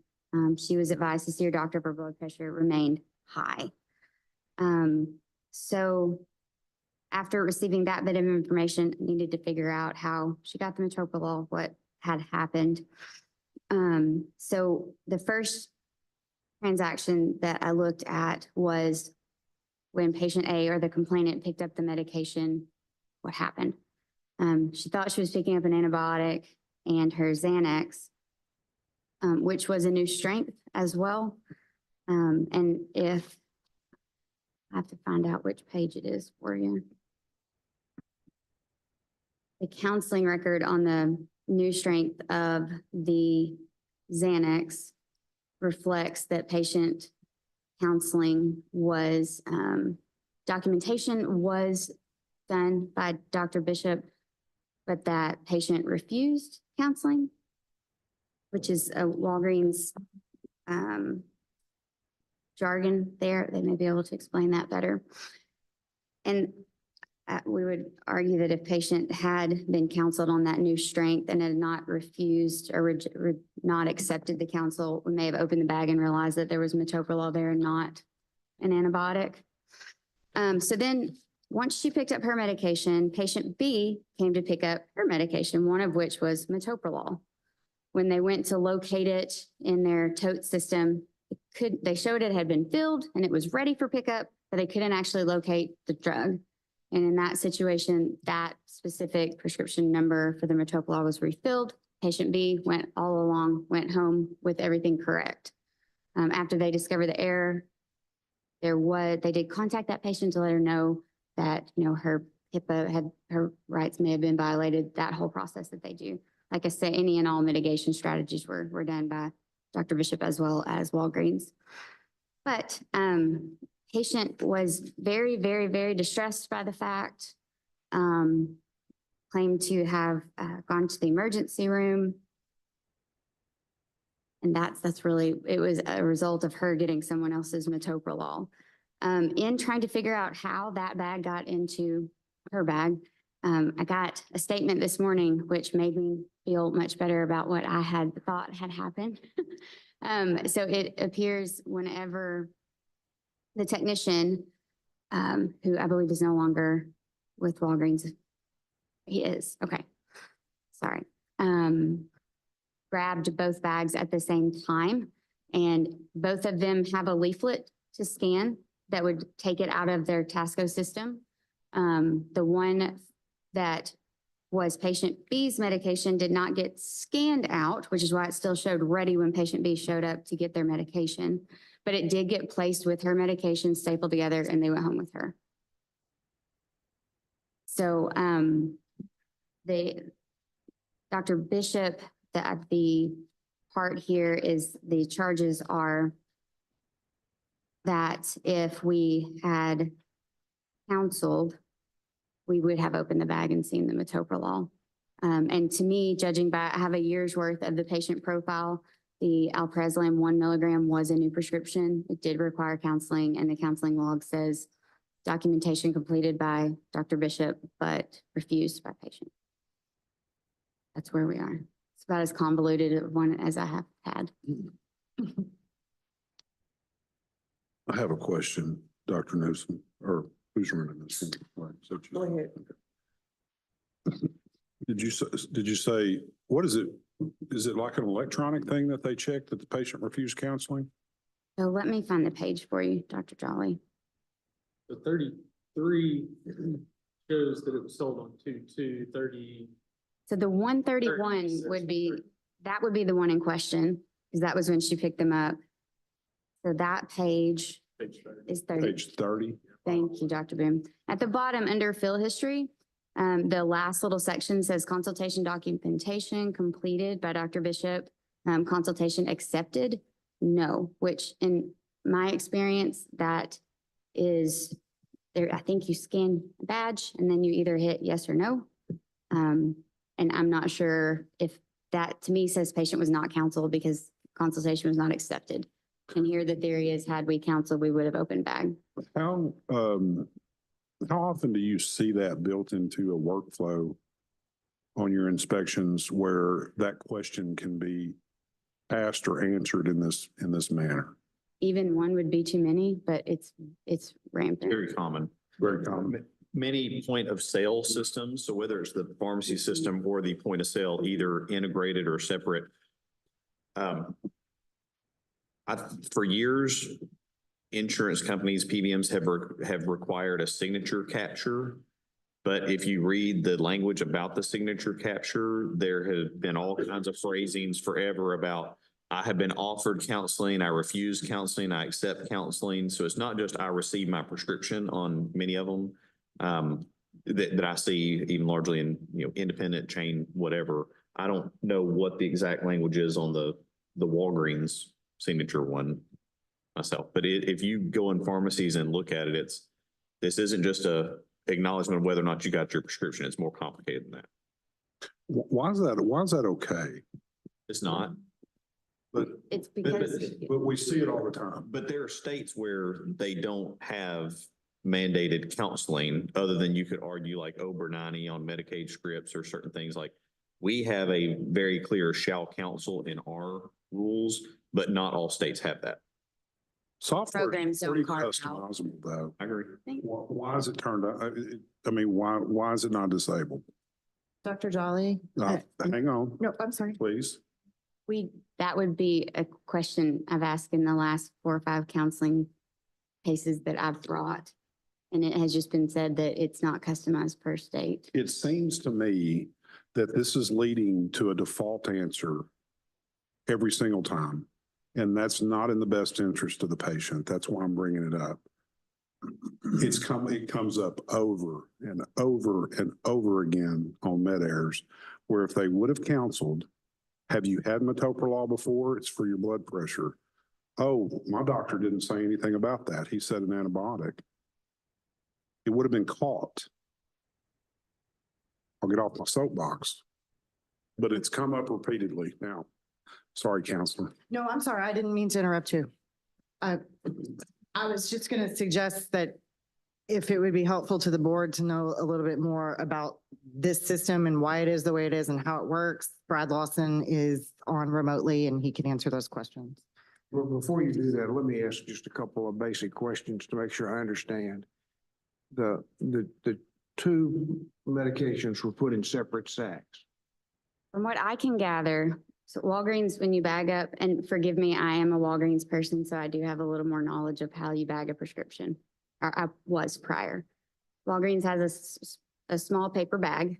Prescription and medication information is placed in bag. It is then folded and the leaflet that goes with it is attached. And That's- presumably something has the patient's name on the outside of the sack to identify that. Yes, sir.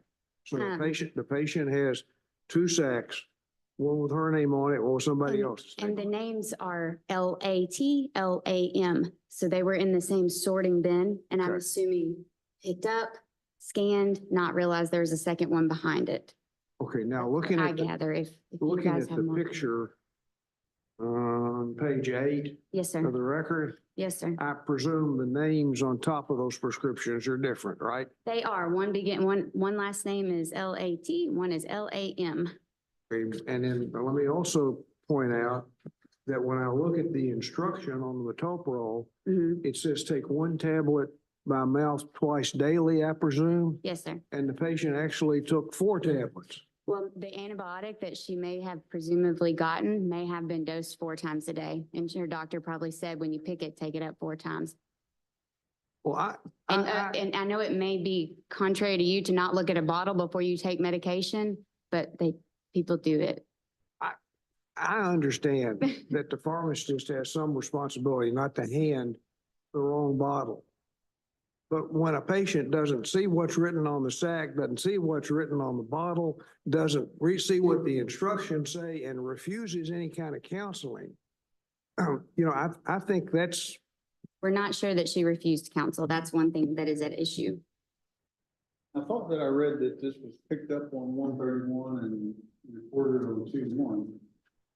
Depending on what day, they did 2 tablets one day, 2 tablets the next. True. Could have been. It's not the patient's responsibility to follow the care they're.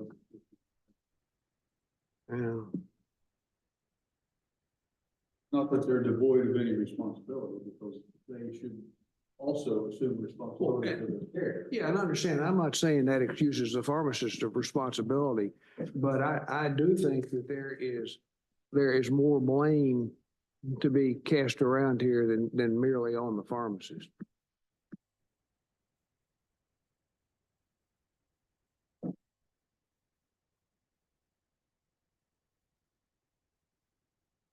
Okay. Anything else, Dr. Tankersley? Any questions, for Dr. Tankersley? Any more questions? Okay. I'd like to turn it up to you all. Thank you very much. As I introduced, Dr. Bishop earlier, she, and I just want to clarify one point if I could before she tells you what happened. After patient A came back and informed her of receiving the wrong bottle of pills, she did review the video of the transaction with that patient, which the patient did not complain to the board. This happened in January. She didn't complain to the board until August. And so that video was no longer available for Dr. Tankersley. But Dr. Bishop did review it at the time that it occurred. So she can shed a little bit more light on it. So with that, go right ahead. I'm Dr. Alana Bishop. I work at the Walgreens in Hope, Arkansas as a PIC. So in the situation regarding patient A, she returned to the pharmacy the next day. She had a pill labeled for patient B's metoprolol. She stated she was feeling dizzy. I had her sit down. I checked her blood pressure right away. We had the recording.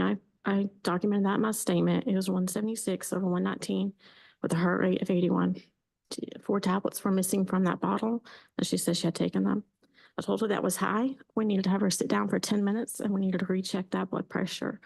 We did. The second recording was 136/122 with a heart rate of 81. I told her that was still high, but it was coming down, which is what we wanted to see. I told her she was probably very anxious and nervous about the situation that had just happened to her.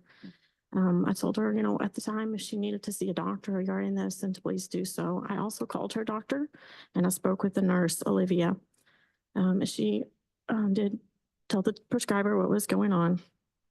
And I counseled her on what to do for high blood pressure, what signs to look out for, dizziness, headache, very tired, fatigue. And I told her when it was important for her to go straight to the emergency room, the blood pressure of 180/120 with and then she needed to go straight to be seen right away. And she was very understanding of the counseling I provided, and she said she felt okay and she left. She did, anytime she came back and wanted me to check her blood pressure, I would. She did come back several times over the course of about a week, and I checked it for her every time. I didn't make any other documents about what her readings were, but it was high every time. Told her it was time to see the doctor about getting on blood pressure medications.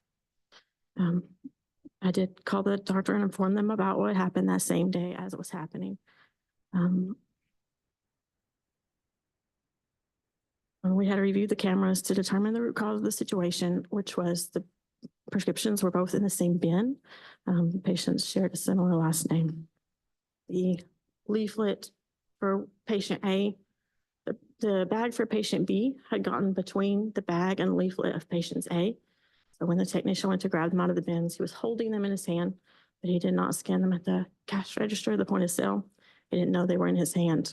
And he scanned what he did see, which were all of patient A's correct medications. And they were passed out to her with this extra bag hidden in between the leaflet and bag of patient's A medication. We did have discussions with the technician to help prevent this error from happening in the future, particularly holding the bag from the top, shaking it, see if anything falls out. And I have made changes in my practice to prevent this from happening again. I now staple them from the top and from the side, so the leaflet cannot come up and things cannot get smushed in between. We've also reorganized our bins to allow more room, so things aren't getting smushed. Several bins now for the same letter have multiple bins instead of just one. I created a STARS event the same day this happened as per my Walgreens policy. And then regarding patient B, she never did get the wrong medicine. We couldn't find hers. We deleted the fill as per our policy and refilled the prescription to capture who filled her medication and what pharmacist bagged the medication that she received. We filled out the STARS event and the HIPAA release form as per company policy, same day. I just wanted to say that I'm the biggest advocate for patient counseling. I do coordinate with the UMS College of Pharmacy, and I've had various students. I judge their entire rotation on how they are counseling. I promote that to them. I watch them counsel. I listen that they're providing true and accurate information. I teach them the required parts of counseling and I grade them on how well that they perform this task. I've stressed the importance among my students and my coworkers, my peers, and pharmacists alike on several occasions. As far as the day of January 31st, 2024, I don't remember this day in particular or what may have been said between me and the patient. I know in my heart that I counsel my patients and address their questions before they leave the store. I helped patient A in every way I could. I informed the patient from the beginning if she needed to see the doctor regarding this issue to please do so. I informed her what numbers to look out for and when to seek immediate medical attention and when to go to the ER. I believe how I handled this situation and the counseling I provided is the reason patient A still uses me as her pharmacist and trusts me to fill her prescriptions. She still uses Walgreens as of April 2025. Like I said, I have made changes to my practice to prevent this from happening in the future. Stapling the bags differently. We've reorganized the bins. I now touch each bag instead of using the computer to counsel. I'll counsel by touching leaflets, touching bags. I've already completed 6 hours of CE related to med errors to try to help prevent a mistake from happening in the future. Can I ask you a couple of questions? Okay. Take a breath. Okay. When you reviewed the tape and looked back at the transaction, did the tape show that you spoke to this patient? The tape did show me coming to speak to the patient. Okay, but you don't know what you said. So what would you typically say in this sort of situation? What counseling would you provide as your practice? I typically go over the medications that they're picking up, the names, strengths, dosages, what this medication is typically used for, go over the directions of how they're using it, route of administration, how they should be applying it. I go over side effects, any potential diet changes they may need to make, or any OTC counseling if medication interacts with OTC medication. So from what you could see on the video, I want to try to make sure that this is clear. She was picking up multiple prescriptions that day, correct? Yes. And so there were several bags. It wasn't just 2. Yes. And from what you could see in there, patient B's bag got stuck behind the leaflet on one of her bags. And so the leaflet for the metoprolol for patient B was not visible. It was not visible and we did not know she was getting it. And so at that time, when you provided counseling, you would have looked at the computer screen for what the patient was picking up? In the past, I have used both computer screens or, leaflets. But now I always touch the leaflets, fill the bags. Sometimes I'll even shake them myself to make sure. Make sure it all matches up. Thank you. Thank you.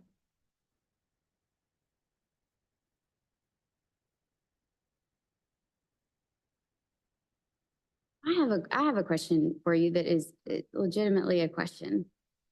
From what you've said and my dealings with you and all of this, you seem like a person that would counsel. But this record says consultation accepted, no. Why does that record show that? What happened to make it a no instead of a yes? I'm not sure what would have happened there. Sometimes after we scan the badge, our badges as pharmacists, the technicians can then type on the cash register. They could click either button they wanted. Once we scan our badge and do the counsel, and the After you technicians scan the kind of, badge, something pops up for someone to select? yes. If you'd like to hear from Dr. Lawson, I think he has an answer for that. He's nodding. Yeah. Number one, I want to apologize for not being there in person today, and appreciate you all being here. And Lane, appreciate your testimony. Dr. Tankersley, Dr. Jolly, totally agree with both of you guys that it's this one component is causing more issues, and it's it's more anecdotal than anything. So specifically in pharmacy and in Arkansas, we do require the badge scanning for consultation. So having that listed is the expectation that she is going to counsel due to her scanning her badge. That other component is simply a button that the technician pushes on the computer.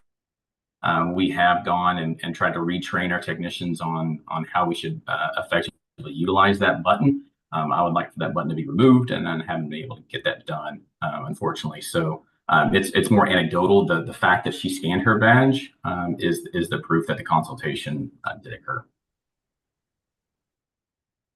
Thank you. Does anybody have any questions of Dr. Lawson? I do, Dr. Lawson. My point is, I don't understand why the software is even configured that way. If it's a shall in Arkansas, it seems to me, and I've not worked in the same store that Dr. Bishop has, but flat out refusal to counsel, and those of you that work more in community can correct me if I'm wrong, it does happen, but in the experience I had in working 5 years of retail, it was very much the exception to the rule. So I guess I don't understand, because it comes up as a topic all the time. It's come up on paper logs. It's come up electronically.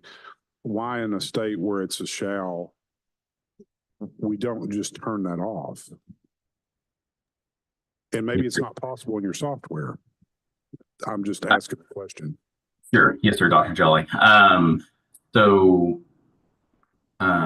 I agree with you to the point that we have passed it up to try to get that adjusted, specifically in Arkansas, because Regulation 9, to your point, exactly states pharmacists shall provide consultation.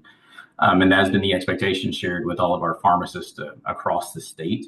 From the IT perspective, I can't speak from intimate knowledge as to why it has not been adjusted in Arkansas. I have passed that up, and unfortunately nothing's come up. I absolutely can bring up that topic again. But that's why it's more of an anecdotal component, that it's honestly up to the technician, whatever they press on the screen, as opposed to that firm documentation that's listed that says consultation documented completed by L.S. Bishop on a date and a specific time.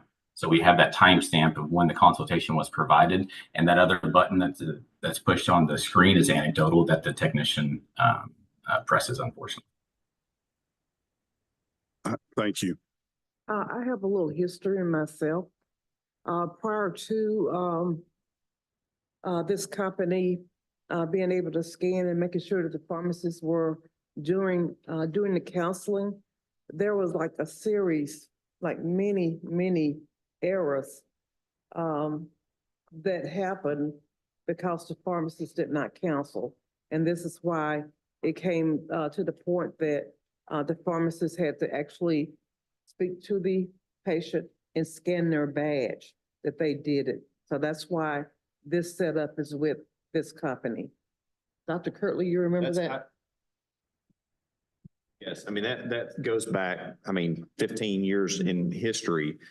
And my bet, as I try to jumble this around my brain, is there are times when you have a quote unquote new prescription, even though it's a new number for something someone has been continually taking, that, I could see, hey, I got a 2-month prescription and a 2-month prescription and a 2-month prescription. Well, every time you get a new 2-month prescription, it'll flag it for counseling. But Walgreens did make changes to their system where even when that was what was happening, the pharmacist would have to come up and scan badge, but could say, there wasn't counseling actually required, even though I had to scan a badge. So it's an odd issue for sure. But if there's just I fully agree with you, there should not be just I opt out of counseling issue, because that is where we see so many of the med errors that are in front of this board. People claim to either not have been counseled, or in instances where it was required, it most likely would have caught an error. That's my point. I have a further question. Go ahead. I've already at earlier meetings already expressed my views with regard to the fact that I think patients have to have a right to refuse counseling.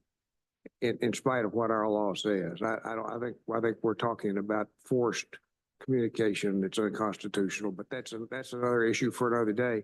The question I have is, do you have any software or hardware that would detect a bag that has not been scanned as leaving the store without having been scanned out appropriately? Let's say these two bags are stuck together.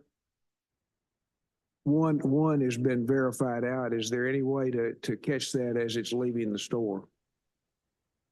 So knowing technology, Mr. Simpson, we do have very strict standard operating procedures that technicians are required to follow at the POS system. Unfortunately, that was not followed in this particular one, but we don't have any type of IT that would catch that. I mean, we would find it later on when the other patient shows up or when we're going through and verifying everything that's in the bin supposed to be in the bin. But at that specific moment, we don't have cameras or alarms that go off if it leaves without running through the register. Correct.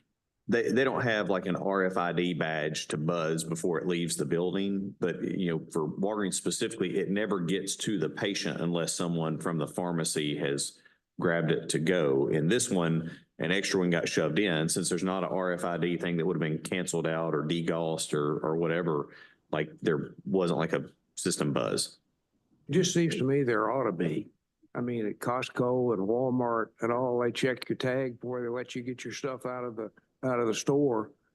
And it seems to me that's ridiculous that isn't implemented. It sounds like this one just got shoved between two others where it wasn't readily evident. And that would have been caught if there's an RFID. But most of those systems, when you put it on the counter to cancel out that RFID, if they were stuck together, it would have still canceled an RFID. So I'm sure there's some tool that could have done it. Kind of like when you go to the library now, if you check out books and it tells you everything it thinks is on the pad itself, it reads it through RFID. You have to check off, but if you are missing one or it's got one, you go, wait a minute, that's not on here.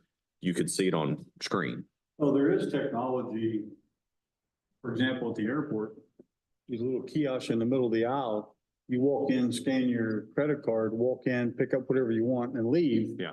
And it checks you out without scanning. Yeah. So I think that's by Amazon. It is. Well, turning back to the point, are we dealing with a professional issue here or something that's a simple unavoidable accident that took place? I think it depends on how you look at it. I mean, the patient appears to have a prescription that required counseling. The patient claims they weren't counseled. The pharmacist is saying they went back and looked at the tape and they know they at least talked to the patient and what their usual practice would be. Oh, so we're looking at the complaint here as a failure to counsel, not the failure to give the wrong medication.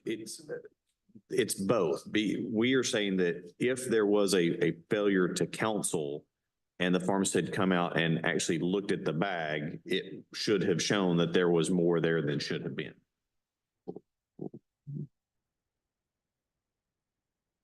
And this medication was alprazolam or Xanax 1 milligram. This is the first time that strength of that drug had been dispensed to this patient. So that would require counseling.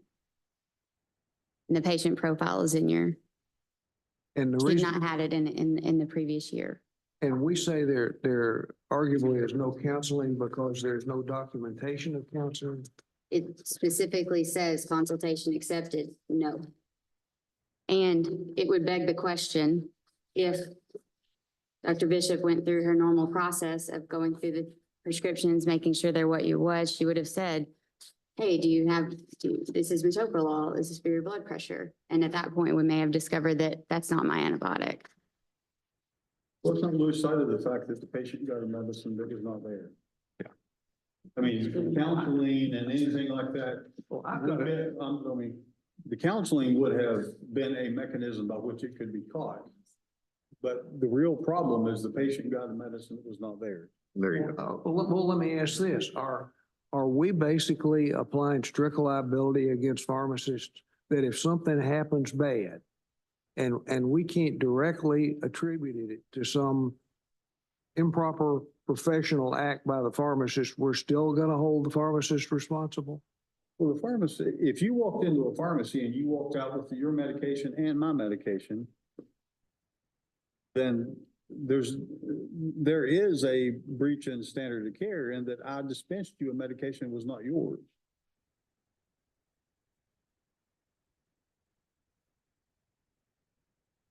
And I think, look at the charges on here, because we have 3 different charges in the order notice of hearing. So you have one that she failed to maintain an acceptable level of professional competency. 2, she failed to ensure the validity of the prescription, and 3, she failed to counsel. So that's our allegation, that she failed in those 3 separate ways, according to our rules.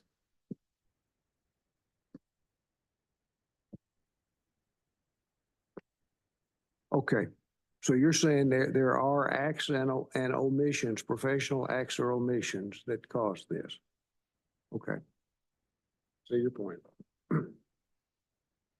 We're having a sidebar to see if I understand something correctly. In the audit trail, it's got like consultation, it's on page, it's at the bottom, 30. Has consultation documentation by Dr. Bishop, but then the answer below it that says no. Is that your answer, no? No. Or, so who's keying in the no? Once the pharmacist scans their badge, either the pharmacist or the tech can click on the cash register, yes or no. So you don't click yes on that? Because you scan it and it pops up on the point of sale. Sometimes I do, but not every time. Okay. Dr. Kirby, could you repeat what you said? So, and I'll explain. So when I go up and scan my badge, it pops up on the point of sale for consultation accepted, yes or no. In my experience, it's usually the pharmacist will scan their badge and answer that question. But that's why I'm a little bit confused. They're saying that at times she does that answer herself, and at other times a technician may enter that answer.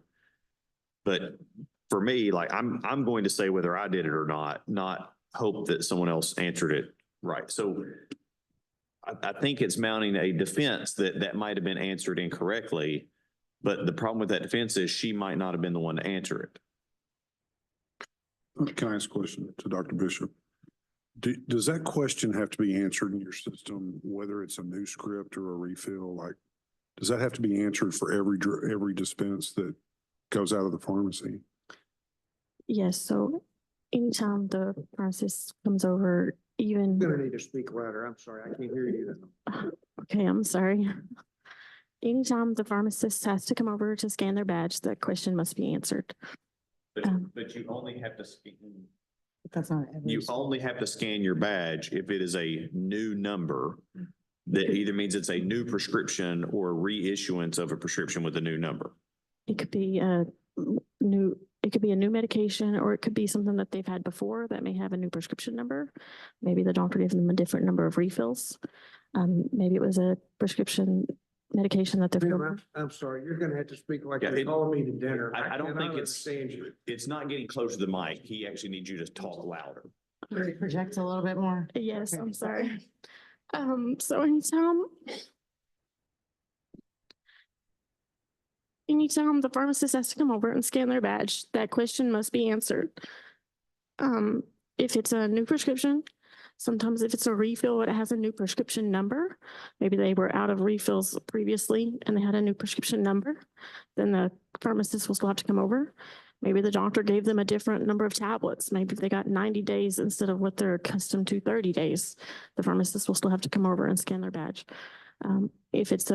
Even if it was a new doctor, maybe it was the same medication, but a new doctor prescribing. If anything had changed from a previous prescription, the pharmacist will be called over. The question must be answered. There are prescriptions that go out without the pharmacist being called over, though. Yeah.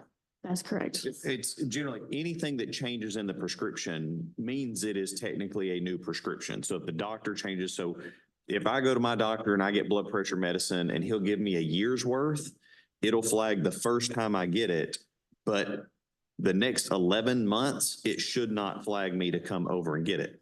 But if I see a doctor that will only do it 2 months at a time, it's going to flag 6 times in that year, even though I've continued to get the same medication over and over and over. So what does the fact that she scanned her badge mean? It means it was at least a new number. When we went back and looked, it appeared to be the first time that patient had gotten that medication at that dose. It was an increase in dose. So And it changed. would that then trigger the discussion requirement? Yes.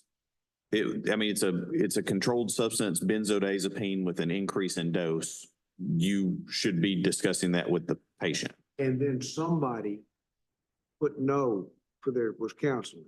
Yes. Like for me, what I would say is regardless of the extra bag being there, if I'm a pharmacist or for any other pharmacist, I would say if you're the one that it tells you to scan your badge, you should be the one answering the question whether or not you counseled or not. Because if you say, because there are times when I'd say no, it's like, oh, it's Dr. Smith. He makes you re-get this every 2 months. So I know I've dealt with you for years. You don't need counseling. No, I didn't counsel because it's actually a renewal of a prescription, not a new prescription. Can I mentioned this to you initially because I have a slightly different question. I want to know the line that says consultation documentation completed by L. Bishop on 1/31/24 with a timestamp. Is that badge swipe your confirmation that the pharmacist has counseled, or is the next line where it says consultation accepted, yes or no, that button being selected your confirmation that the pharmacist counseled? Because it seems like you have two different methods that run sequential to each other. And is the badge swipe your confirmation, or is the answer yes or no your confirmation that the pharmacist actually counseled the patient? That's where I don't understand. Go ahead. Can I jump in? Sorry, I can't figure out how to raise my hand on Zoom. I apologize. So thanks so much for that question. Exactly, that's the point. So the fact that we have that timestamp with the pharmacist's name and it says consultation provided, that is what we identify that the consultation was provided by the pharmacist. A lot of times what we see, Dr. Curley, you're 100% right. And that's what we've been trying to coach to is the pharmacist to scan their badge and then to answer that question. But a lot of times what we'll see, the pharmacist will scan their badge and then they'll begin talking to the patient and counseling the patient on the medications. And while they're doing that, the technician wants to expedite the process at the register. So they'll go ahead and hit that button and continue to move the POS system along. But 100%, the scanning of the badge, the documentation, consultation documentation completed by is what we utilize at Walgreens, that the consultation was provided by the pharmacist. So if we were to assume that logic of the record and this counseling did occur and she didn't leave with an antibiotic and she left with the antibiotic, her Xanax and another person's medicine, then we have a question of That happened. did that counsel happen effectively? Was the counsel negligent to miss a drug? So I think that goes back to the point that Dr. Bishop brought up before about utilizing the screen and what's showing in the work queue versus actually hands-on the paper. So had the technician scanned everything appropriately and followed the appropriate procedure, this would have been caught because once that other prescription was scanned, it would have initiated the patient to enter in the last 4 digits of their phone numbers to validate that's exactly them. Our policy also states that the technician has to ask them to verify their address so that we could, just another line of defense to catch that. Unfortunately, that didn't happen. Also, heard Dr. Bishop mention how she's changed her practice and she is putting more hands-on. Exactly to the point, Dr. Tankersley, yes, it could have been prevented by actually hands-on. We didn't do that. Consultation was provided based upon the data that was in the computer.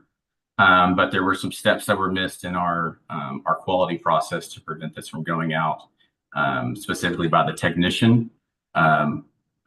Was what I would say is the major one.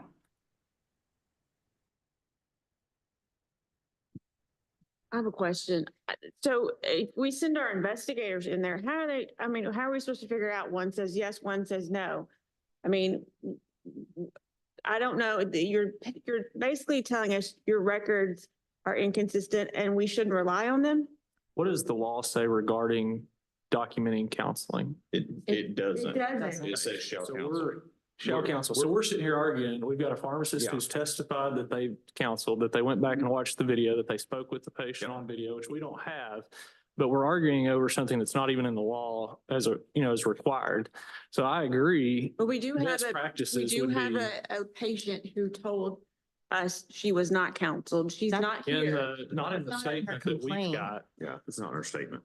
And so we've got a pharmacist that's telling us that they did it. And I agree, best practices would be to absolutely document that you counseled, that it was in there and says yes. But we're kind of going off of what the pharmacist is telling us, and we're going back and forth on something that's not even a requirement that I can see. And I'm not saying we shouldn't do it. I just don't know how we figure it out. Yeah, but I don't want to get buried in that. I'm where you are because the difficulty is, and we get into this, sometimes we have more documentation than we actually require or need, and it causes more confusion than clarity in some instances. Yeah. At the base of this one, if nothing else, a patient got dispensed an extra prescription.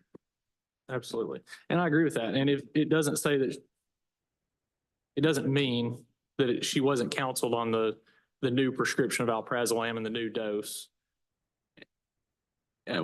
She's testifying that she did, the documentation's muddy at best, but that's not a requirement for us to evaluate. And so by counseling on the alprazolam, it wouldn't have caught that either way unless you went in, pulled the bags apart at that point and did it. And so for me personally, a person still got the wrong medication at the end of the day. That's a problem.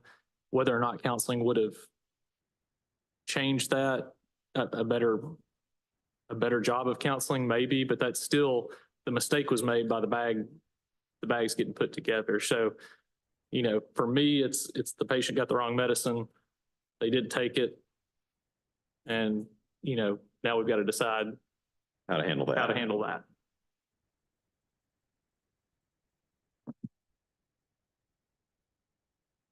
Dr. Jolly? I was just going to say, I do still think that question creates more confusion than clarity. Mhm. Yeah, that's where I've gotten.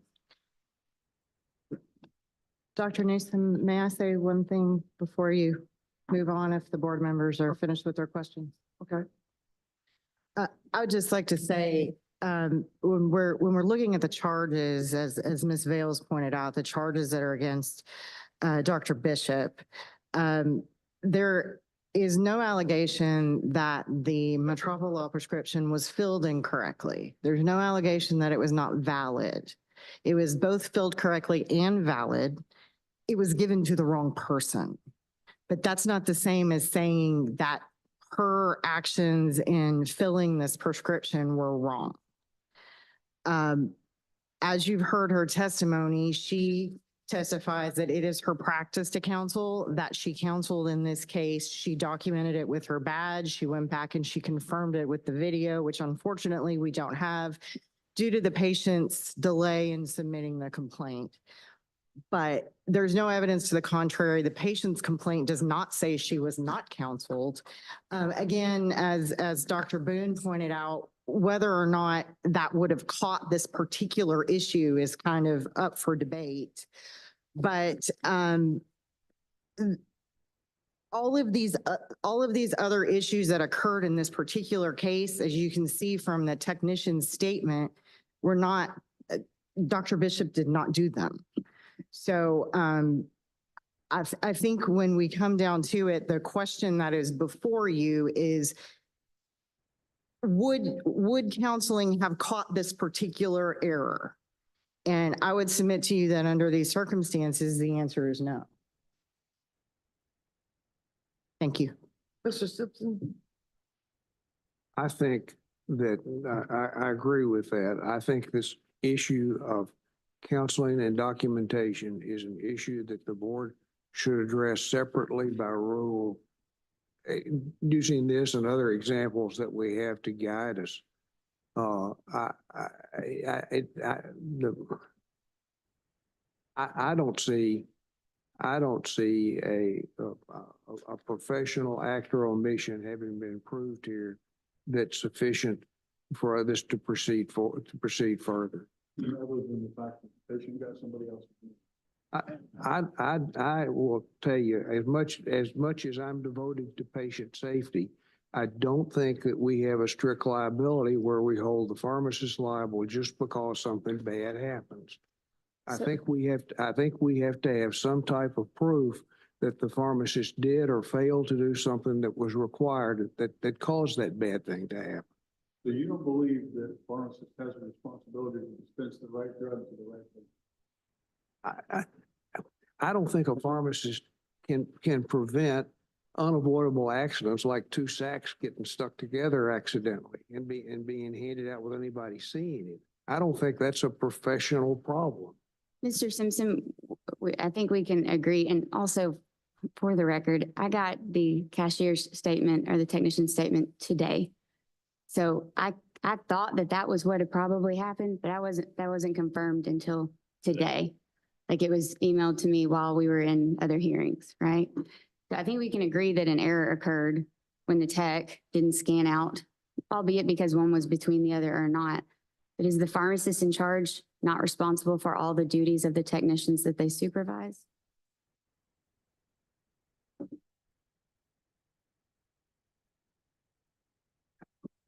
I think that there's got to be a distinction between something that happens intentionally or accidentally and unavoidably accidentally. You cannot make the pharmacist responsible for anything and everything bad that goes wrong. There has to be some degree of fault that attaches to it. And I just don't see that in this case. Hey, Dr. Richmond, you're just shaking your head.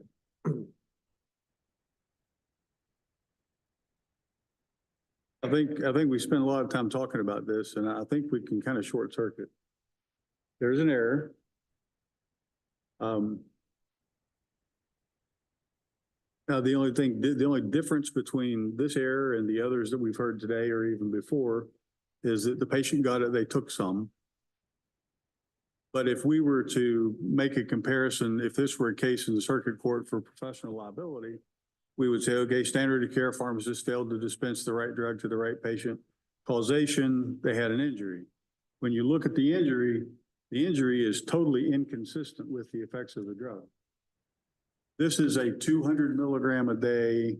We're talking about 400 milligrams taken within a 24-hour period. And I would have expected significant bradycardia and hypotension.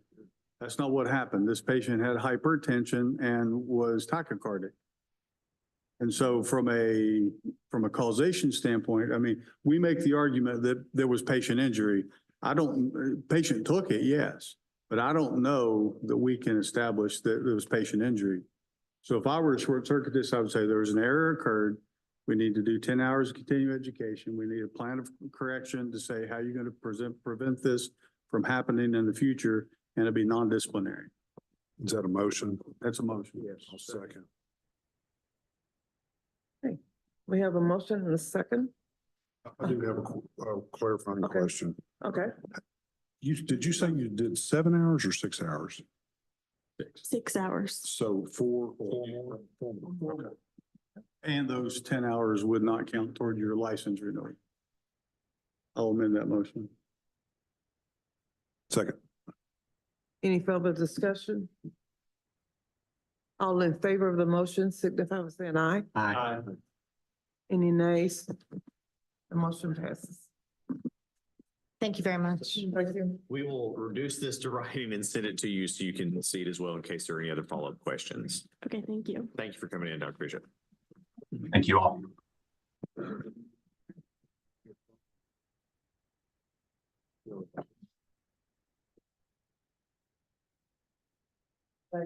to go?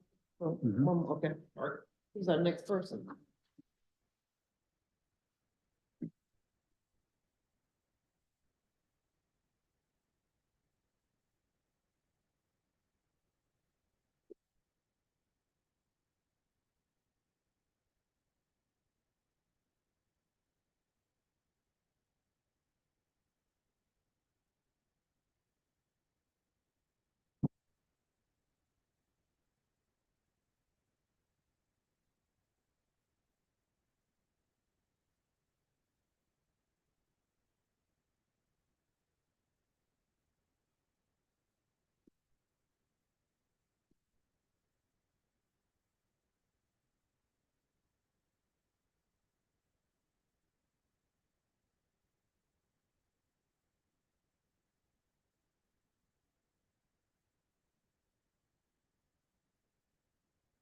We look at the stuff you just, that we.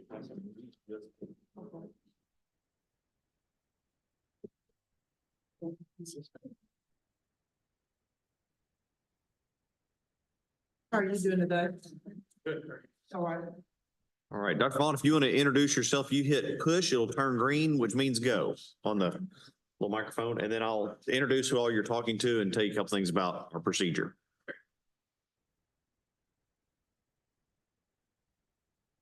Hold it down for just a second. Yeah, now let up. There you go. Okay. My name is Zach Vaughn. I'm the pharmacy manager at Walmart store 5737 in Fayetteville, Arkansas. So I'm John Kirtley. I'm the director of the Board of Pharmacy, and just telling you kind of who you're talking to. First of all, on this side of the table, we are staff members here at the board. Myself, Dr. Lindsay Tankersley, who is one of our inspector investigators, and Ms. Ashley Bales, who is our attorney and legal counsel. On the other side of the board table, you have 6 of our pharmacy board members, starting immediately to my left, your right. We have Dr. Lynn Frouchet, Dr. Lenore Newsom, who's the chair of our informal conference, Dr. Rodney Richmond, who is the president of the board currently, Dr. Brian Jolly, Dr. Clint Boone, and Mr. Harold Simpson, who's one of our 2 public members. In this process, this is about a complaint that we had submitted to the Board of Pharmacy. In a moment, I'll turn it over to staff and they'll explain what we got in the complaint, what the outline of what we gathered as far as information is. I'm sure the board will have some questions for our staff, and then they will turn over. Well, they'll also want to talk to you about this issue. At some point during this, they're going to say, okay, here's what we think we should do with this situation. It could be anything from CE, monetary penalties, probation. I'll tell you all the worst things first, to nothing at all, accepting it for information. We don't know what they're going to say until they actually do it. The biggest thing for you, though, is whatever they decide, you can either agree or disagree with it. Like if you agree with it, it's something, we'll put it in writing, we'll send it to you. That way, if you have any questions or clarifications needed, we can get those done. If you just don't agree with what they've come up with, then you can also just appeal to have a formal hearing before the full board at a later date. So I always ask, do you have any questions about how this works? No, sir. If at any point in this, if you do have a question, if you need to turn around and talk to somebody else who you've got your support team behind you, like let us know you need a break, anything like that, any questions, we'll try to do our best to help answer them. Yes, sir. Thank you. I'll turn it over to our staff. Again, board members, this is a patient complaint that was investigated by Dr. Tankersley that we received in October of last year. So this is a med error, and we've charged, we've charged Dr. Vaughn with failing to counsel, failing to evaluate for duplication of therapy, and failing to maintain an acceptable level of professional competency. So I'm going to turn it over to Dr. Tankersley to provide you information on the investigation and what led us to bring Dr. Vaughn in today. Right, so received a complaint October 10th of 2024 from a patient alleging he was not counseled. Whenever I have a complaint like that, the only thing I can depend on are statements and records sent to me by the pharmacies. So Dr. Vaughn was the pharmacist on duty and is the pharmacist in charge at Walmart in Fayetteville. On October 10th, 2024, 4 prescriptions for patient A were received electronically by the store. Olmesartan, losartan, carvedilol, and atorvastatin with their respective directions. The 4 prescriptions described above that I just stated were original prescription medication orders. They were not renewed or updated prescriptions patient A had been recently taking. That is evidenced by the patient profile also in your packet. Respondent was the pharmacist on duty who completed the final product verification and was on duty at the time the prescriptions were filled, dispensed, and sold to patient A. At the time of sale, patient A was not counseled by the pharmacist. Of note, 2 of the prescriptions dispensed and sold are members of the same drug class, the losartan and the olmesartan, representing a duplication of therapy, could have serious adverse effects.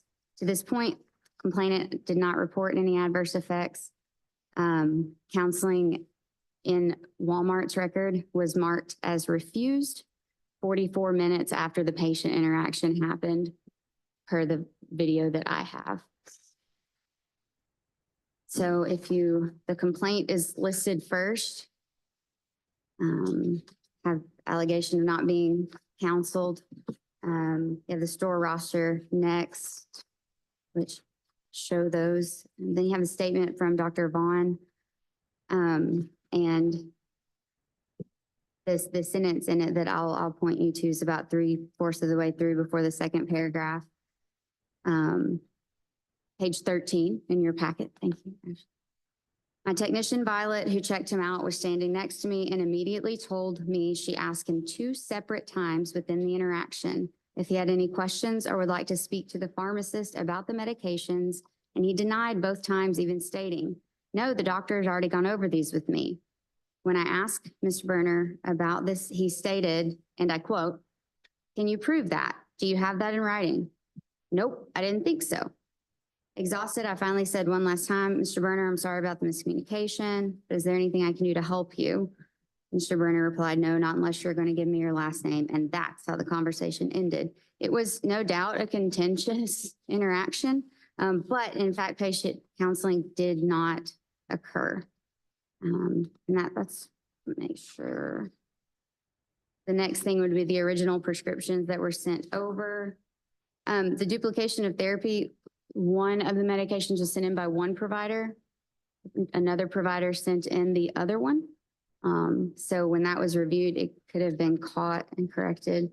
You got the prescription audit trails for the prescriptions in question after that.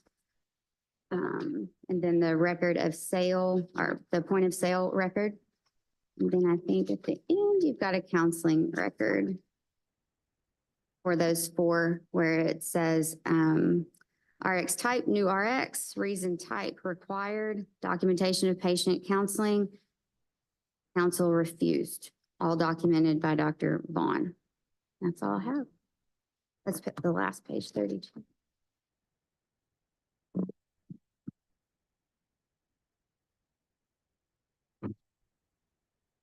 Okay. Any questions? So was the Okay, go ahead. not or refused counseling added after the phone call was made by the patient to the pharmacy?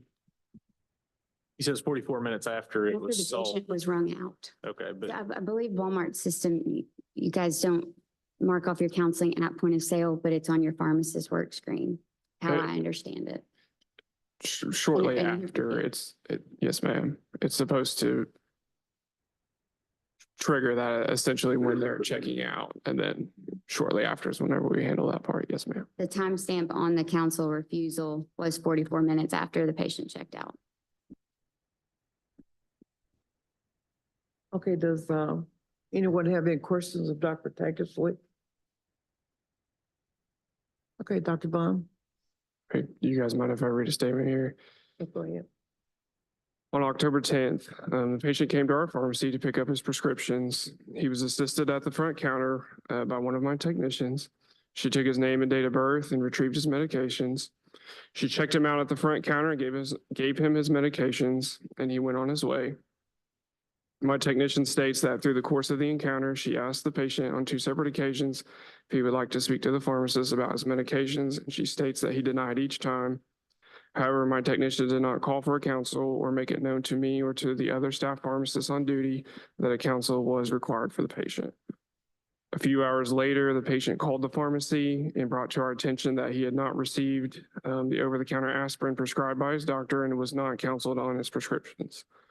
Unfortunately, I was not able to provide a resolution as the patient was very upset and unwilling to accept my assistance. As a pharmacist, and especially as a pharmacy manager, it is always my highest priority for myself and for my team to provide the best patient care. It bothers me greatly that the situation took place. My pharmacy team and I have taken this situation and used it as a learning opportunity. And I have personally used it as a reteaching moment for myself and for all of my staff. Since this event took place, I've had each member of my pharmacy team to read through the SOPs on both checking out patients and counseling. In addition, each of my each member, in addition, each member of the pharmacy staff was required and have completed a computer-based learning module over both topics, counseling and checking out patients. This is all in addition to the individual and group conversations I've had with my pharmacy team members just to ensure that we all understand what the expectations are when we're checking out our patients. Each and every day when working the bench, I have made it a high priority of mine to pay attention and to observe my pharmacy team and to ensure that we are continuing to carry out the checking out and counseling process correctly at each station. I've also partnered with my market director on this, and she also has used this as a teaching moment, not just for my store, but for each and every store in our market. She has met with each pharmacist and each pharmacy manager to ensure that each and every store understands and is carrying out the checking out and counseling process correctly. As for myself, I personally have completed 5 hours of CE on various topics such as law, compliance, and ethics, effective patient communication, and medication safety and errors. I plan to also complete additional 5 hours of CE before the end of this year.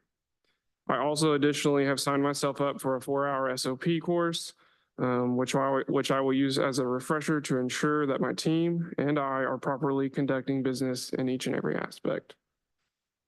Since this October event, I have been tremendously proud of my pharmacy staff and their response. Each member of my team understands the importance of following each and every rule closely so that we can always make sure we are providing the absolute best possible patient care that we can. I know I personally have learned from this event, and I have used it as a very valuable teaching moment.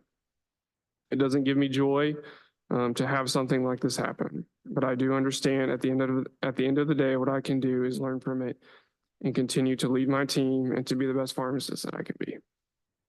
Thank you, guys. Thank you, Dr. Vaughn. Does anyone have any questions? A couple of quick questions to clarify how I understand the system. How long have you been at Walmart now? It'll be 10 years in a couple weeks. Okay. In Walmart, once you do a final check of a prescription and it is passed over or sent for bagging, it's the clear bags that hang, as I recall. Yes, sir. In most systems. So if a technician or a clerk pulls that, and how are they supposed to know that it requires counseling? So whenever they are checking out the patient on the computer screen, it will have a little counseling box, and it will have like a wire and in for yes or no. Okay, so an alert box pops up for them. Yes, and then also on the paperwork when it prints out, it also have has the same box. Okay. Yes, sir. Can the clerk override that or continue to sell the product, or do you have to do something to allow it to proceed past that point? They can continue. So if a clerk, okay, I'm gonna say clerk because it's not a tech duty, but if a clerk messes up and doesn't let you know, hey, that's popped up here, and they sell the prescription, it goes out, it'll show up in your queue later to say whether or not you counseled the patient, but you did not know and may not have been alerted why the patient was there. Correct. I mean, through alert pop-up box that says counseling required over the next window. Like it's a little box that has a wire again in it. Like in the corner. So you have to be paying attention and see that it says why. And I think, to help clarify, like there's not a hard halt in this system, like what we just heard, where a pharmacist has to actively do something for it to continue. So if someone doesn't see the box, or there's a post-it on that part of the screen or whatever, in this instance, it's actually, the system is designed that the clerk has to notify the pharmacist that that person is there and needs counseling. And if that doesn't happen, the pharmacist doesn't know they're there until later. And if you're up in the counseling queue, like we were talking about, what people like to do, I mean, that counseling queue for me, that would be many times throughout the day, throughout my day. If I saw that it said Lindsay Tankersley, yeah, popped up on my screen and like, where's Lindsay? Yeah. That's me getting on the horn and calling and saying, hey. Or You maybe pick they this say, up. hey, she went and picked someone else up and scored, she'll be right back, but there's a way to see it.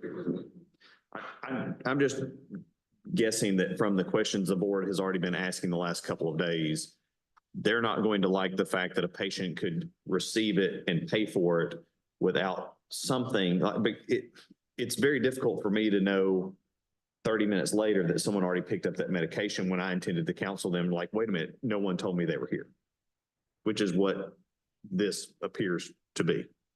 May I ask a question about this interaction and possibly others that is a little bit different?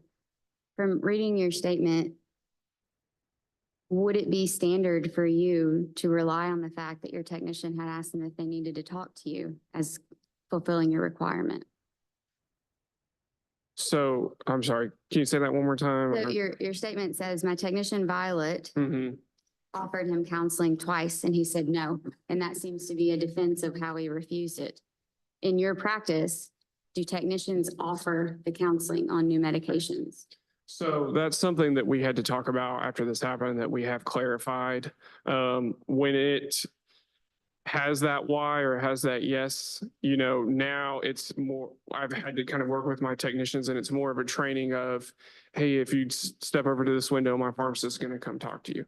And before, you know, when there would be, if there was in this instance, maybe pushback or the patient say something like, oh, my doctors went over this with me, or, you know, probably as a leader, I should have been better about, no, it doesn't matter. You still need to move them over here, like regardless of what they say, because I still need to talk to them. And so, you know, that's something that we did have to talk about and we did have to clarify, and that we have definitely corrected, so that we don't have these type of mistakes anymore. A lot of it's a comfortability thing, you know, making sure that we're comfortable with, even though if a patient denies or says something similar to what happened here, that we're okay with being like, well, the pharmacist just needs to talk to her, or at least, you know, the pharmacist needs to come make sure everything looks correct, you know, even if they're still like, well, no, I don't want to talk to the pharmacist, I don't have questions, you know. I just wanted to make sure that you knew a technician cannot offer the counseling. It must come from a pharmacist. Correct. And so, and that's something that I have had to clarify with my team, myself. That's something that now is, you know, in no question, and we all understand and are all on the same page on that. But Yes, at ma'am. this point, you did rely on your technician's offer of counsel as the patient not needing it. If in that situation, yes, ma'am. Just to clarify, to make sure I think I heard what I think I heard. Okay. These 4 prescriptions, and in particular, the sartan and low sartan, those were by different doctors? Correct. So the first 3 original prescriptions were the losartan, you might have to remind me what the other 3. The other 3. So those 3 were called in by a certain doctor at the hospital, and then about an hour and a half later, it was when the olmesartan was called in, and this one was called in by a separate doctor. Now that one then was, yes, so an hour and a half later, yes, sir. I forget what your original question was, but yes, sir. Well, I just wanted to clarify, that was what I thought I heard. Okay, yes. So the 2 ARBs were called in by 2 different doctors? Correct. Okay. And there's no issue with the other 2 prescriptions? Correct. So you had to, I mean, that combination, that both of those ARBs being called in is going to require some sort of drug utilization review. Either 1, which doctor is supposed to be treating, or 2, did the same doctor, did they intend for these to be used together, which doesn't make sense. Either way, it's going to end up in a drug utilization review. And you could talk to the patient as a historian to help resolve that drug utilization review. Or if you've had a conversation with the prescribers resulting in the use of one of them, then you still have to have patient counseling. So unlike the others the other case we just heard, I think that here it's part and parcel, either the drug utilization review and patient counseling. The patient should have been involved in both steps. So when the second prescription came in, the olmesartan, the 4-pointing verification and the DUR of that prescription was not done by me. So that one was done by the other staff pharmacist who was there that day. I did the first original three, but I did not do that one. So, but I agree with, I agree with what you're saying. Yes, sir. I understand what you're saying. Yes, sir. So that the right pharmacist is responsible. I mean, who was there at the time that they were dispensed? Both of us. So both pharmacists were there. Both of us were there. I was the one though who marked refuse on the council. Yes, sir. So all 4 drugs did get dispensed? Yes, sir. Part of the complaint is that it seems to me the complaint is that you failed to tell the patient that one of the meds was over the counter. What was that? So when I spoke to the patient, that is what, him and I, we had an 8-minute conversation. And I'm not saying, I don't know if it was 8 minutes, but I'm saying if we say it was 8 minutes or so, I would say most of that conversation was him being upset about that. He did at the end, the statement that she read earlier is whenever we did talk about the counseling part. And so he was upset about the aspirin. He said that he had a note from aspirin, from his doctor or from the hospital saying for him to pick up some over-the-counter aspirin. And we had a note there on his profile to tell him about the over-the-counter aspirin. Typically with over-the-counter medications, if it's cheaper to get it over the counter, we'll assist him in that. And so that's originally what he was more upset. When I spoke to him, that's what he was upset about. The failure to tell him to pick up the aspirin? Correct. Correct. Yes. So what happened? Do we know what happened as far as the dual therapy goes? Was one discontinued? Were there any issues? The allegations say could have resulted in serious adverse effects and that patient has not reported any adverse effects to the board.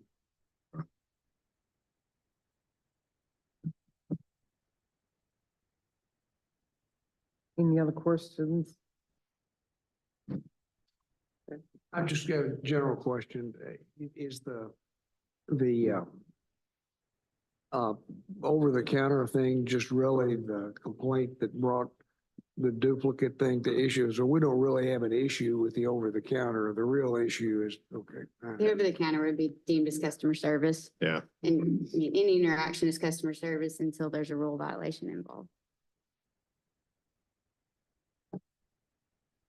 So do you know if have you heard anything back from the patient? Is he still taking both of them, or what is his status, if you know? So I haven't spoke to him since that day. When I spoke to him, he did not want to have any type of conversation about the aspirin or the counseling or anything. I mean, he was just very. So I actually didn't even answer the phone whenever he called. The other pharmacist did, and there was a struggle, and I'm the pharmacy manager. And so it's typically whenever I see one of my staff members is struggling with a patient or having issues, I try to step in and help. And so I had taken the phone from her, or, I told her, hey, you can place someone on, I'll talk to him, because she couldn't get a word out when she was trying to speak to him. And so I said, let me talk to him. So he just wanted the whole conversation. He just wanted to know my name, my first and my last name. And he was telling me that, I was never going to practice pharmacy again. And he was cursing at me. And there wasn't a lot of, between him and I'm not sure what the conversation was like between you guys, but between him and I, there was not really much conversation other than him screaming for me to tell him my first and last name. And I gave him my first name. I think I said in my original statement, I was legitimately a little bit afraid to give him my last name, even though he could come up to the store and see it. But, so I have not followed up with him. I mean, he did not want to speak to me. He just wanted to know my name so that he could he wanted to know the name of the pharmacist in charge of filling prescriptions that day. So being the pharmacy manager, I always take on that responsibility. And in this case, I was the one who marked refuse on his counsel. And so I told him my first name. Yes, ma'am. But I have not talked to him since then. No, ma'am. Thank you. The negative part of the interaction you had with him was after, like whenever Violet said, do you have any questions on these? Mm-hmm. Did you interact with him in any way at that point, or did he just ring up and go? No, ma'am. And then he got home, discovered, I need my aspirin. I want to know your first name. Right. But that initial time when he should have been counseled, he was not aggressive toward you or. I did not speak to him that time. No, ma'am.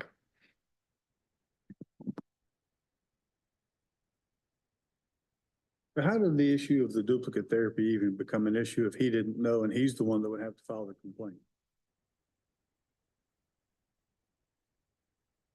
When I reviewed the records of the prescriptions that were sold to him, it presented itself to me. As a pharmacist, I would view that as an error.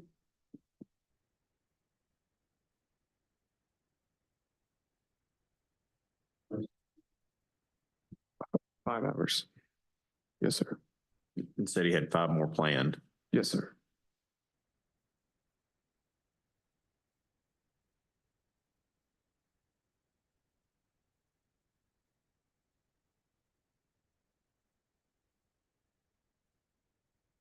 Any other discussion?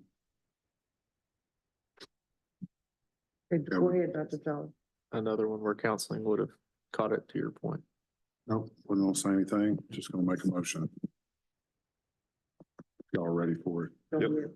Let me run it by y'all first real quick, make sure I'm not missing anything. Corrective action plan, 10 hours of continuing education. I'm missing. Yeah, non-disciplinary. That's my motion. Second. Have a motion and a second by Dr. Jolly and Dr. Richmond. Any further discussion? All in favor of the motion, signify by saying aye. Aye. Any nays? The motion passes. That 10 hours won't count toward the 30. Okay. Buying. You have to do 40. Yes, sir. All right. Right. We'll Thank you very send it much. to you so you can look at it and read over it. Okay. Thank you, guys. Stella? Stella Cuomo?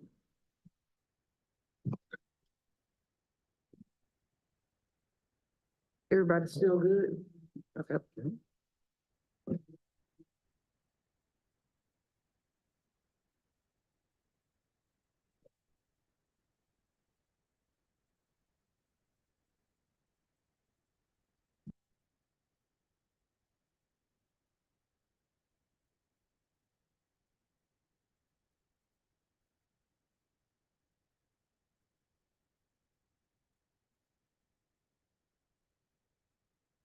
That's what I was asking. Was there? We can go right, you can go, go. No, go. She's not here yet. Yeah. Didn't make her seat yet. Any, are the list, are these all pharmacists we have left?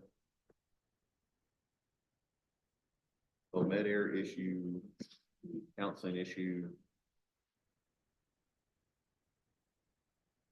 We review each of them, taking about 5 minutes for our charges are gonna be.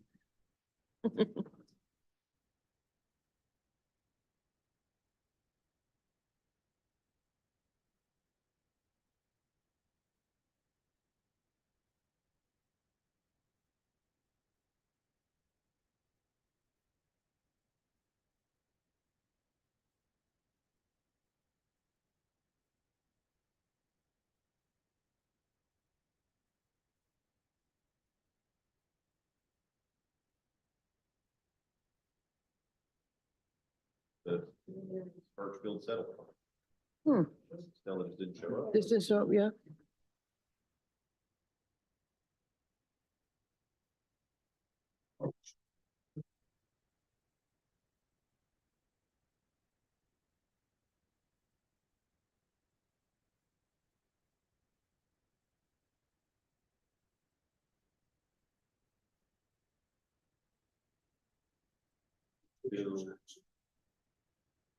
No show, no hear from?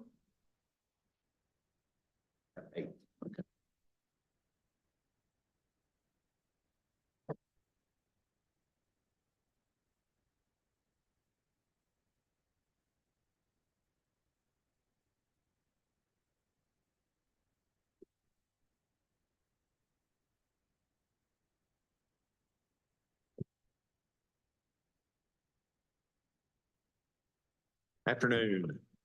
So if you guys want to introduce yourselves, I'll tell you who all you're speaking with here and a couple things about our procedure. All right. I'm Michelle Fettle. I'm Kara Birchfield. Okay. I'm John Kirtley. I'm Director of the Board of Pharmacy. On this side of the table, we are staff members here at the board office. Myself, Dr. Lindsay Tankersley, who's one of our inspector investigators, and Miss Ashley Bales, who is our attorney and legal counsel. On the other side, you have 6 of our board members that are here basically to listen to and ask questions and make some decision on this situation today. I've got Dr. Lynn Fouché right next to me. Got Dr. Lenora Newsom, who's the chair of the Informal Conference. Got Dr. Rodney Richmond, who is actually the president of the Board of Pharmacy. Dr. Brian Jolly will be right back. Dr. Clint Boone and Mr. Harold Simpson, who's one of our 2 public members. Generally in these situations, what we do is on this, we will turn it over to staff and staff will give us an overview of why we're here today. And then the board members may have some immediate questions for our staff about whatever we have found or whatever we're reporting to them. And then generally they're going to look to you guys to also ask you questions about the situation before at some point they're going to say, here's what we think we want to do about this. Whatever they decide at that point, you don't have to make a decision sitting right here, right now, but you have the opportunity to either agree or disagree with it. If you agree with it, we go forth with whatever it is they've asked us to do. If you disagree, it is basically at that point saying that you would prefer a formal hearing in front of the full board at a later date. I completely understand that coming in and sitting at that table is pretty dang formal in the first place and stressful. But I'll delineate that the difference is in a formal hearing, it's all 8 members of the board. I'm usually sitting over there with our legal counsel, Dr. Tankersley would as well. We would have a court reporter typing everything out, a hearing officer, and everyone gets sworn in, and it's much more procedurally formal, like going to court. So I always ask, do either of you have any questions about how this works? No, I think you explained it well. Okay. At any point, if you do have a question, if you need to turn and talk to each other or something, or have a moment's break, by all means, raise your hand, ask any questions you got. Let us know if you need to stop, and we will do our best to accommodate or answer any questions. Okay. Turn it over to staff. Notice of hearing with regard to allegations. Also, 2 separate sets of charges based on the situation here. It's also a counseling issue, and that's a charge with regard to Birchfield. And Ms. Settle was the pick, and so that sort of outlines her responsibility in the transaction. This came about during record retrieval. And Dr. Tankersley was in the pharmacy for retrieving records for a different matter, but I'll let her present what she observed in the pharmacy and what brings us to the hearing today. Many times I'm in a pharmacy and things happen around me that I cannot ignore. I went to this location to retrieve records on a completely unrelated case. While I was in line, I do have video of me walking up in this interaction if you want to see it. I walked up, observed. Now, Dr. Birchfield, let me give a little history there. Dr. Birchfield is currently licensed as a pharmacist as of February 6th of this year. She was licensed as a pharmacy technician from September 16th, 2024 to February 6th, 2025, after her intern license lapsed November 30th of 2024. She then got a technician license to be able to continue working while she attempted to pass her NAPLEX. She has since passed and is now a pharmacist. So during this interaction, when I arrived at the pharmacy to do records retrieval, was, let me find the date.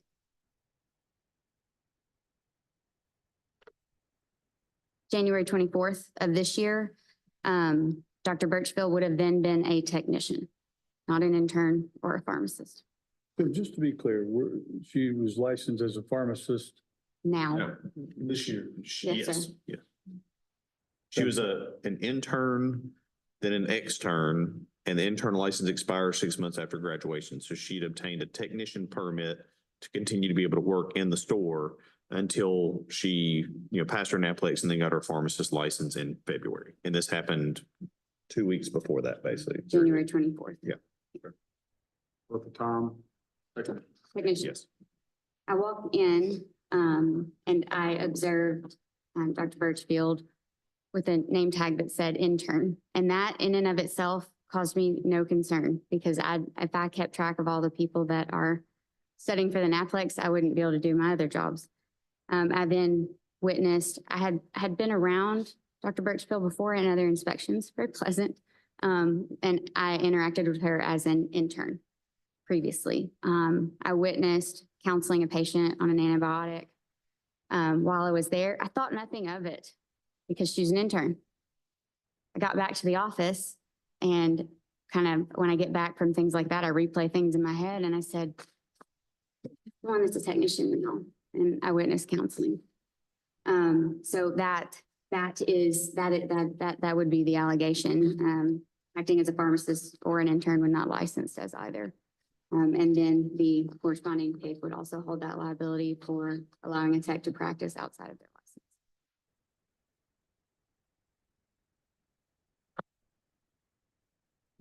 And I'll add as well, I'm going to make sure counseling is required, even though if it's offered by a technician, needed or not, it would be incorrect. I did retrieve that point of sale log to determine which prescription was sold to that gentleman. It was in fact a new prescription for an antibiotic that did require counseling, which was provided or solely by Tara Birchfield functioning as a technician. I was a little late coming in. My apologies. Are you? PIC. The PIC? I'm the former PIC. I no Yes. longer work for CVS. Okay, but you were with No, I was PIC at the- the time. Yes, I was was acting as a temporary 90-day pick up until February 8th. Okay, And thank you. so at the time, and I actually worked with Kara previously, and she was coming over to the Sherwood store to kind of get ready to be a pharmacist. And I believe the day that this happened, there was a floater pharmacist that was on staff, asking more of her.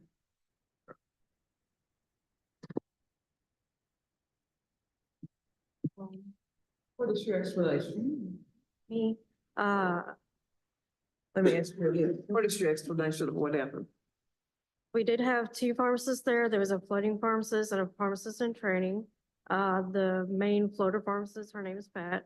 She was asking me to do some tasks, and one of the tasks was to go over there and help counsel on that new antibiotic, which I was just reading on the label, but I do realize at the time that was a mistake. That was not within my responsibilities as a tech, and it's also my responsibility to let her know that I was a tech at the time. Because she also previously knew me as an intern as well. And I've been working on trying to get a new name tag to say tech at that time as well. But I did counsel on that antibiotic, reading up on that label. I will take responsibility for that. Was the name tag a CVS name tag or like a college? So it was actually, they have. Okay. Yeah, it was a CVS printed one that takes quite a bit of time to replace. Okay. So what happens if you lose a name tag? You just don't have one for a while? Pretty much. Okay. I mean, they encourage you to wear your, well, for us, white coats that have your name on them if you don't have a name tag. I think there are some ways to make temporary name tags, but the store at the time did not have the label maker. So that's kind of what I recall, because I personally didn't have a name tag the entire time I worked there. Okay, Dr. Settle, what knowledge do you have of all of this? Honestly, I just have the knowledge that when it was brought to our attention, when Lindsay was in I was told about it when the complaint came in from Ashley Ellis. And, Kara and I did talk about it. And it was something that I feel like that's our scheduler and I should have been more, talking more with the floaters to let them know. We had a couple of different, Kara was one of the two, maybe, was there three?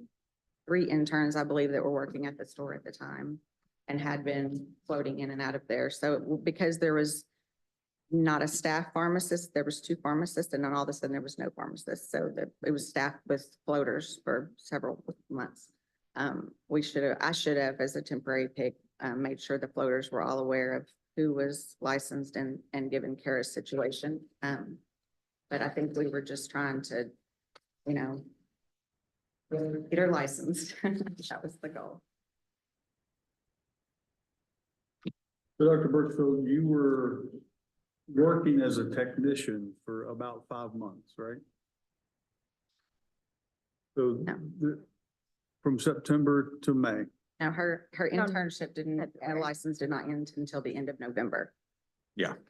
So it was. I'm just looking at the I'm allegation. sorry, she did get a tech permit ahead of the time that the intern license expired so that she wouldn't have a gap. So that is correct. In case I didn't pass the test in time. Yeah, we make it expire November 31st, I think.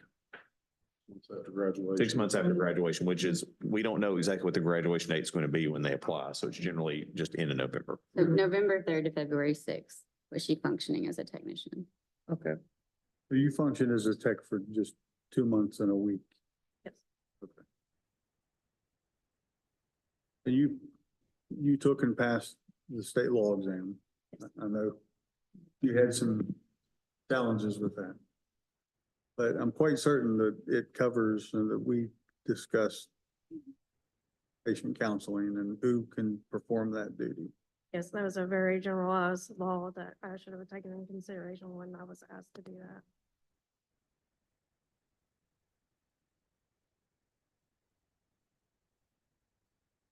So how did it come to that you just took counseling on your own? How that you took on that responsibility? I'm just trying to figure out how that happened at the counter that day. I don't remember much of that day, but I do remember it being pretty frantically busy, and we had the new training pharmacist. Pat had her doing just the final verifications, and Pat was doing literally everything else for pharmacists. So she had asked me to walk over there to do the counseling.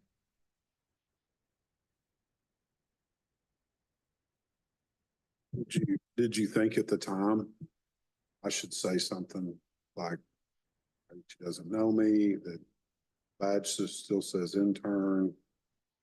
Did you explain to her that I'm a technician, or did that just not really enter your mind? Or? It should have entered my mind at the time. I thought about it after the fact, like the same day though.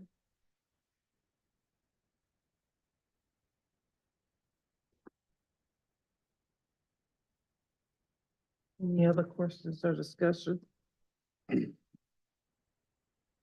Are we ready to deliberate?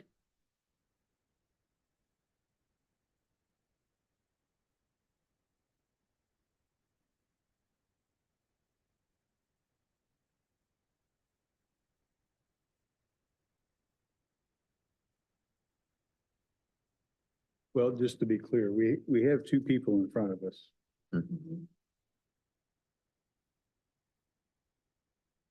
So, I mean, are we considering them together? Or You can separate them out. I mean, I'm sitting here going through my head, part of it is, Dr. Settle is here because at the time she was the PIC, she would be able to speak to what the training was or everything else. I mean, if she's saying they were trying to get her a new name tag, if I was a relief pharmacist and walked in and saw a name badge that said intern, like, I'm not in charge of the system. I'm not in charge of the staffing. I'm a relief pharmacist. It appears to me that I have an intern, like, I've never really thought through that process, but I mean, we have situations where people go to pharmacy school and don't complete it. And then if you have a company that won't give them an updated name badge, whoever comes in as relief, do we have a timeout and go, show me your license? And it should have a license. You should have a license on the wall. But I don't know that most people go through that process immediately. Well, it just strikes me that, I mean, you were the PIC albeit interim, but you were the PIC at the time. Yes. So it's your responsibility to make sure that job duties are divvied up based on what they're responsible, but you were not there at the time. No, I was not working the bench that day. Okay. I think the pharmacist that was there was one of several that floated through there, but had worked with Kara previously. And I think during that interim period, you know, for months, it was, you know, other technicians as well as patients would ask questions, and I'd always listen to Kara, maybe speak up if she was counseling to add to that as part of her training. So I feel like that day, things just kind of got new people training and everything. It just got a little frantic. And, you know, when she and I talked about it, she said, I just fell into the routine of, I've been an intern in counseling patients and just trying to, you know, do what was best for the patient. So we talked about it and then reiterated with the staff until she has a different license, they need to stop relying on her. And for now, I guess my comments directly relate to Dr. Settle, that her role as PSE is to just make sure the store is legal, but that's not managing the day-to-day, moment-to-moment things. And so if she wasn't there, I don't know how she can be held responsible for what Dr. Birch or Kara, technician at the time, did. So you want to dismiss her? That would be my opinion. She was brought in simply, it's a default. If the technician is practicing in a manner they shouldn't be, the PIC is responsible. So it was a default. I was aware she was not there that day. Yeah. Otherwise you guys go, where's the PIC? Yeah. Wait a minute, maybe I missed, say that again? We would automatically bring in the PIC because you had a technician doing non-technician duties. And the Okay, PIC would be so is that an ultimately. explanation of why she's here? Yes, yes. I mean, is the staff advocating that we in fact should be doing? No, Okay, all right, I No. just want, so I go back to my original comment. yeah. I think you could have a motion that would basically dismiss charges against Dr. Settle. Right. And then add to it whatever else you want to add. I can make that motion, but I don't know if anybody else has comment. I've got a comment about Ms. Birchfield, but if you want to make a Let's comment. just tell them, do them one at a time. Yeah. Okay. So you want to make your motion? I would make a motion, we dismiss any charges against Dr. Settle in this matter. Second. Okay, have a motion and a second. Any further discussion? All in favor of the motion, signify by saying aye. Aye. Any nays? Okay, motion passes. You'll have to agree to that, though. I can agree. I mean, she's 2 months into her pharmacist career, roughly. This is a valuable learning experience for her, I'm sure.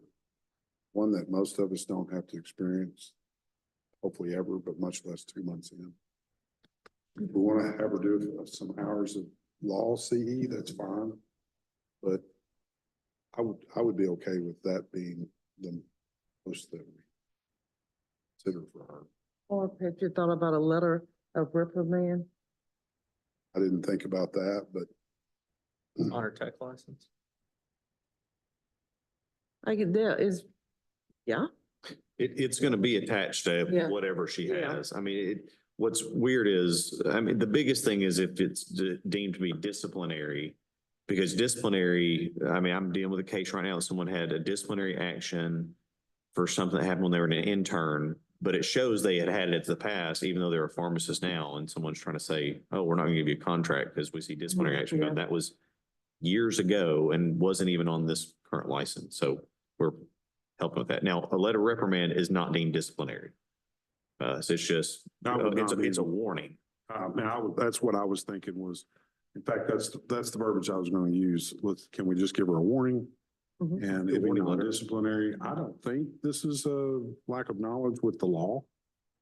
I mean, I would honestly just be okay with a warning. I understand this was probably like a weird timing. That was like a weird timing for all of it. and then like I say, goes back, you did not have, the right type of badge, that you should have been wearing at the time. You had, different pharmacists, coming, in and out of the store.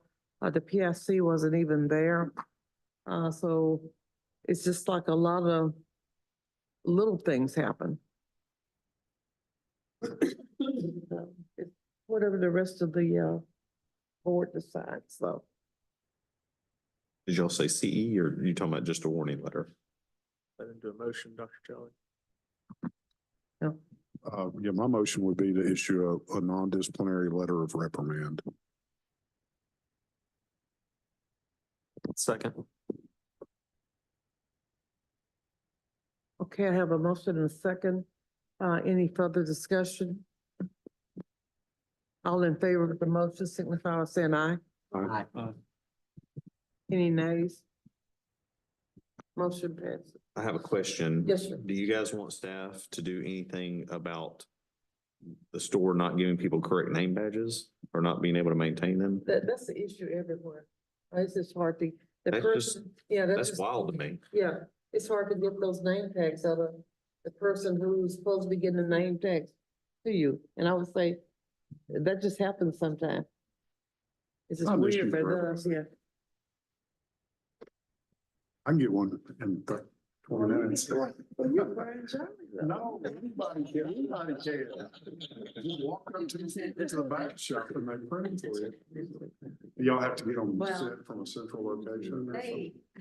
I'm honestly not familiar with exactly what CVS does anymore. They go online and they print them and, they've said it takes 3 to 4 months. I don't know if they print them in batches or how they do it, but this is the first time I'd worked for CVS in Arkansas or in years. And in the past, there was a way to make a temporary label. I mean, Yeah. for You make a anybody. sticker. I mean, you had to, in Tennessee, we had to designate if they were there as a cashier, if Yeah. they were a technician. And some days based on the ratio and who was staffing, that changed hour to hour. So there's a way that they should be able to provide a badge immediately. But it gets tough sometimes. Yeah, I would I mean, say just it may moving not be a forward. pretty badge with a name like imprinted as nice as her intern badge would be, but there's a way to make a temporary one. Don't misrepresent yourself Yeah. and be aware of the different duties because you are a pharmacist now and you may have an intern under you. Let's also let you know, make sure that is an intern, right? Working at that store has been a very valuable lesson for both of us. Yeah. I'm always having to ask when we have an extra tech and I'm like, okay, how many of y'all are techs? I can only have 3 of y'all right now, like on Yeah. recruiter. Yeah, one of you can be a clerk right now. Right. You have to ask those questions every day. Yeah. Yeah. But Dr. Curley, to answer your question, if you wanted to reach out and Yeah, I mean, communicate I'll with see, that delay. friends next month at our NABP meeting and be like, hey, we don't need to hear that, like, people can't get valid name badges. If you, because many of these stores, you have to have your name badge to do different things. You have to have it to check in for work. You have to have it to, if you are doing counseling, you have to scan it. It's just like, I'm having. I think CVS is my- that my- advanced yet. They use Yeah. a random code daily that pops up. Okay. So where are you working now? Pharmaceo. Okay. online. I didn't have it on the system when I checked, so. Yeah. But they may be able to see it. They see more than I do. Okay. All right. Thank you, guys. Okay, thank you. You can talk to I have Dan about one that on your website. question. Yes. So what's that, how's that gonna affect me going forward, that Update where I'm reprimand? working. It's in your file, but it's I not didn't go to work disciplinary for a action. little And while, we'll send you a copy of We're the letter. non-disciplinary. Yeah, we'll send you a copy of the letter so that you'll be able to see it. If you have any questions about it, let us know. If anybody ever asks you, it's like, I did get a letter of reprimand once. It was not discipline. So it shouldn't affect any like third-party contracts or anything like that. So, okay. Thank you, guys. Thank you. Thank you. I appreciate your time. Take care.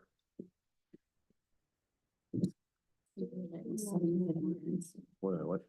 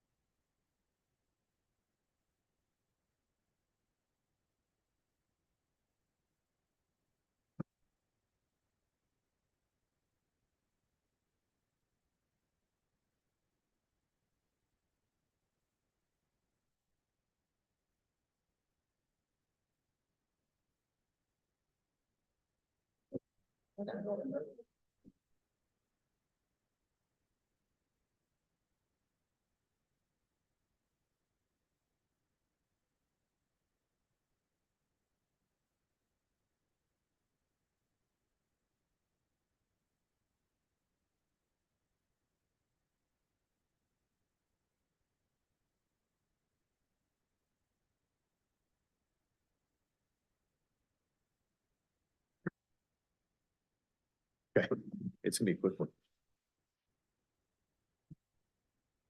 All right, Dr. Collinsworth, you want to tell the board who you are again, and I'll go over a couple of quick housekeeping issues. All right. I pushed. It's green. It's green, okay. Yeah. Trent Hollingsworth, compounding pharmacist, currently working at Westside Pharmacy in Benton. As you know, I'm John Kirtley. I know you've been here before. Most of the stuff is the same, but there might be a couple of fresh faces. On this side, once again, we're staff members here at the Board of Pharmacy. On the other side, we have pharmacy board members. I'm going to start at the far end with Mr. Harold Simpson, who's one of our two public members, Dr. Clint Boone, Dr. Brian Jolly, Dr. Rodney Richmond, who's current president of the board, Dr. Lenore Newsom, who's the chair of our informal conference, and Dr. Lynn Fruchet. This one is a little bit different because the board has in its packet a copy of the non-disciplinary consent agreement that you had entered into with the board previously. In addition to that, I know we had one letter. Were you able to get the other documents in here? So you have an affidavit from Dr. Robertson, who initially testified at the last informal conference regarding the compounding. That's an overview of what the findings were from his previous appearance with the board, basically. No. The affidavit from Dr. Robertson is what he would testify to if he were here today. Yes. Yes, not about last time. Okay. Dr. Robertson reviewed the trainings that Dr. Hollingsworth presented and giving his opinion. I got you. I was looking at number 9, which was a repeat findings from before, examples included. Okay. Yes, I'm sorry. Yes. So we do have that in there. They're not page number, but that's page 8, and then it goes on with page 9. And then, and the last document is the list from Dr. Hollingsworth of the training that he's done in the interim. I have a recommendation letter from Dr. Torres I'm passing down. I also have his SOPs in a notebook here if anybody wants to review them.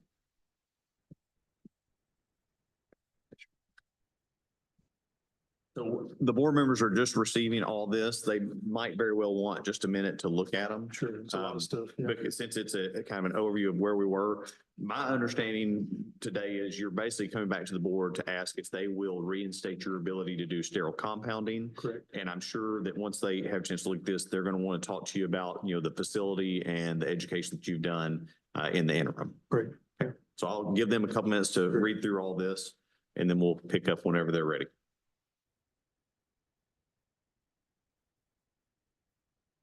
And the SOP that I brought is a draft. We're in the process of developing a lab, so that's not 100% complete, but that's where we're at as of today. So it's an actively developing document. I thought maybe it would be of some help.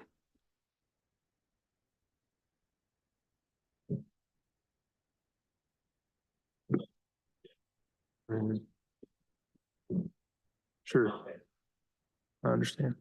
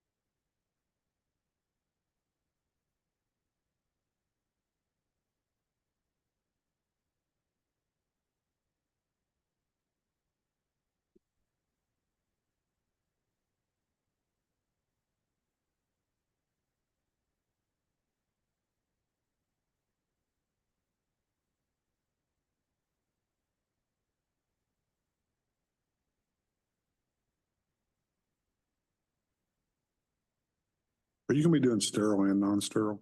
Correct, yes, sir. What, is it the new facility or is it at, The new another? facility, yeah. West Side is building a new retail space as well as compounding.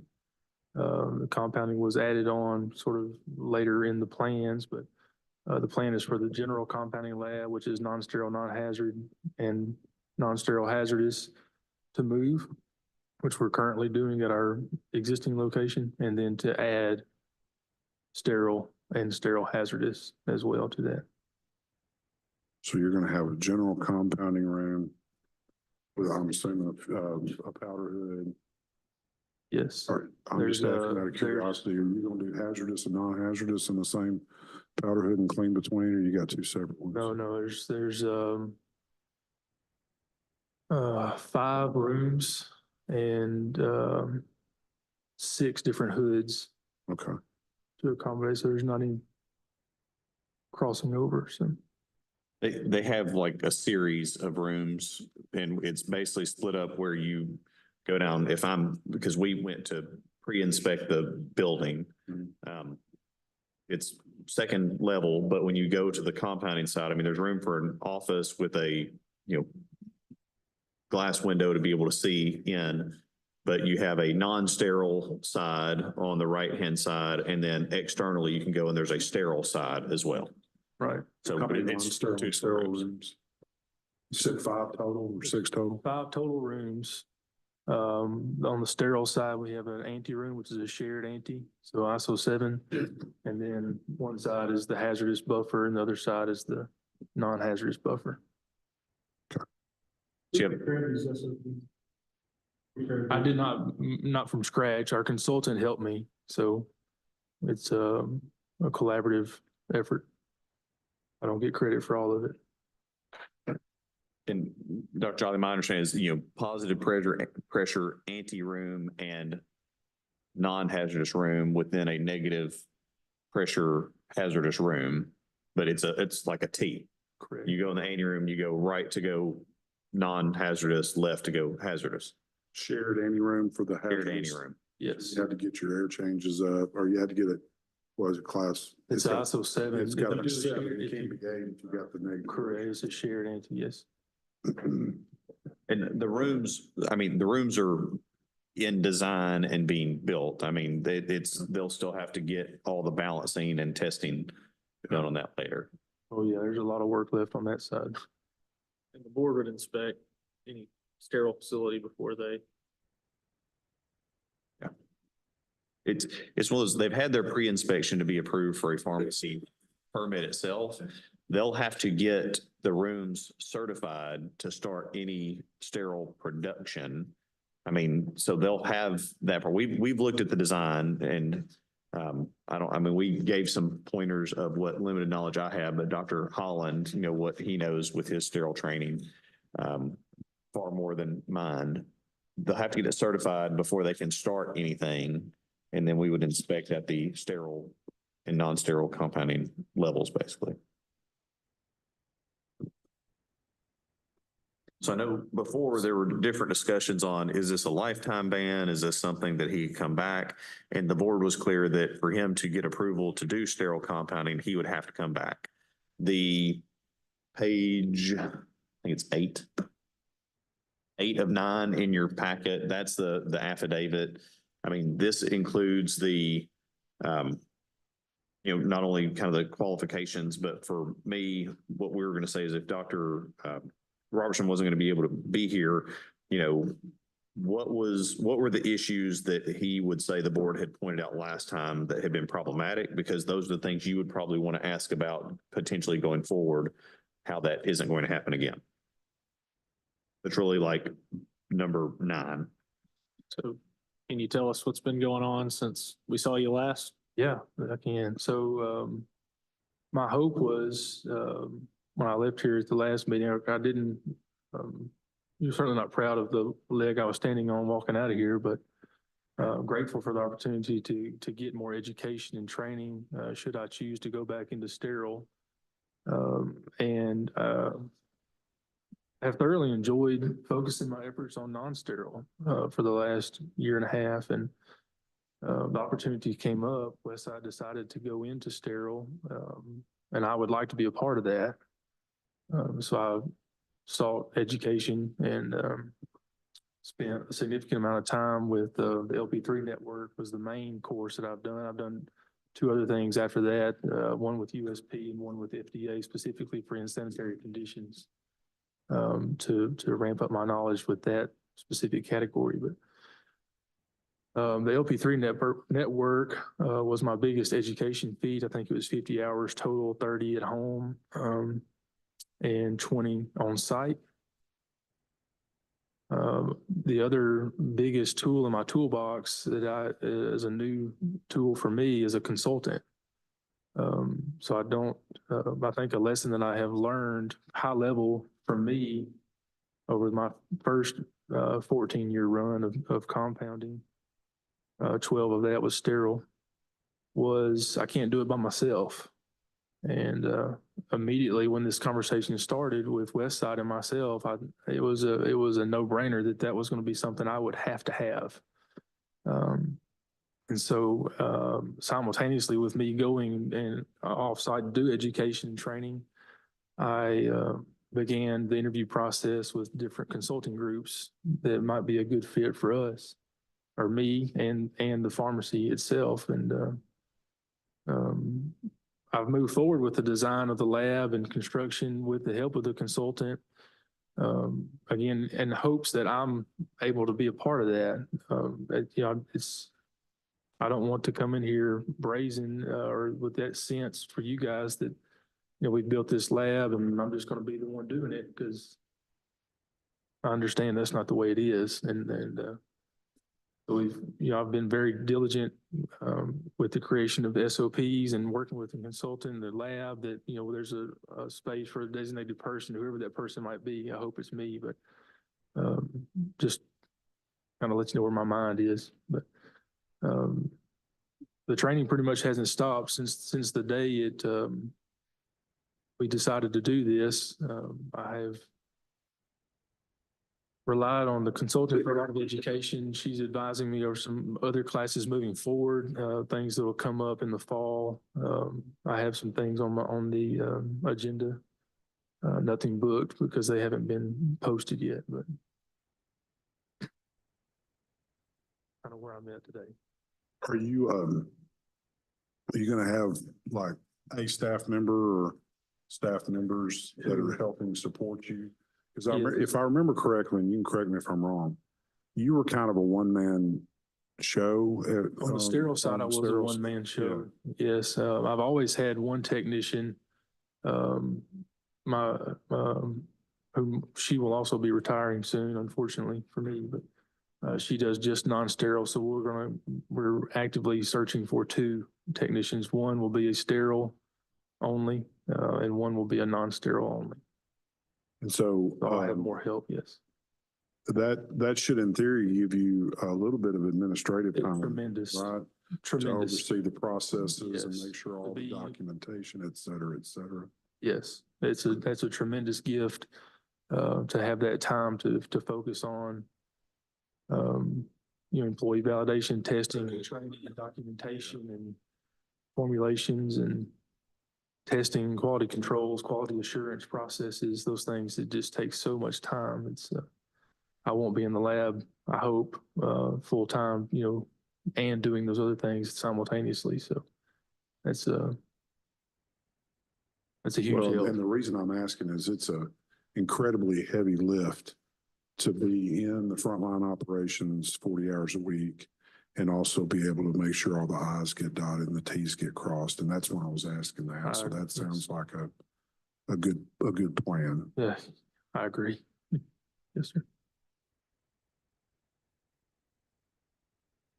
Dr. Hollingsworth, you speak about a consultant. Could you elaborate on who that consultant is and maybe what their credentials are? Sure. The consultant we chose is their name is Compounding Consultants LLC, but it's Ms. Brenda Jensen. She's been on several USP committees for years. She came very highly recommended from a lot of colleagues across the nation. At some of my training classes that I've been to, some that I've met from years past. She's got a long resume that she sent me. I could read it off to you, I suppose, but she has been just a tremendous asset so far. We spent hours on FaceTime walking through the lab and going through processes. I can literally wake up in the middle of the night, send her an email, and 9 o'clock the next morning, I have a response, and it's been fantastic. Is she also a pharmacist? She's, I believe, a technician. Yeah, she is. I believe she's a pharmacist.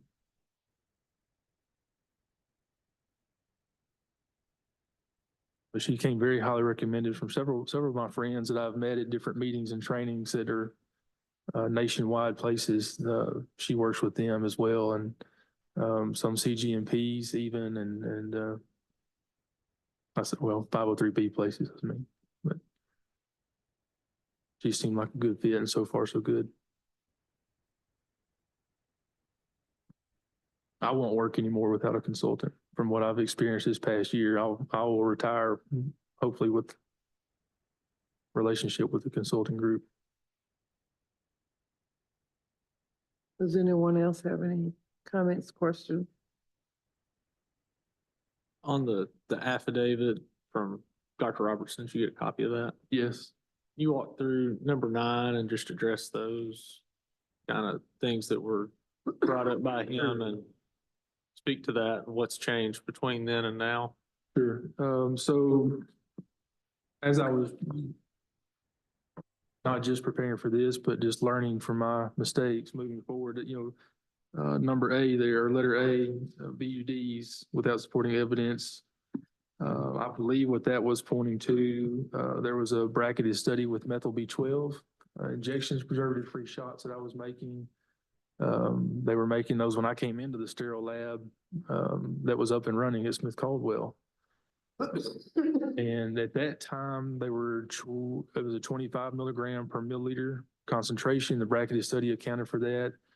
And I believe Dr. Fain noted that in her last report from a 2019 production. The bracketed study that I referenced had been updated to a maximum of 20 milligram per milliliter. And so they didn't match. And there was an issue with that. And I didn't have a copy of the previous bracketed study from that 2019 group. And there may have been another one too, but that's the one that stood out to me the most. B, inadequate cleaning, disinfection. That's one I deserve to get slapped over. I had submitted my responses back in the second Dr. Robertson inspection where we discussed my cleaning chemical selection, sporicidals, disinfectants, cleaning and using a one-step cleaning disinfectant. And I submitted my responses back and they were wrong. And my responses should have been a little different. But in rotation, I was cleaning with sterile isopropyl alcohol one day, Pharma-D one day, and then doing my monthly sporicidal agent. And I had been doing that since. And then in my last Dr. Fain inspection, she brought it back up and loaded it as a repeat observation. So I have found a product called TB1-3300 made by Conitec. It is a one-step cleaner / disinfectant that is approved by the EPA for that. And then also still using Paradox RTU sterile and non-sterile, depending if it's hazardous or non-sterile, as my sporicidal, which will now be weekly going forward. But C, inadequate sterile aseptic technique testing. That was one, to me, I thought I had done myself a good service by taking pictures of my plates, all of my vials, because I had one other part-time pharmacist that would help me periodically. But as we lost a couple of different sterile products, just because of market changes, he wasn't working with me as much. And so as a way to back me up for my own employee validation testing, I was taking pictures of things. And unfortunately, those pictures, once you print them off on an 8x11 sheet of paper to send them into the board for during inspections, they're not clear. And so she was not satisfied with those. And also on the previous inspections with Dr. Robertson, I had made adjustments and made changes based off of his inspection findings and adjusted my technique and my level of difficulty for the challenges. The observation checks were not robust enough. Again, I'd made changes and adjusted those, but still not robust enough. And as you, I don't know if you probably didn't see them in here, but there's a much more thorough employee validation check sheet now that's, I think 3 or 4 pages long at this point, but, and it didn't engage enough with the cleaning processes prior to the actual production. And that's something that the board and FDA want to see with technique is your cleaning processes prior to walking into the room. And that's part of that employee validation now, is that they know how to, you know, the proper way to wipe a room down or those things.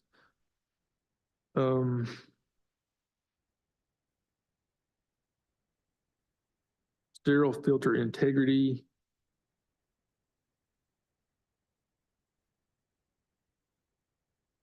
That one, I think that was just simply error on my part from my previous inspection findings. There would be times where on an employee validation test, for example, I know that was one that was documented in the Dr. Fain inspection, the last one, where the bubble point was not documented. There was the filter paper on the syringe filter, the backing was taped to the documentation, but the actual bubble point expected and found was not documented correctly. And we certainly did bubble point testing on our products, but there would be times where during inspections they would see not documented appropriately. I know Dr. Robertson got frustrated with me a couple of times, or at least early on, with lack of organization with my master formulation record of where that documentation would be. You know, in one formula, it might be on the front of the page, taped on and written in a random spot. The next would be on the back of a sheet of paper. And being more structured and organized is something I'm working very, very hard with on master formulation records as well as compounding records, and also having more defined spaces, those sort of checks, so to speak, that visually you can see when things are not completed in their entirety when the pharmacist is checking things. Container closure evaluation, I'm confident that's one that we were talking about with testing that I did for a bottle that I selected specifically for autologous serum tears. The bottle was made, I'm gonna get my names backwards. It was Novelia, or made by Nomera. It was a bottle designed to dispense preservative-free solutions in a multi-dose. And so I was using that for autologous serum tears. I sent those in to Eagle to validate them, to do a container closure test. But I used saline instead of the 20% dilution with saline and serum, blood serum, because I didn't want to ship blood to the lab and test that. And after, I didn't have anything in writing from Eagle, but after discussion with them, having that conversation, saline would have showed the same response with the dye contaminants in that, whatever chapter 1200 that is, 1207 maybe, for the container closure testing. But I should have sent it in with serum, you know, with a blood sample and made it just exactly like it was. I'm pretty sure that's what that one was for. Moving forward, we don't plan on making autologous serum tears anymore for other reasons, but that one's off the list. Inadequate sterility testing methods, products used. I believe that was for same thing with serum tears again, method suitability. There was one Dr. Fain documented in her last inspection. I had done positive, I was using an in-house membrane filtration sterility test, QT medical. One was a FTM auger, one was a tryptic soy. You would inoculate the filters and then watch for turbidity over 14 days, 2 different incubation temperatures.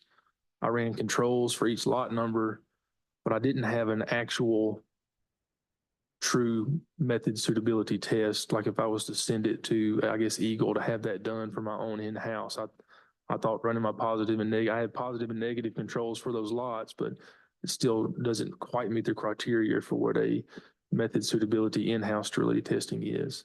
I don't plan on doing anything in-house sterility testing moving forward, certainly not with membrane filtration. Again, not doing autologous serum. So that was the only product that I was doing that with. And we're not touching it anymore. So I'm pretty sure that's the one that stood out to me the most there. That answer your questions, Dr. Boone? Yeah, I think part of that last one was also with volume, you have required sterility, potency, pyrogenicity testing that has to be done prior to any release, beyond just saying, hey, it passed the bubble point test and I've checked my math. Yeah, correct. That was the very first Dr. Robertson inspection, I believe in 17. I was doing autologous serum tiers, and I remember he stopped me there, and I thought I had a appropriate recall process in place. He quickly educated me otherwise, and I didn't dispense prior to completion of testing since that point. And I know it was definitely an issue. I know there's a whole lot of people that think that they want autologous serum tiers, but it is a much different level of everything you have to do to compound that. It was a lot of work. So what levels are you hoping to do in this facility? So again, no blood at this point, but I'm shooting for category 3. Most of my products that I have targeted will be category 2 because the beyond use date or the bracketed study testing that I have access to, there's no beyond use date. I'm not gaining anything. They stop at like 60 days or 45 days anyway, but I plan to follow category 3 because it is the most strict. It is the most employee validation testing required, environmental controls required, surface plates, weekly sporicidal agent with paradox. So, and you can't really go back and forth. You know, I can make a category 2 as long as I continue to follow category 3 rules and processes, just manipulate my dates on the expirations accordingly. But I think there's one product that I've got a target for that's a category 3, but the majority of what I'm looking into or hoping to make will be category 2 data. But in a lot of what we want, and when I say something that sounds silly, one of these two guys is going to point it out. But you know, you're talking about sterile compounding, and for the board members who aren't as familiar with different compound stuff, you're not talking about just transfer of sterile to sterile or dilutions or additions or making TPM bags or anything else. What we're talking about is non-sterile API powders to sterile injections. And one of the big problems that we have as staff, and I'm not saying with your facility or anything like that, is we deal with a lot of sterile facilities in other states that they'll tell us, well, we only do category 2. We don't do any category 3. And then we say, well, show us your products and your dating. And then we say, you went from non-sterile to sterile with this amount of a BUD. That's category 3. Mm-hmm.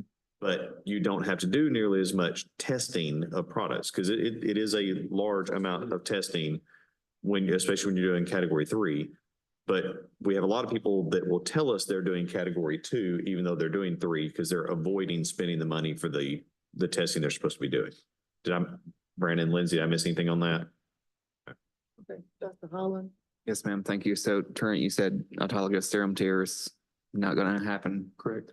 Okay, because I think that was in your policy or your SOPs. I think it was like 4.51. There is a SOP in there about it. Okay. It'll come out before the final revision. Okay. I saw the 4.5, but I don't think 4.51 was included. So I was just curious about that. Yeah, she didn't, we haven't talked about doing it with the consultant, but it won't be anything that we make. I think that was just in her higher level, but that will come out before our official revision is done. And if you're doing 3, like, I mean,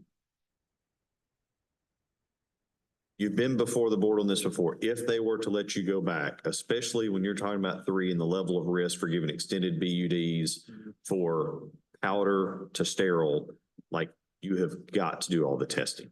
And it's not just, every once in a while you test. And it's funny, we're looking at our old rules that are over 20 years old. It's not, hey, by the way, if you do more than 25 of these or 25 or more, you got to do some testing. It's, you have to do testing on everything. Correct. At that point. And looking, and that is one of the things I looked at in SSOPs, and that was detailed out to exactly what everything says. So I think USP 71, it went hand in hand with USP 71. Yeah, so right now, that's my target. As we get closer to time, if we scale back and just do category 2, I mean, I certainly would let you know, but right now my target is category 3. Yeah. And down. To me, I'm sitting here now for reasons of concern. Category 3, it is taking some cases, non-sterile products, but there's an extreme level of control. I mean, this is the first cousin to CGMP at this point, in my opinion. Might be like a third cousin, but maybe I understand it is a higher level of scrutiny than it's level 2. I get if you have a higher level of safety and you want to do something that's easier, that's easy. The concern is when we have people that say they're going to do something easy and they are uneducated or ignoring the education they have and going, oh no, it's a 2 when it's not any longer. Dr. Curley, and looking at Dr. Robertson's affidavit, he talked about 6 of the bullets here, but he does make the statement that these were examples and not the observations were not necessarily limited to that. So 1, did Dr. Robertson intimate to you anything that may inform other things that need to be addressed? I mean, these were the largest things. I mean, he put in his personal opinion with, 10 and 11, he had concern that this is more than just a training issue. It's, before, and Dr. Hollingsworth has said this, he was asked to correct, little things like playing whack-a-mole a little bit, probably for us. So, his concern was this was beyond just a training issue at the time. I mean, in many ways, you could argue the safest thing in the world would be, well, you know what, if you don't make something, then you can't mess up making something. But at the same time, Dr. Hollingsworth is saying, here's everything I've done in response to the concerns before to ask. But I think those 6 things were those were the bullet points that I think we went through in depth with specific examples during previous appearance. Then my last question would be that in light of number 11, his statement, and the fact that this is dated 3 weeks ago. So is this statement still current as though he were making it today? I believe he would say yes. Now, given I can't speak to if he would change his opinion, seeing the standard operating procedures or sitting here today. We knew that he would not be able to be here for this meeting to say anything. So we asked him to prepare an affidavit because we knew you guys would say or ask us, well, what did Dr. Robertson think since he was, the main witness we used in this hearing? So given that he says that the deficiencies go beyond training, I'm assuming he's aware of Dr. Hollingsworth's training that he's done. I think he had a chance to see the CE he had done. The training that's behind. Yeah. Dr. Robertson reviewed, because Dr. Hollingsworth had given us that. Dr. Robertson did not review the SOPs. We received those yesterday. And he, I guess, didn't review that letter from Dr. Torres. But other than that, I don't know if he knows who the consultant is either or anything about that. I don't know who that is either. So I know he has a consultant and I know that they were recommended to him by other compounding polls. It's just not somebody I know personally or have dealt with. I don't know if either of you have either, but we don't know all the consultants either by any means. I think we're heavily relying on Dr. Robertson's opinion. And if he has not seen the SOPs, but he is aware of the level of training, it sounds like there's still a question mark hanging. Is that a fair assessment? I believe that could be accurate.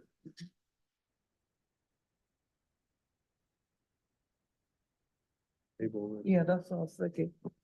Can we table this until we get additional information? So I know, my understanding is right now that Dr. Robertson will not be, he'll be out of state during our June board meeting as well. Hey, do we need to have a? I'll speak real quick. My concern is that we have a gap in availability of sterile compounding. We do. And to date, our solution is to approve out-of-state compounders who don't have the same scrutiny that maybe we have here in our state. And, you know, to have somebody that's willing to put the money into it at the time, that still wants to do this after what they went through a year ago here in front of us, I would be more inclined to give them a chance to go through the process, to let us inspect them. And that's me personally speaking, just versus patients getting product from out of state, that we don't have that level of access to what's actually going on in those facilities. That's my perspective. Well, and I'm not suggesting we need to wait till June. I mean, when will Dr. Robertson be back to the board? He'll be here next week. Yeah, he's back next week. I mean, he could review the SOPs and. But can I say something? Can I ask a question real quick? I'd caution that, Yes. do you want him to review them and rewrite them? Or just to say, here are problems I see with it? We get into this conversation a lot, and it's something that, you know, we talked about is the maddest that people usually get at me or at the board seem to be, I answered the first question and the third question and the fifth question. And at some point I went, I'm not your consultant, so I can't necessarily answer that or fix it for you. And they get mad that I didn't answer question number 9. So I understand what you're saying, that, you know, the SOPs, I mean, to be clear, I mean, Dr. Holland also is nationally certified as a sterile compound inspector. He's actually had a little bit of time to review it. Dr. Tankersley has that certification. She can look at it. You know, Dr. McCready has that. You know, Dr. Robertson has CGMP training as well, which is an additional step and is above and beyond anything that we would require in a 503A compounding pharmacy. So we have other experts that are looking at it. I would say that if your concern is whether or not it's going to be done right, with what Dr. Boone said, if you decided to do this, you could also assign, you know, additional inspections or more frequent inspections. I would say if you want to do that, though, like, these are intensive inspections for both board staff and for the entity. Like, it is a day's work at minimum for us to look at the facilities that really do this depth of, you know, getting into category 3 compounding. It's not an hour inspection. It's 4 hours on site, scrubbing in, watching activities, to coming back and doing paperwork. The inspection itself is 38 pages. Oh, that's boiled down. I mean, the trimmed down version, after we do like a normal inspection for like the retail side, is literally like another, I think it's like 38 pages. For his, it would truly be 500 questions. Yeah, 500 questions that we have to Do we review. have out-of-state licensed, do we have pharmacies licensed to ship into Arkansas that are located out of state that are allowed to do non-sterile compounding? Yes, and I have a we, follow-up question. yeah, we have grave concerns about some of them based on the inspections happening in those states. Are we entirely dependent on another state's board of pharmacy to inspect them with essentially no direct control of the inspection of that facility ourselves as a state board of pharmacy? Not entirely. And the way that we handle that, when we see facilities that if we look at their inspection and it does not appear to be equivalent to ours, which ours, we use pharmacists, PharmDs that are nationally certified or nationally certified with even additional training to inspect.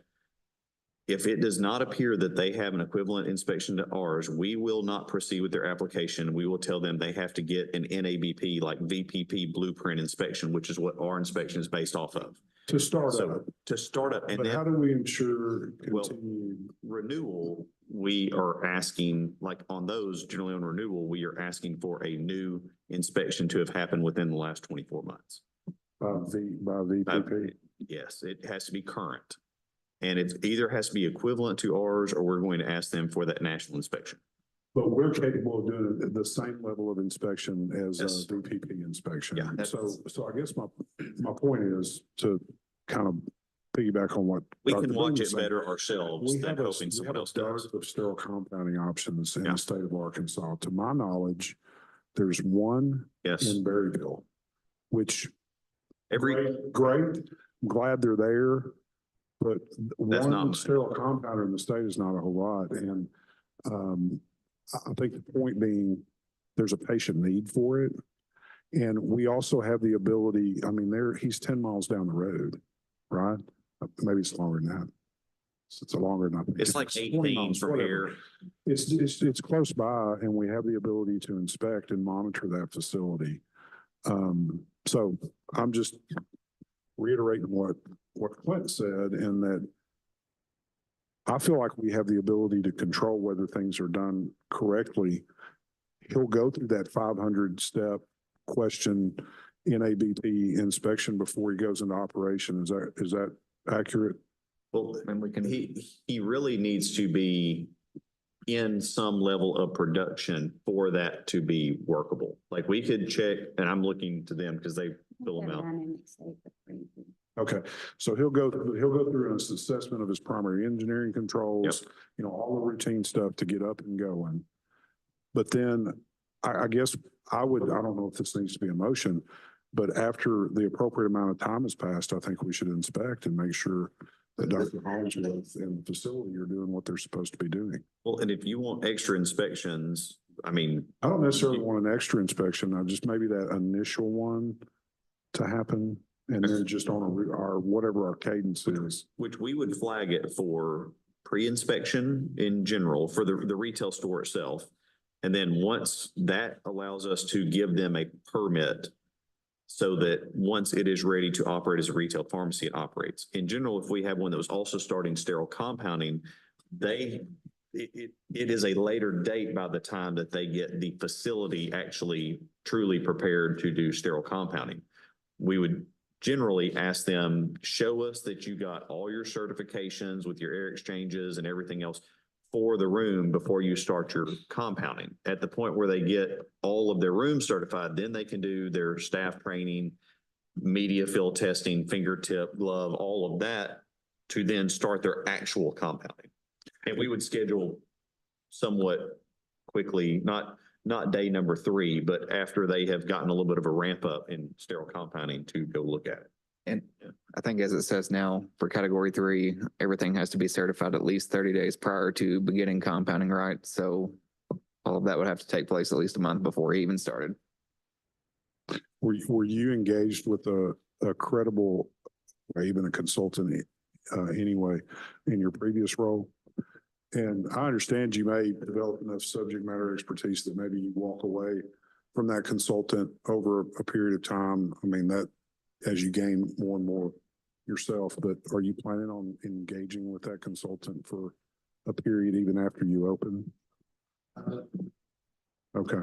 As much appointment as I've had this past 2 months with this group, I don't plan on doing project.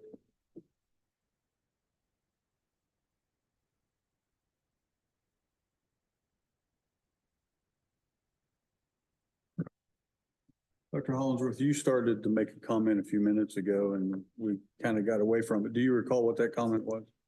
I think we were talking about the SOPs.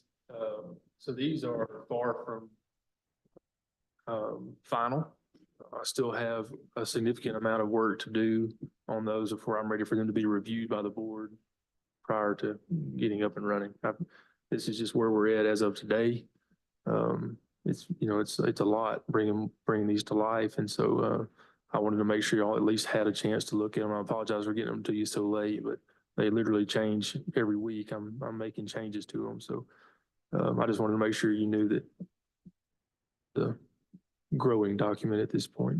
Just so you know where I was kind of headed, I agree with Dr. Boone and Dr. Jolly that there is a need for sterile compounding. All I'm doing is I'm looking at what we've got in front of us and what is it that we need to be able to have move forward. He addressed the bullet points.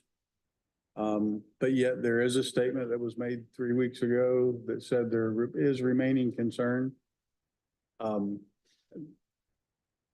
I'd ask if he had seen the SOPs, but Dr. Holland, if you can adequately speak to them, I mean, what's your gut impression regarding the SOPs, albeit developed with a consultant? I only reviewed a couple. I think to kind of highlight what Dr. Robertson was maybe talking about, specifically to assignment of BUDs and things like that. For the most part, these the SOPs, everybody almost tends to be a cookie cutter USP 797. They just take 797 and adopt it into a policy from what I've seen. So into an SOP. So from what I'm seeing, I'm reading USP 797 basically. Which oftentimes. And reference chapters that come into it, like container closure systems, things like that as well. All that's included also. Granted, when you're making a policy or an SOP based upon a source like USP, you would consider exactly what USP to be the best SOP. But the brass tacks come down to, is that followed? You can create an SOP all day long, but you don't know if you're following it until you're following it. One more thing I'd like to say is that, November 2023, precisely when Smith Caldwell closed, I had not switched to the updated versions by intention. I was staying with the previous, I think we closed in October or something, but that's all a blur to me at this point. To me, the new chapter is better. The previous 797 relied on 795 for some dating. There was some gray area there where judgment calls were being made on my part anyway. And the new 797, some things are better, some things are worse, but at least they're more clear, in my opinion. I feel like the guidance there, even without having a consultant, is much better. The understanding of shelf lives and testing requirements and touch plates and where to draw your maps and where you're doing your surface sampling. I mean, the air impact sampling is very well defined. That was something we didn't even have in the previous 797. To this, we hired somebody to come in and do it every 6 months. Now it's something that I'm gonna be doing periodically in-house with buying my own equipment for that. And all of that is very well detailed. What's required, dates, how long to incubate the plates, how long to incubate your samples, just for quality control measures or quality assurance measures alone. So, November 2023, when 800 came into play, the new 795 came out or was official, and the new 797 was official all at the same time. So a lot's changed in the regulatory side since I was doing this at Smith Caldwell. So one thing that we see a lot of in our documentation review when it comes to documenting your QA, QC program, media test, personnel testing, all of that, are you going to have some kind of system that you're entering this into, or is it just going to be pen and paper that you're going to document all that training? Like, not that you have to have a robust computer system, but what's your plan on that? I am trying very hard to transition as much as I can to a digital format, calendars where my staff can look at calendars and know when things are due. Even when you do employee validations or testing and some things, we try to do those in dynamics, have to do them in dynamic circumstances at the end of a work shift. Those things come up due on calendars periodically. I had a hard enough time keeping up with that on my own. So I'm trying very hard. I don't know if I'll be able to get the exact observation form in a digital format, but at least the calendars and the schedules for those to be done, and then what time of day for those to be done in rotation is my plan.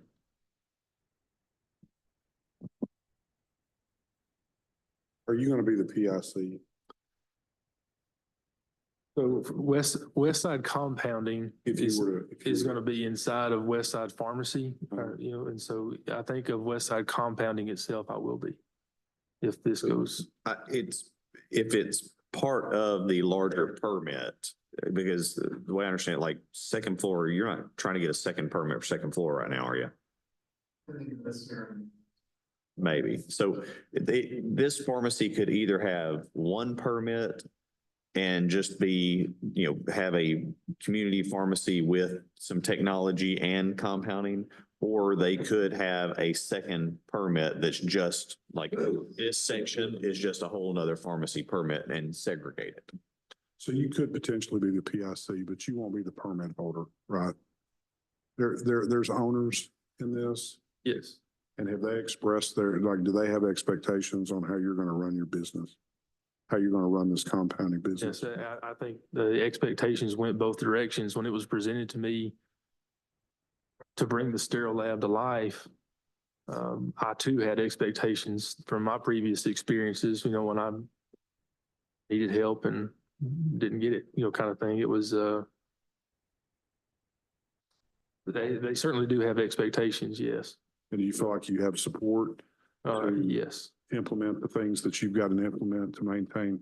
I have never been more confident. You could ask the owners. I know, they're not at the table. This is extremely scary stuff. You know, sterile compounding is dangerous. It very much is. So I absolutely respect the fact that I'm here. I just I don't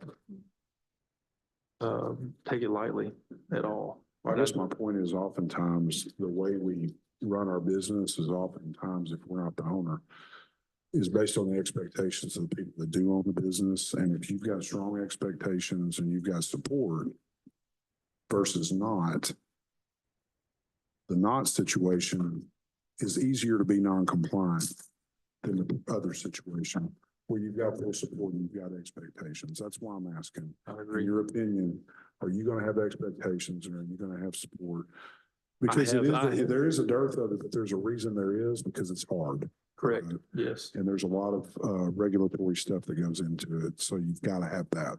Yes, I do have the support. It's all, you know, it's been shown day in, day out. But even in the non-sterile component, we've had a lot of changes with that. Regulatory stuff, you know, employee training, things that I've had to do for myself and my tech that's working, you know, today. I've had every need that I've presented has been met. Thank you.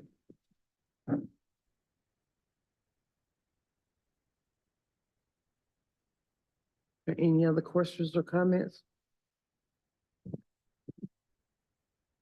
Let's deliberate. Let's see what we come up with.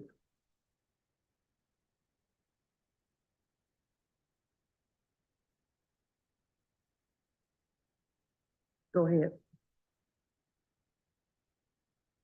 So I feel like based on the level of training, which by my count is, it appears documented as over or right at over 60 hours of training, the engagement of a consultant that sounds reputable, change in ownership, facility sounds like it's on the right track to be built in the right way to support all the stuff that has to go into the regulatory requirements. I feel like I'm at a point where I could approve his ability to be involved or oversee sterile compounding again. I think that obviously we'll have the pre-inspection. I think after the appropriate amount of time has passed where that's up and going and there's been and operations are in place where detailed inspection that per board staff availability and scheduling, we try to get in there as quickly as possible to do an assessment. That's my opinion.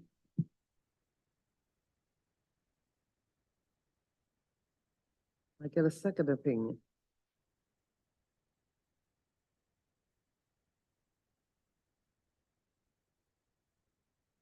Dr. Boone.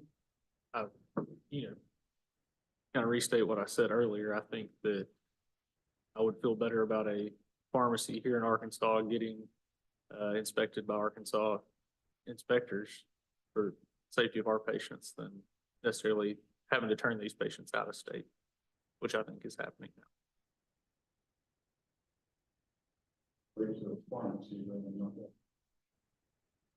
Well, there aren't many people that are trying to do this in the state. We've got one here that is willing to do it, that's willing to study and take the time and to do it. And so or change the two maybe, but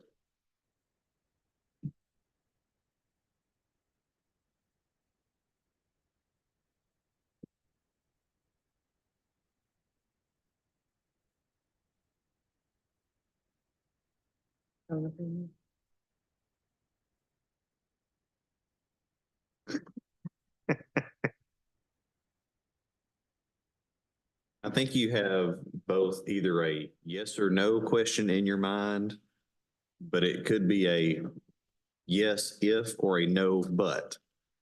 You know, there could be a qualifier on either decision. On if it's a no, but there's an open door, because I mean, the board had the conversation before. Is this a lifetime thing or not? And at the time, the board did not necessarily say it was a lifetime thing. He would have to come back, which is what he's done and shown what he's done differently. So if it's a no, I mean, fairly, and usually I say, don't tell people no, but you've already told him there's a potential door. So tell him what else he needs to do for the door. Or if it's a yes, if, then say yes and put, you know, or offer up whatever qualifiers you want in addition to what's been presented. My assessment, I was leading to the point that it seemed like that we would be in a comfortable place to move forward. But then when I read Dr. Robertson's affidavit that is essentially as good as he wrote it today, he says he's not comfortable and he's an in-house expert. So you pointed out that Dr. Holland and Dr. Tankersley are also qualified. I haven't heard yet, though, their opinions. I mean, what I have heard is that the SOPs appear to be an iteration of USP.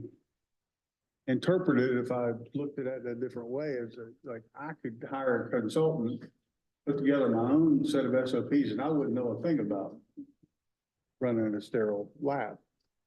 Yeah. So I'm trying to interpret it beyond that then. I mean, is that what you're saying, or is it really? I have not touched the SOPs and looked at them myself. I've been going into the many facets of counseling last few weeks. So That's the next cannot 6 give you an months. answer on that one.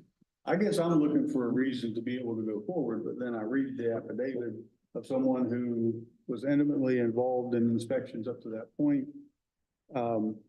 But I think I'd have to go look, but I thought he shared before that he thought it should have been a lifetime ban. That was my recollection. So I'll just tell you, when I learned that Kevin wasn't going to be here for this hearing with Dr. Holmesburg, I asked him to write his opinion and his statement. And it's his opinion. Take it for what it is. It's not necessarily representative of the whole staff, but it's what Kevin would say if he were in here today. And I think it is consistent with what he told the board at the previous meeting. As I recall, he was concerned that it wasn't necessarily a training issue. It was more, I guess, I don't know. If I'm He said, I hear what I want to hear. Those were his words, that I hear what I want to hear. Yeah, and more of like an attitude kind of situation, that character or trying to skirt around rules. That was Kevin's impression, but heard from Dr. Holmesworth today, and that may have changed. Well, him saying that certainly changed me.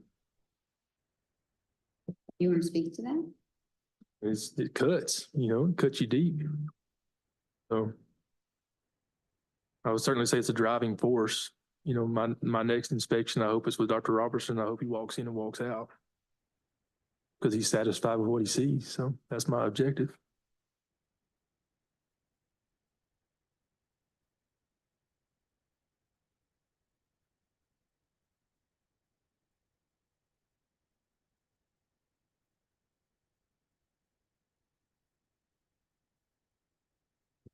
So I would make an emotion. Let me look and see what the.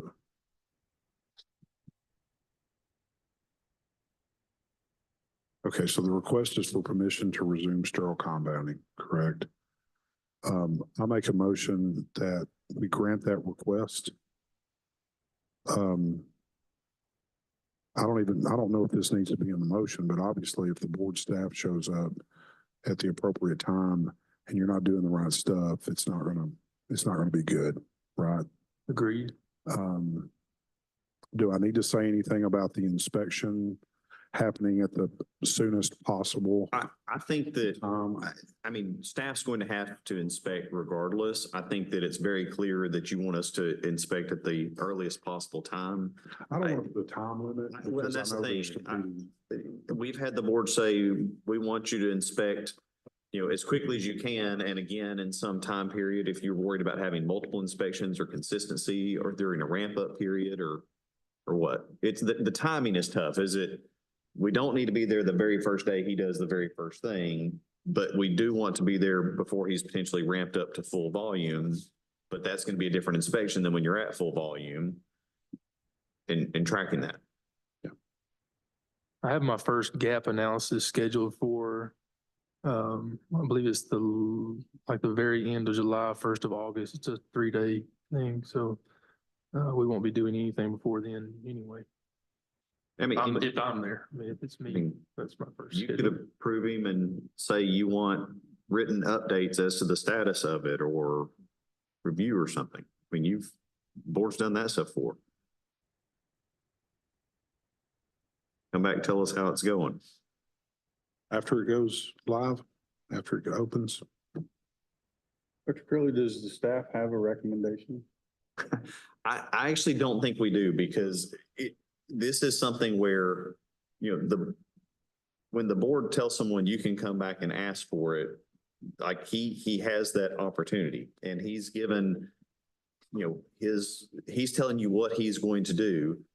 The biggest risk he has right now and the store as well is if you tell him he can do it and he fails, my perception is you may close the whole store. Like you may take his license forever or take his license, suspend it for some period of time. You may do the same thing with the facility because it is a much higher stakes ask than what you have otherwise. So I mean, my suggestion, and it's not an endorsement on either side, is, you know, if you're going to do it, explain what parameters you want to be met, but he understands. I think Trent actually already understands this. He doesn't want to come back with problems with his compound. Because if he gets this chance and it goes bad again, it's not going to be a non-disciplinary order. It's probably going to be a fairly severe order.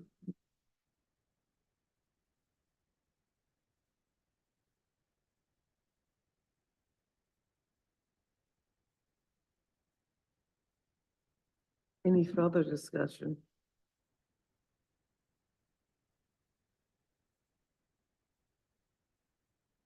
Oh, did you make that a motion or what? Or we? Yeah, I'll make the motion to grant the request for permission to resume compounding. Dr. Kirtley, do you guys want updates periodically? Is there anything I realize it's our. I think that you want a timely inspection. My sense is that what you probably would be better off doing is not have it as just a single inspection and waiting 18 to 20 months before you get a second one. If you're going to allow him to do it, I think you need a timely initial inspection and like 90 days later, 100 days later, somewhere, 3 months out. Because and Dr. Hollingsworth knows this. When you start, you're starting on 1 or 2 things and you might grow 1 thing a week. Like you may add 1 thing a week as you're trying to get, keep your feet under you, what's reasonable. But this is the stressful side of this for all of us is the sterile. Like, I'm not concerned about his non-sterile side. So we could probably do a focused inspection where it's all of it initially, and he'll be able to start non-sterile before he starts sterile, depending on what his construction and everything else does. He has no restriction on that. But having, I think, a timely sterile inspection when it is starting, and then a follow-up of like true operation. Is 6 months following the initial as a focus for sterile too far out? That's kind of what I was thinking, because I mean, he'll do certifications every 6 months. So after that initial certification, it would be about 6 months later. And there's going to be so much testing that he's going to be doing anyways. There's going to be so many records to review. Doing category 3. He's in category 3. It's going to be it's a lot of records. Yeah. Yeah. Okay, so the motion would be to grant the request for permission to resume compounding. To have a timely initial inspection, comprehensive inspection, and a focused follow-up inspection within 6 months of the sterile compounding component. That's the motion. Yeah.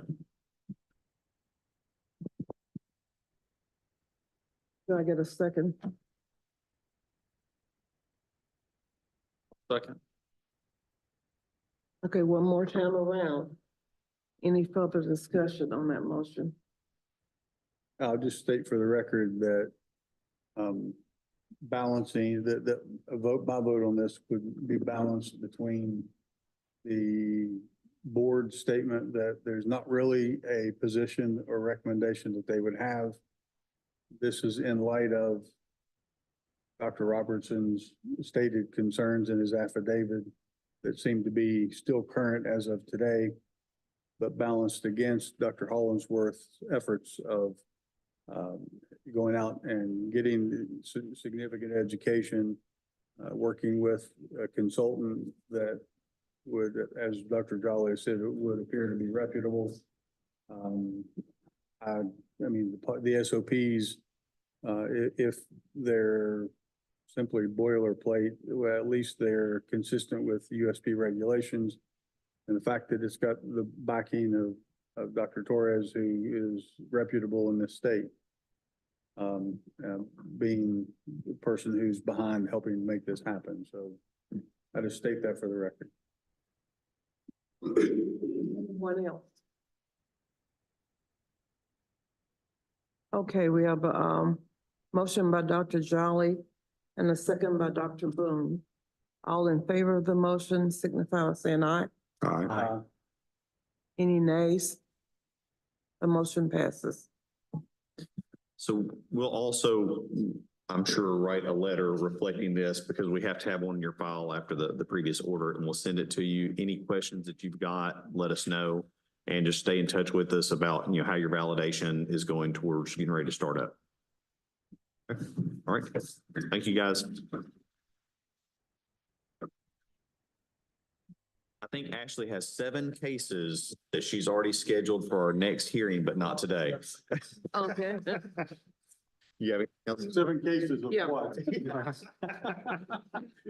you, guys. Here for the person that didn't show up.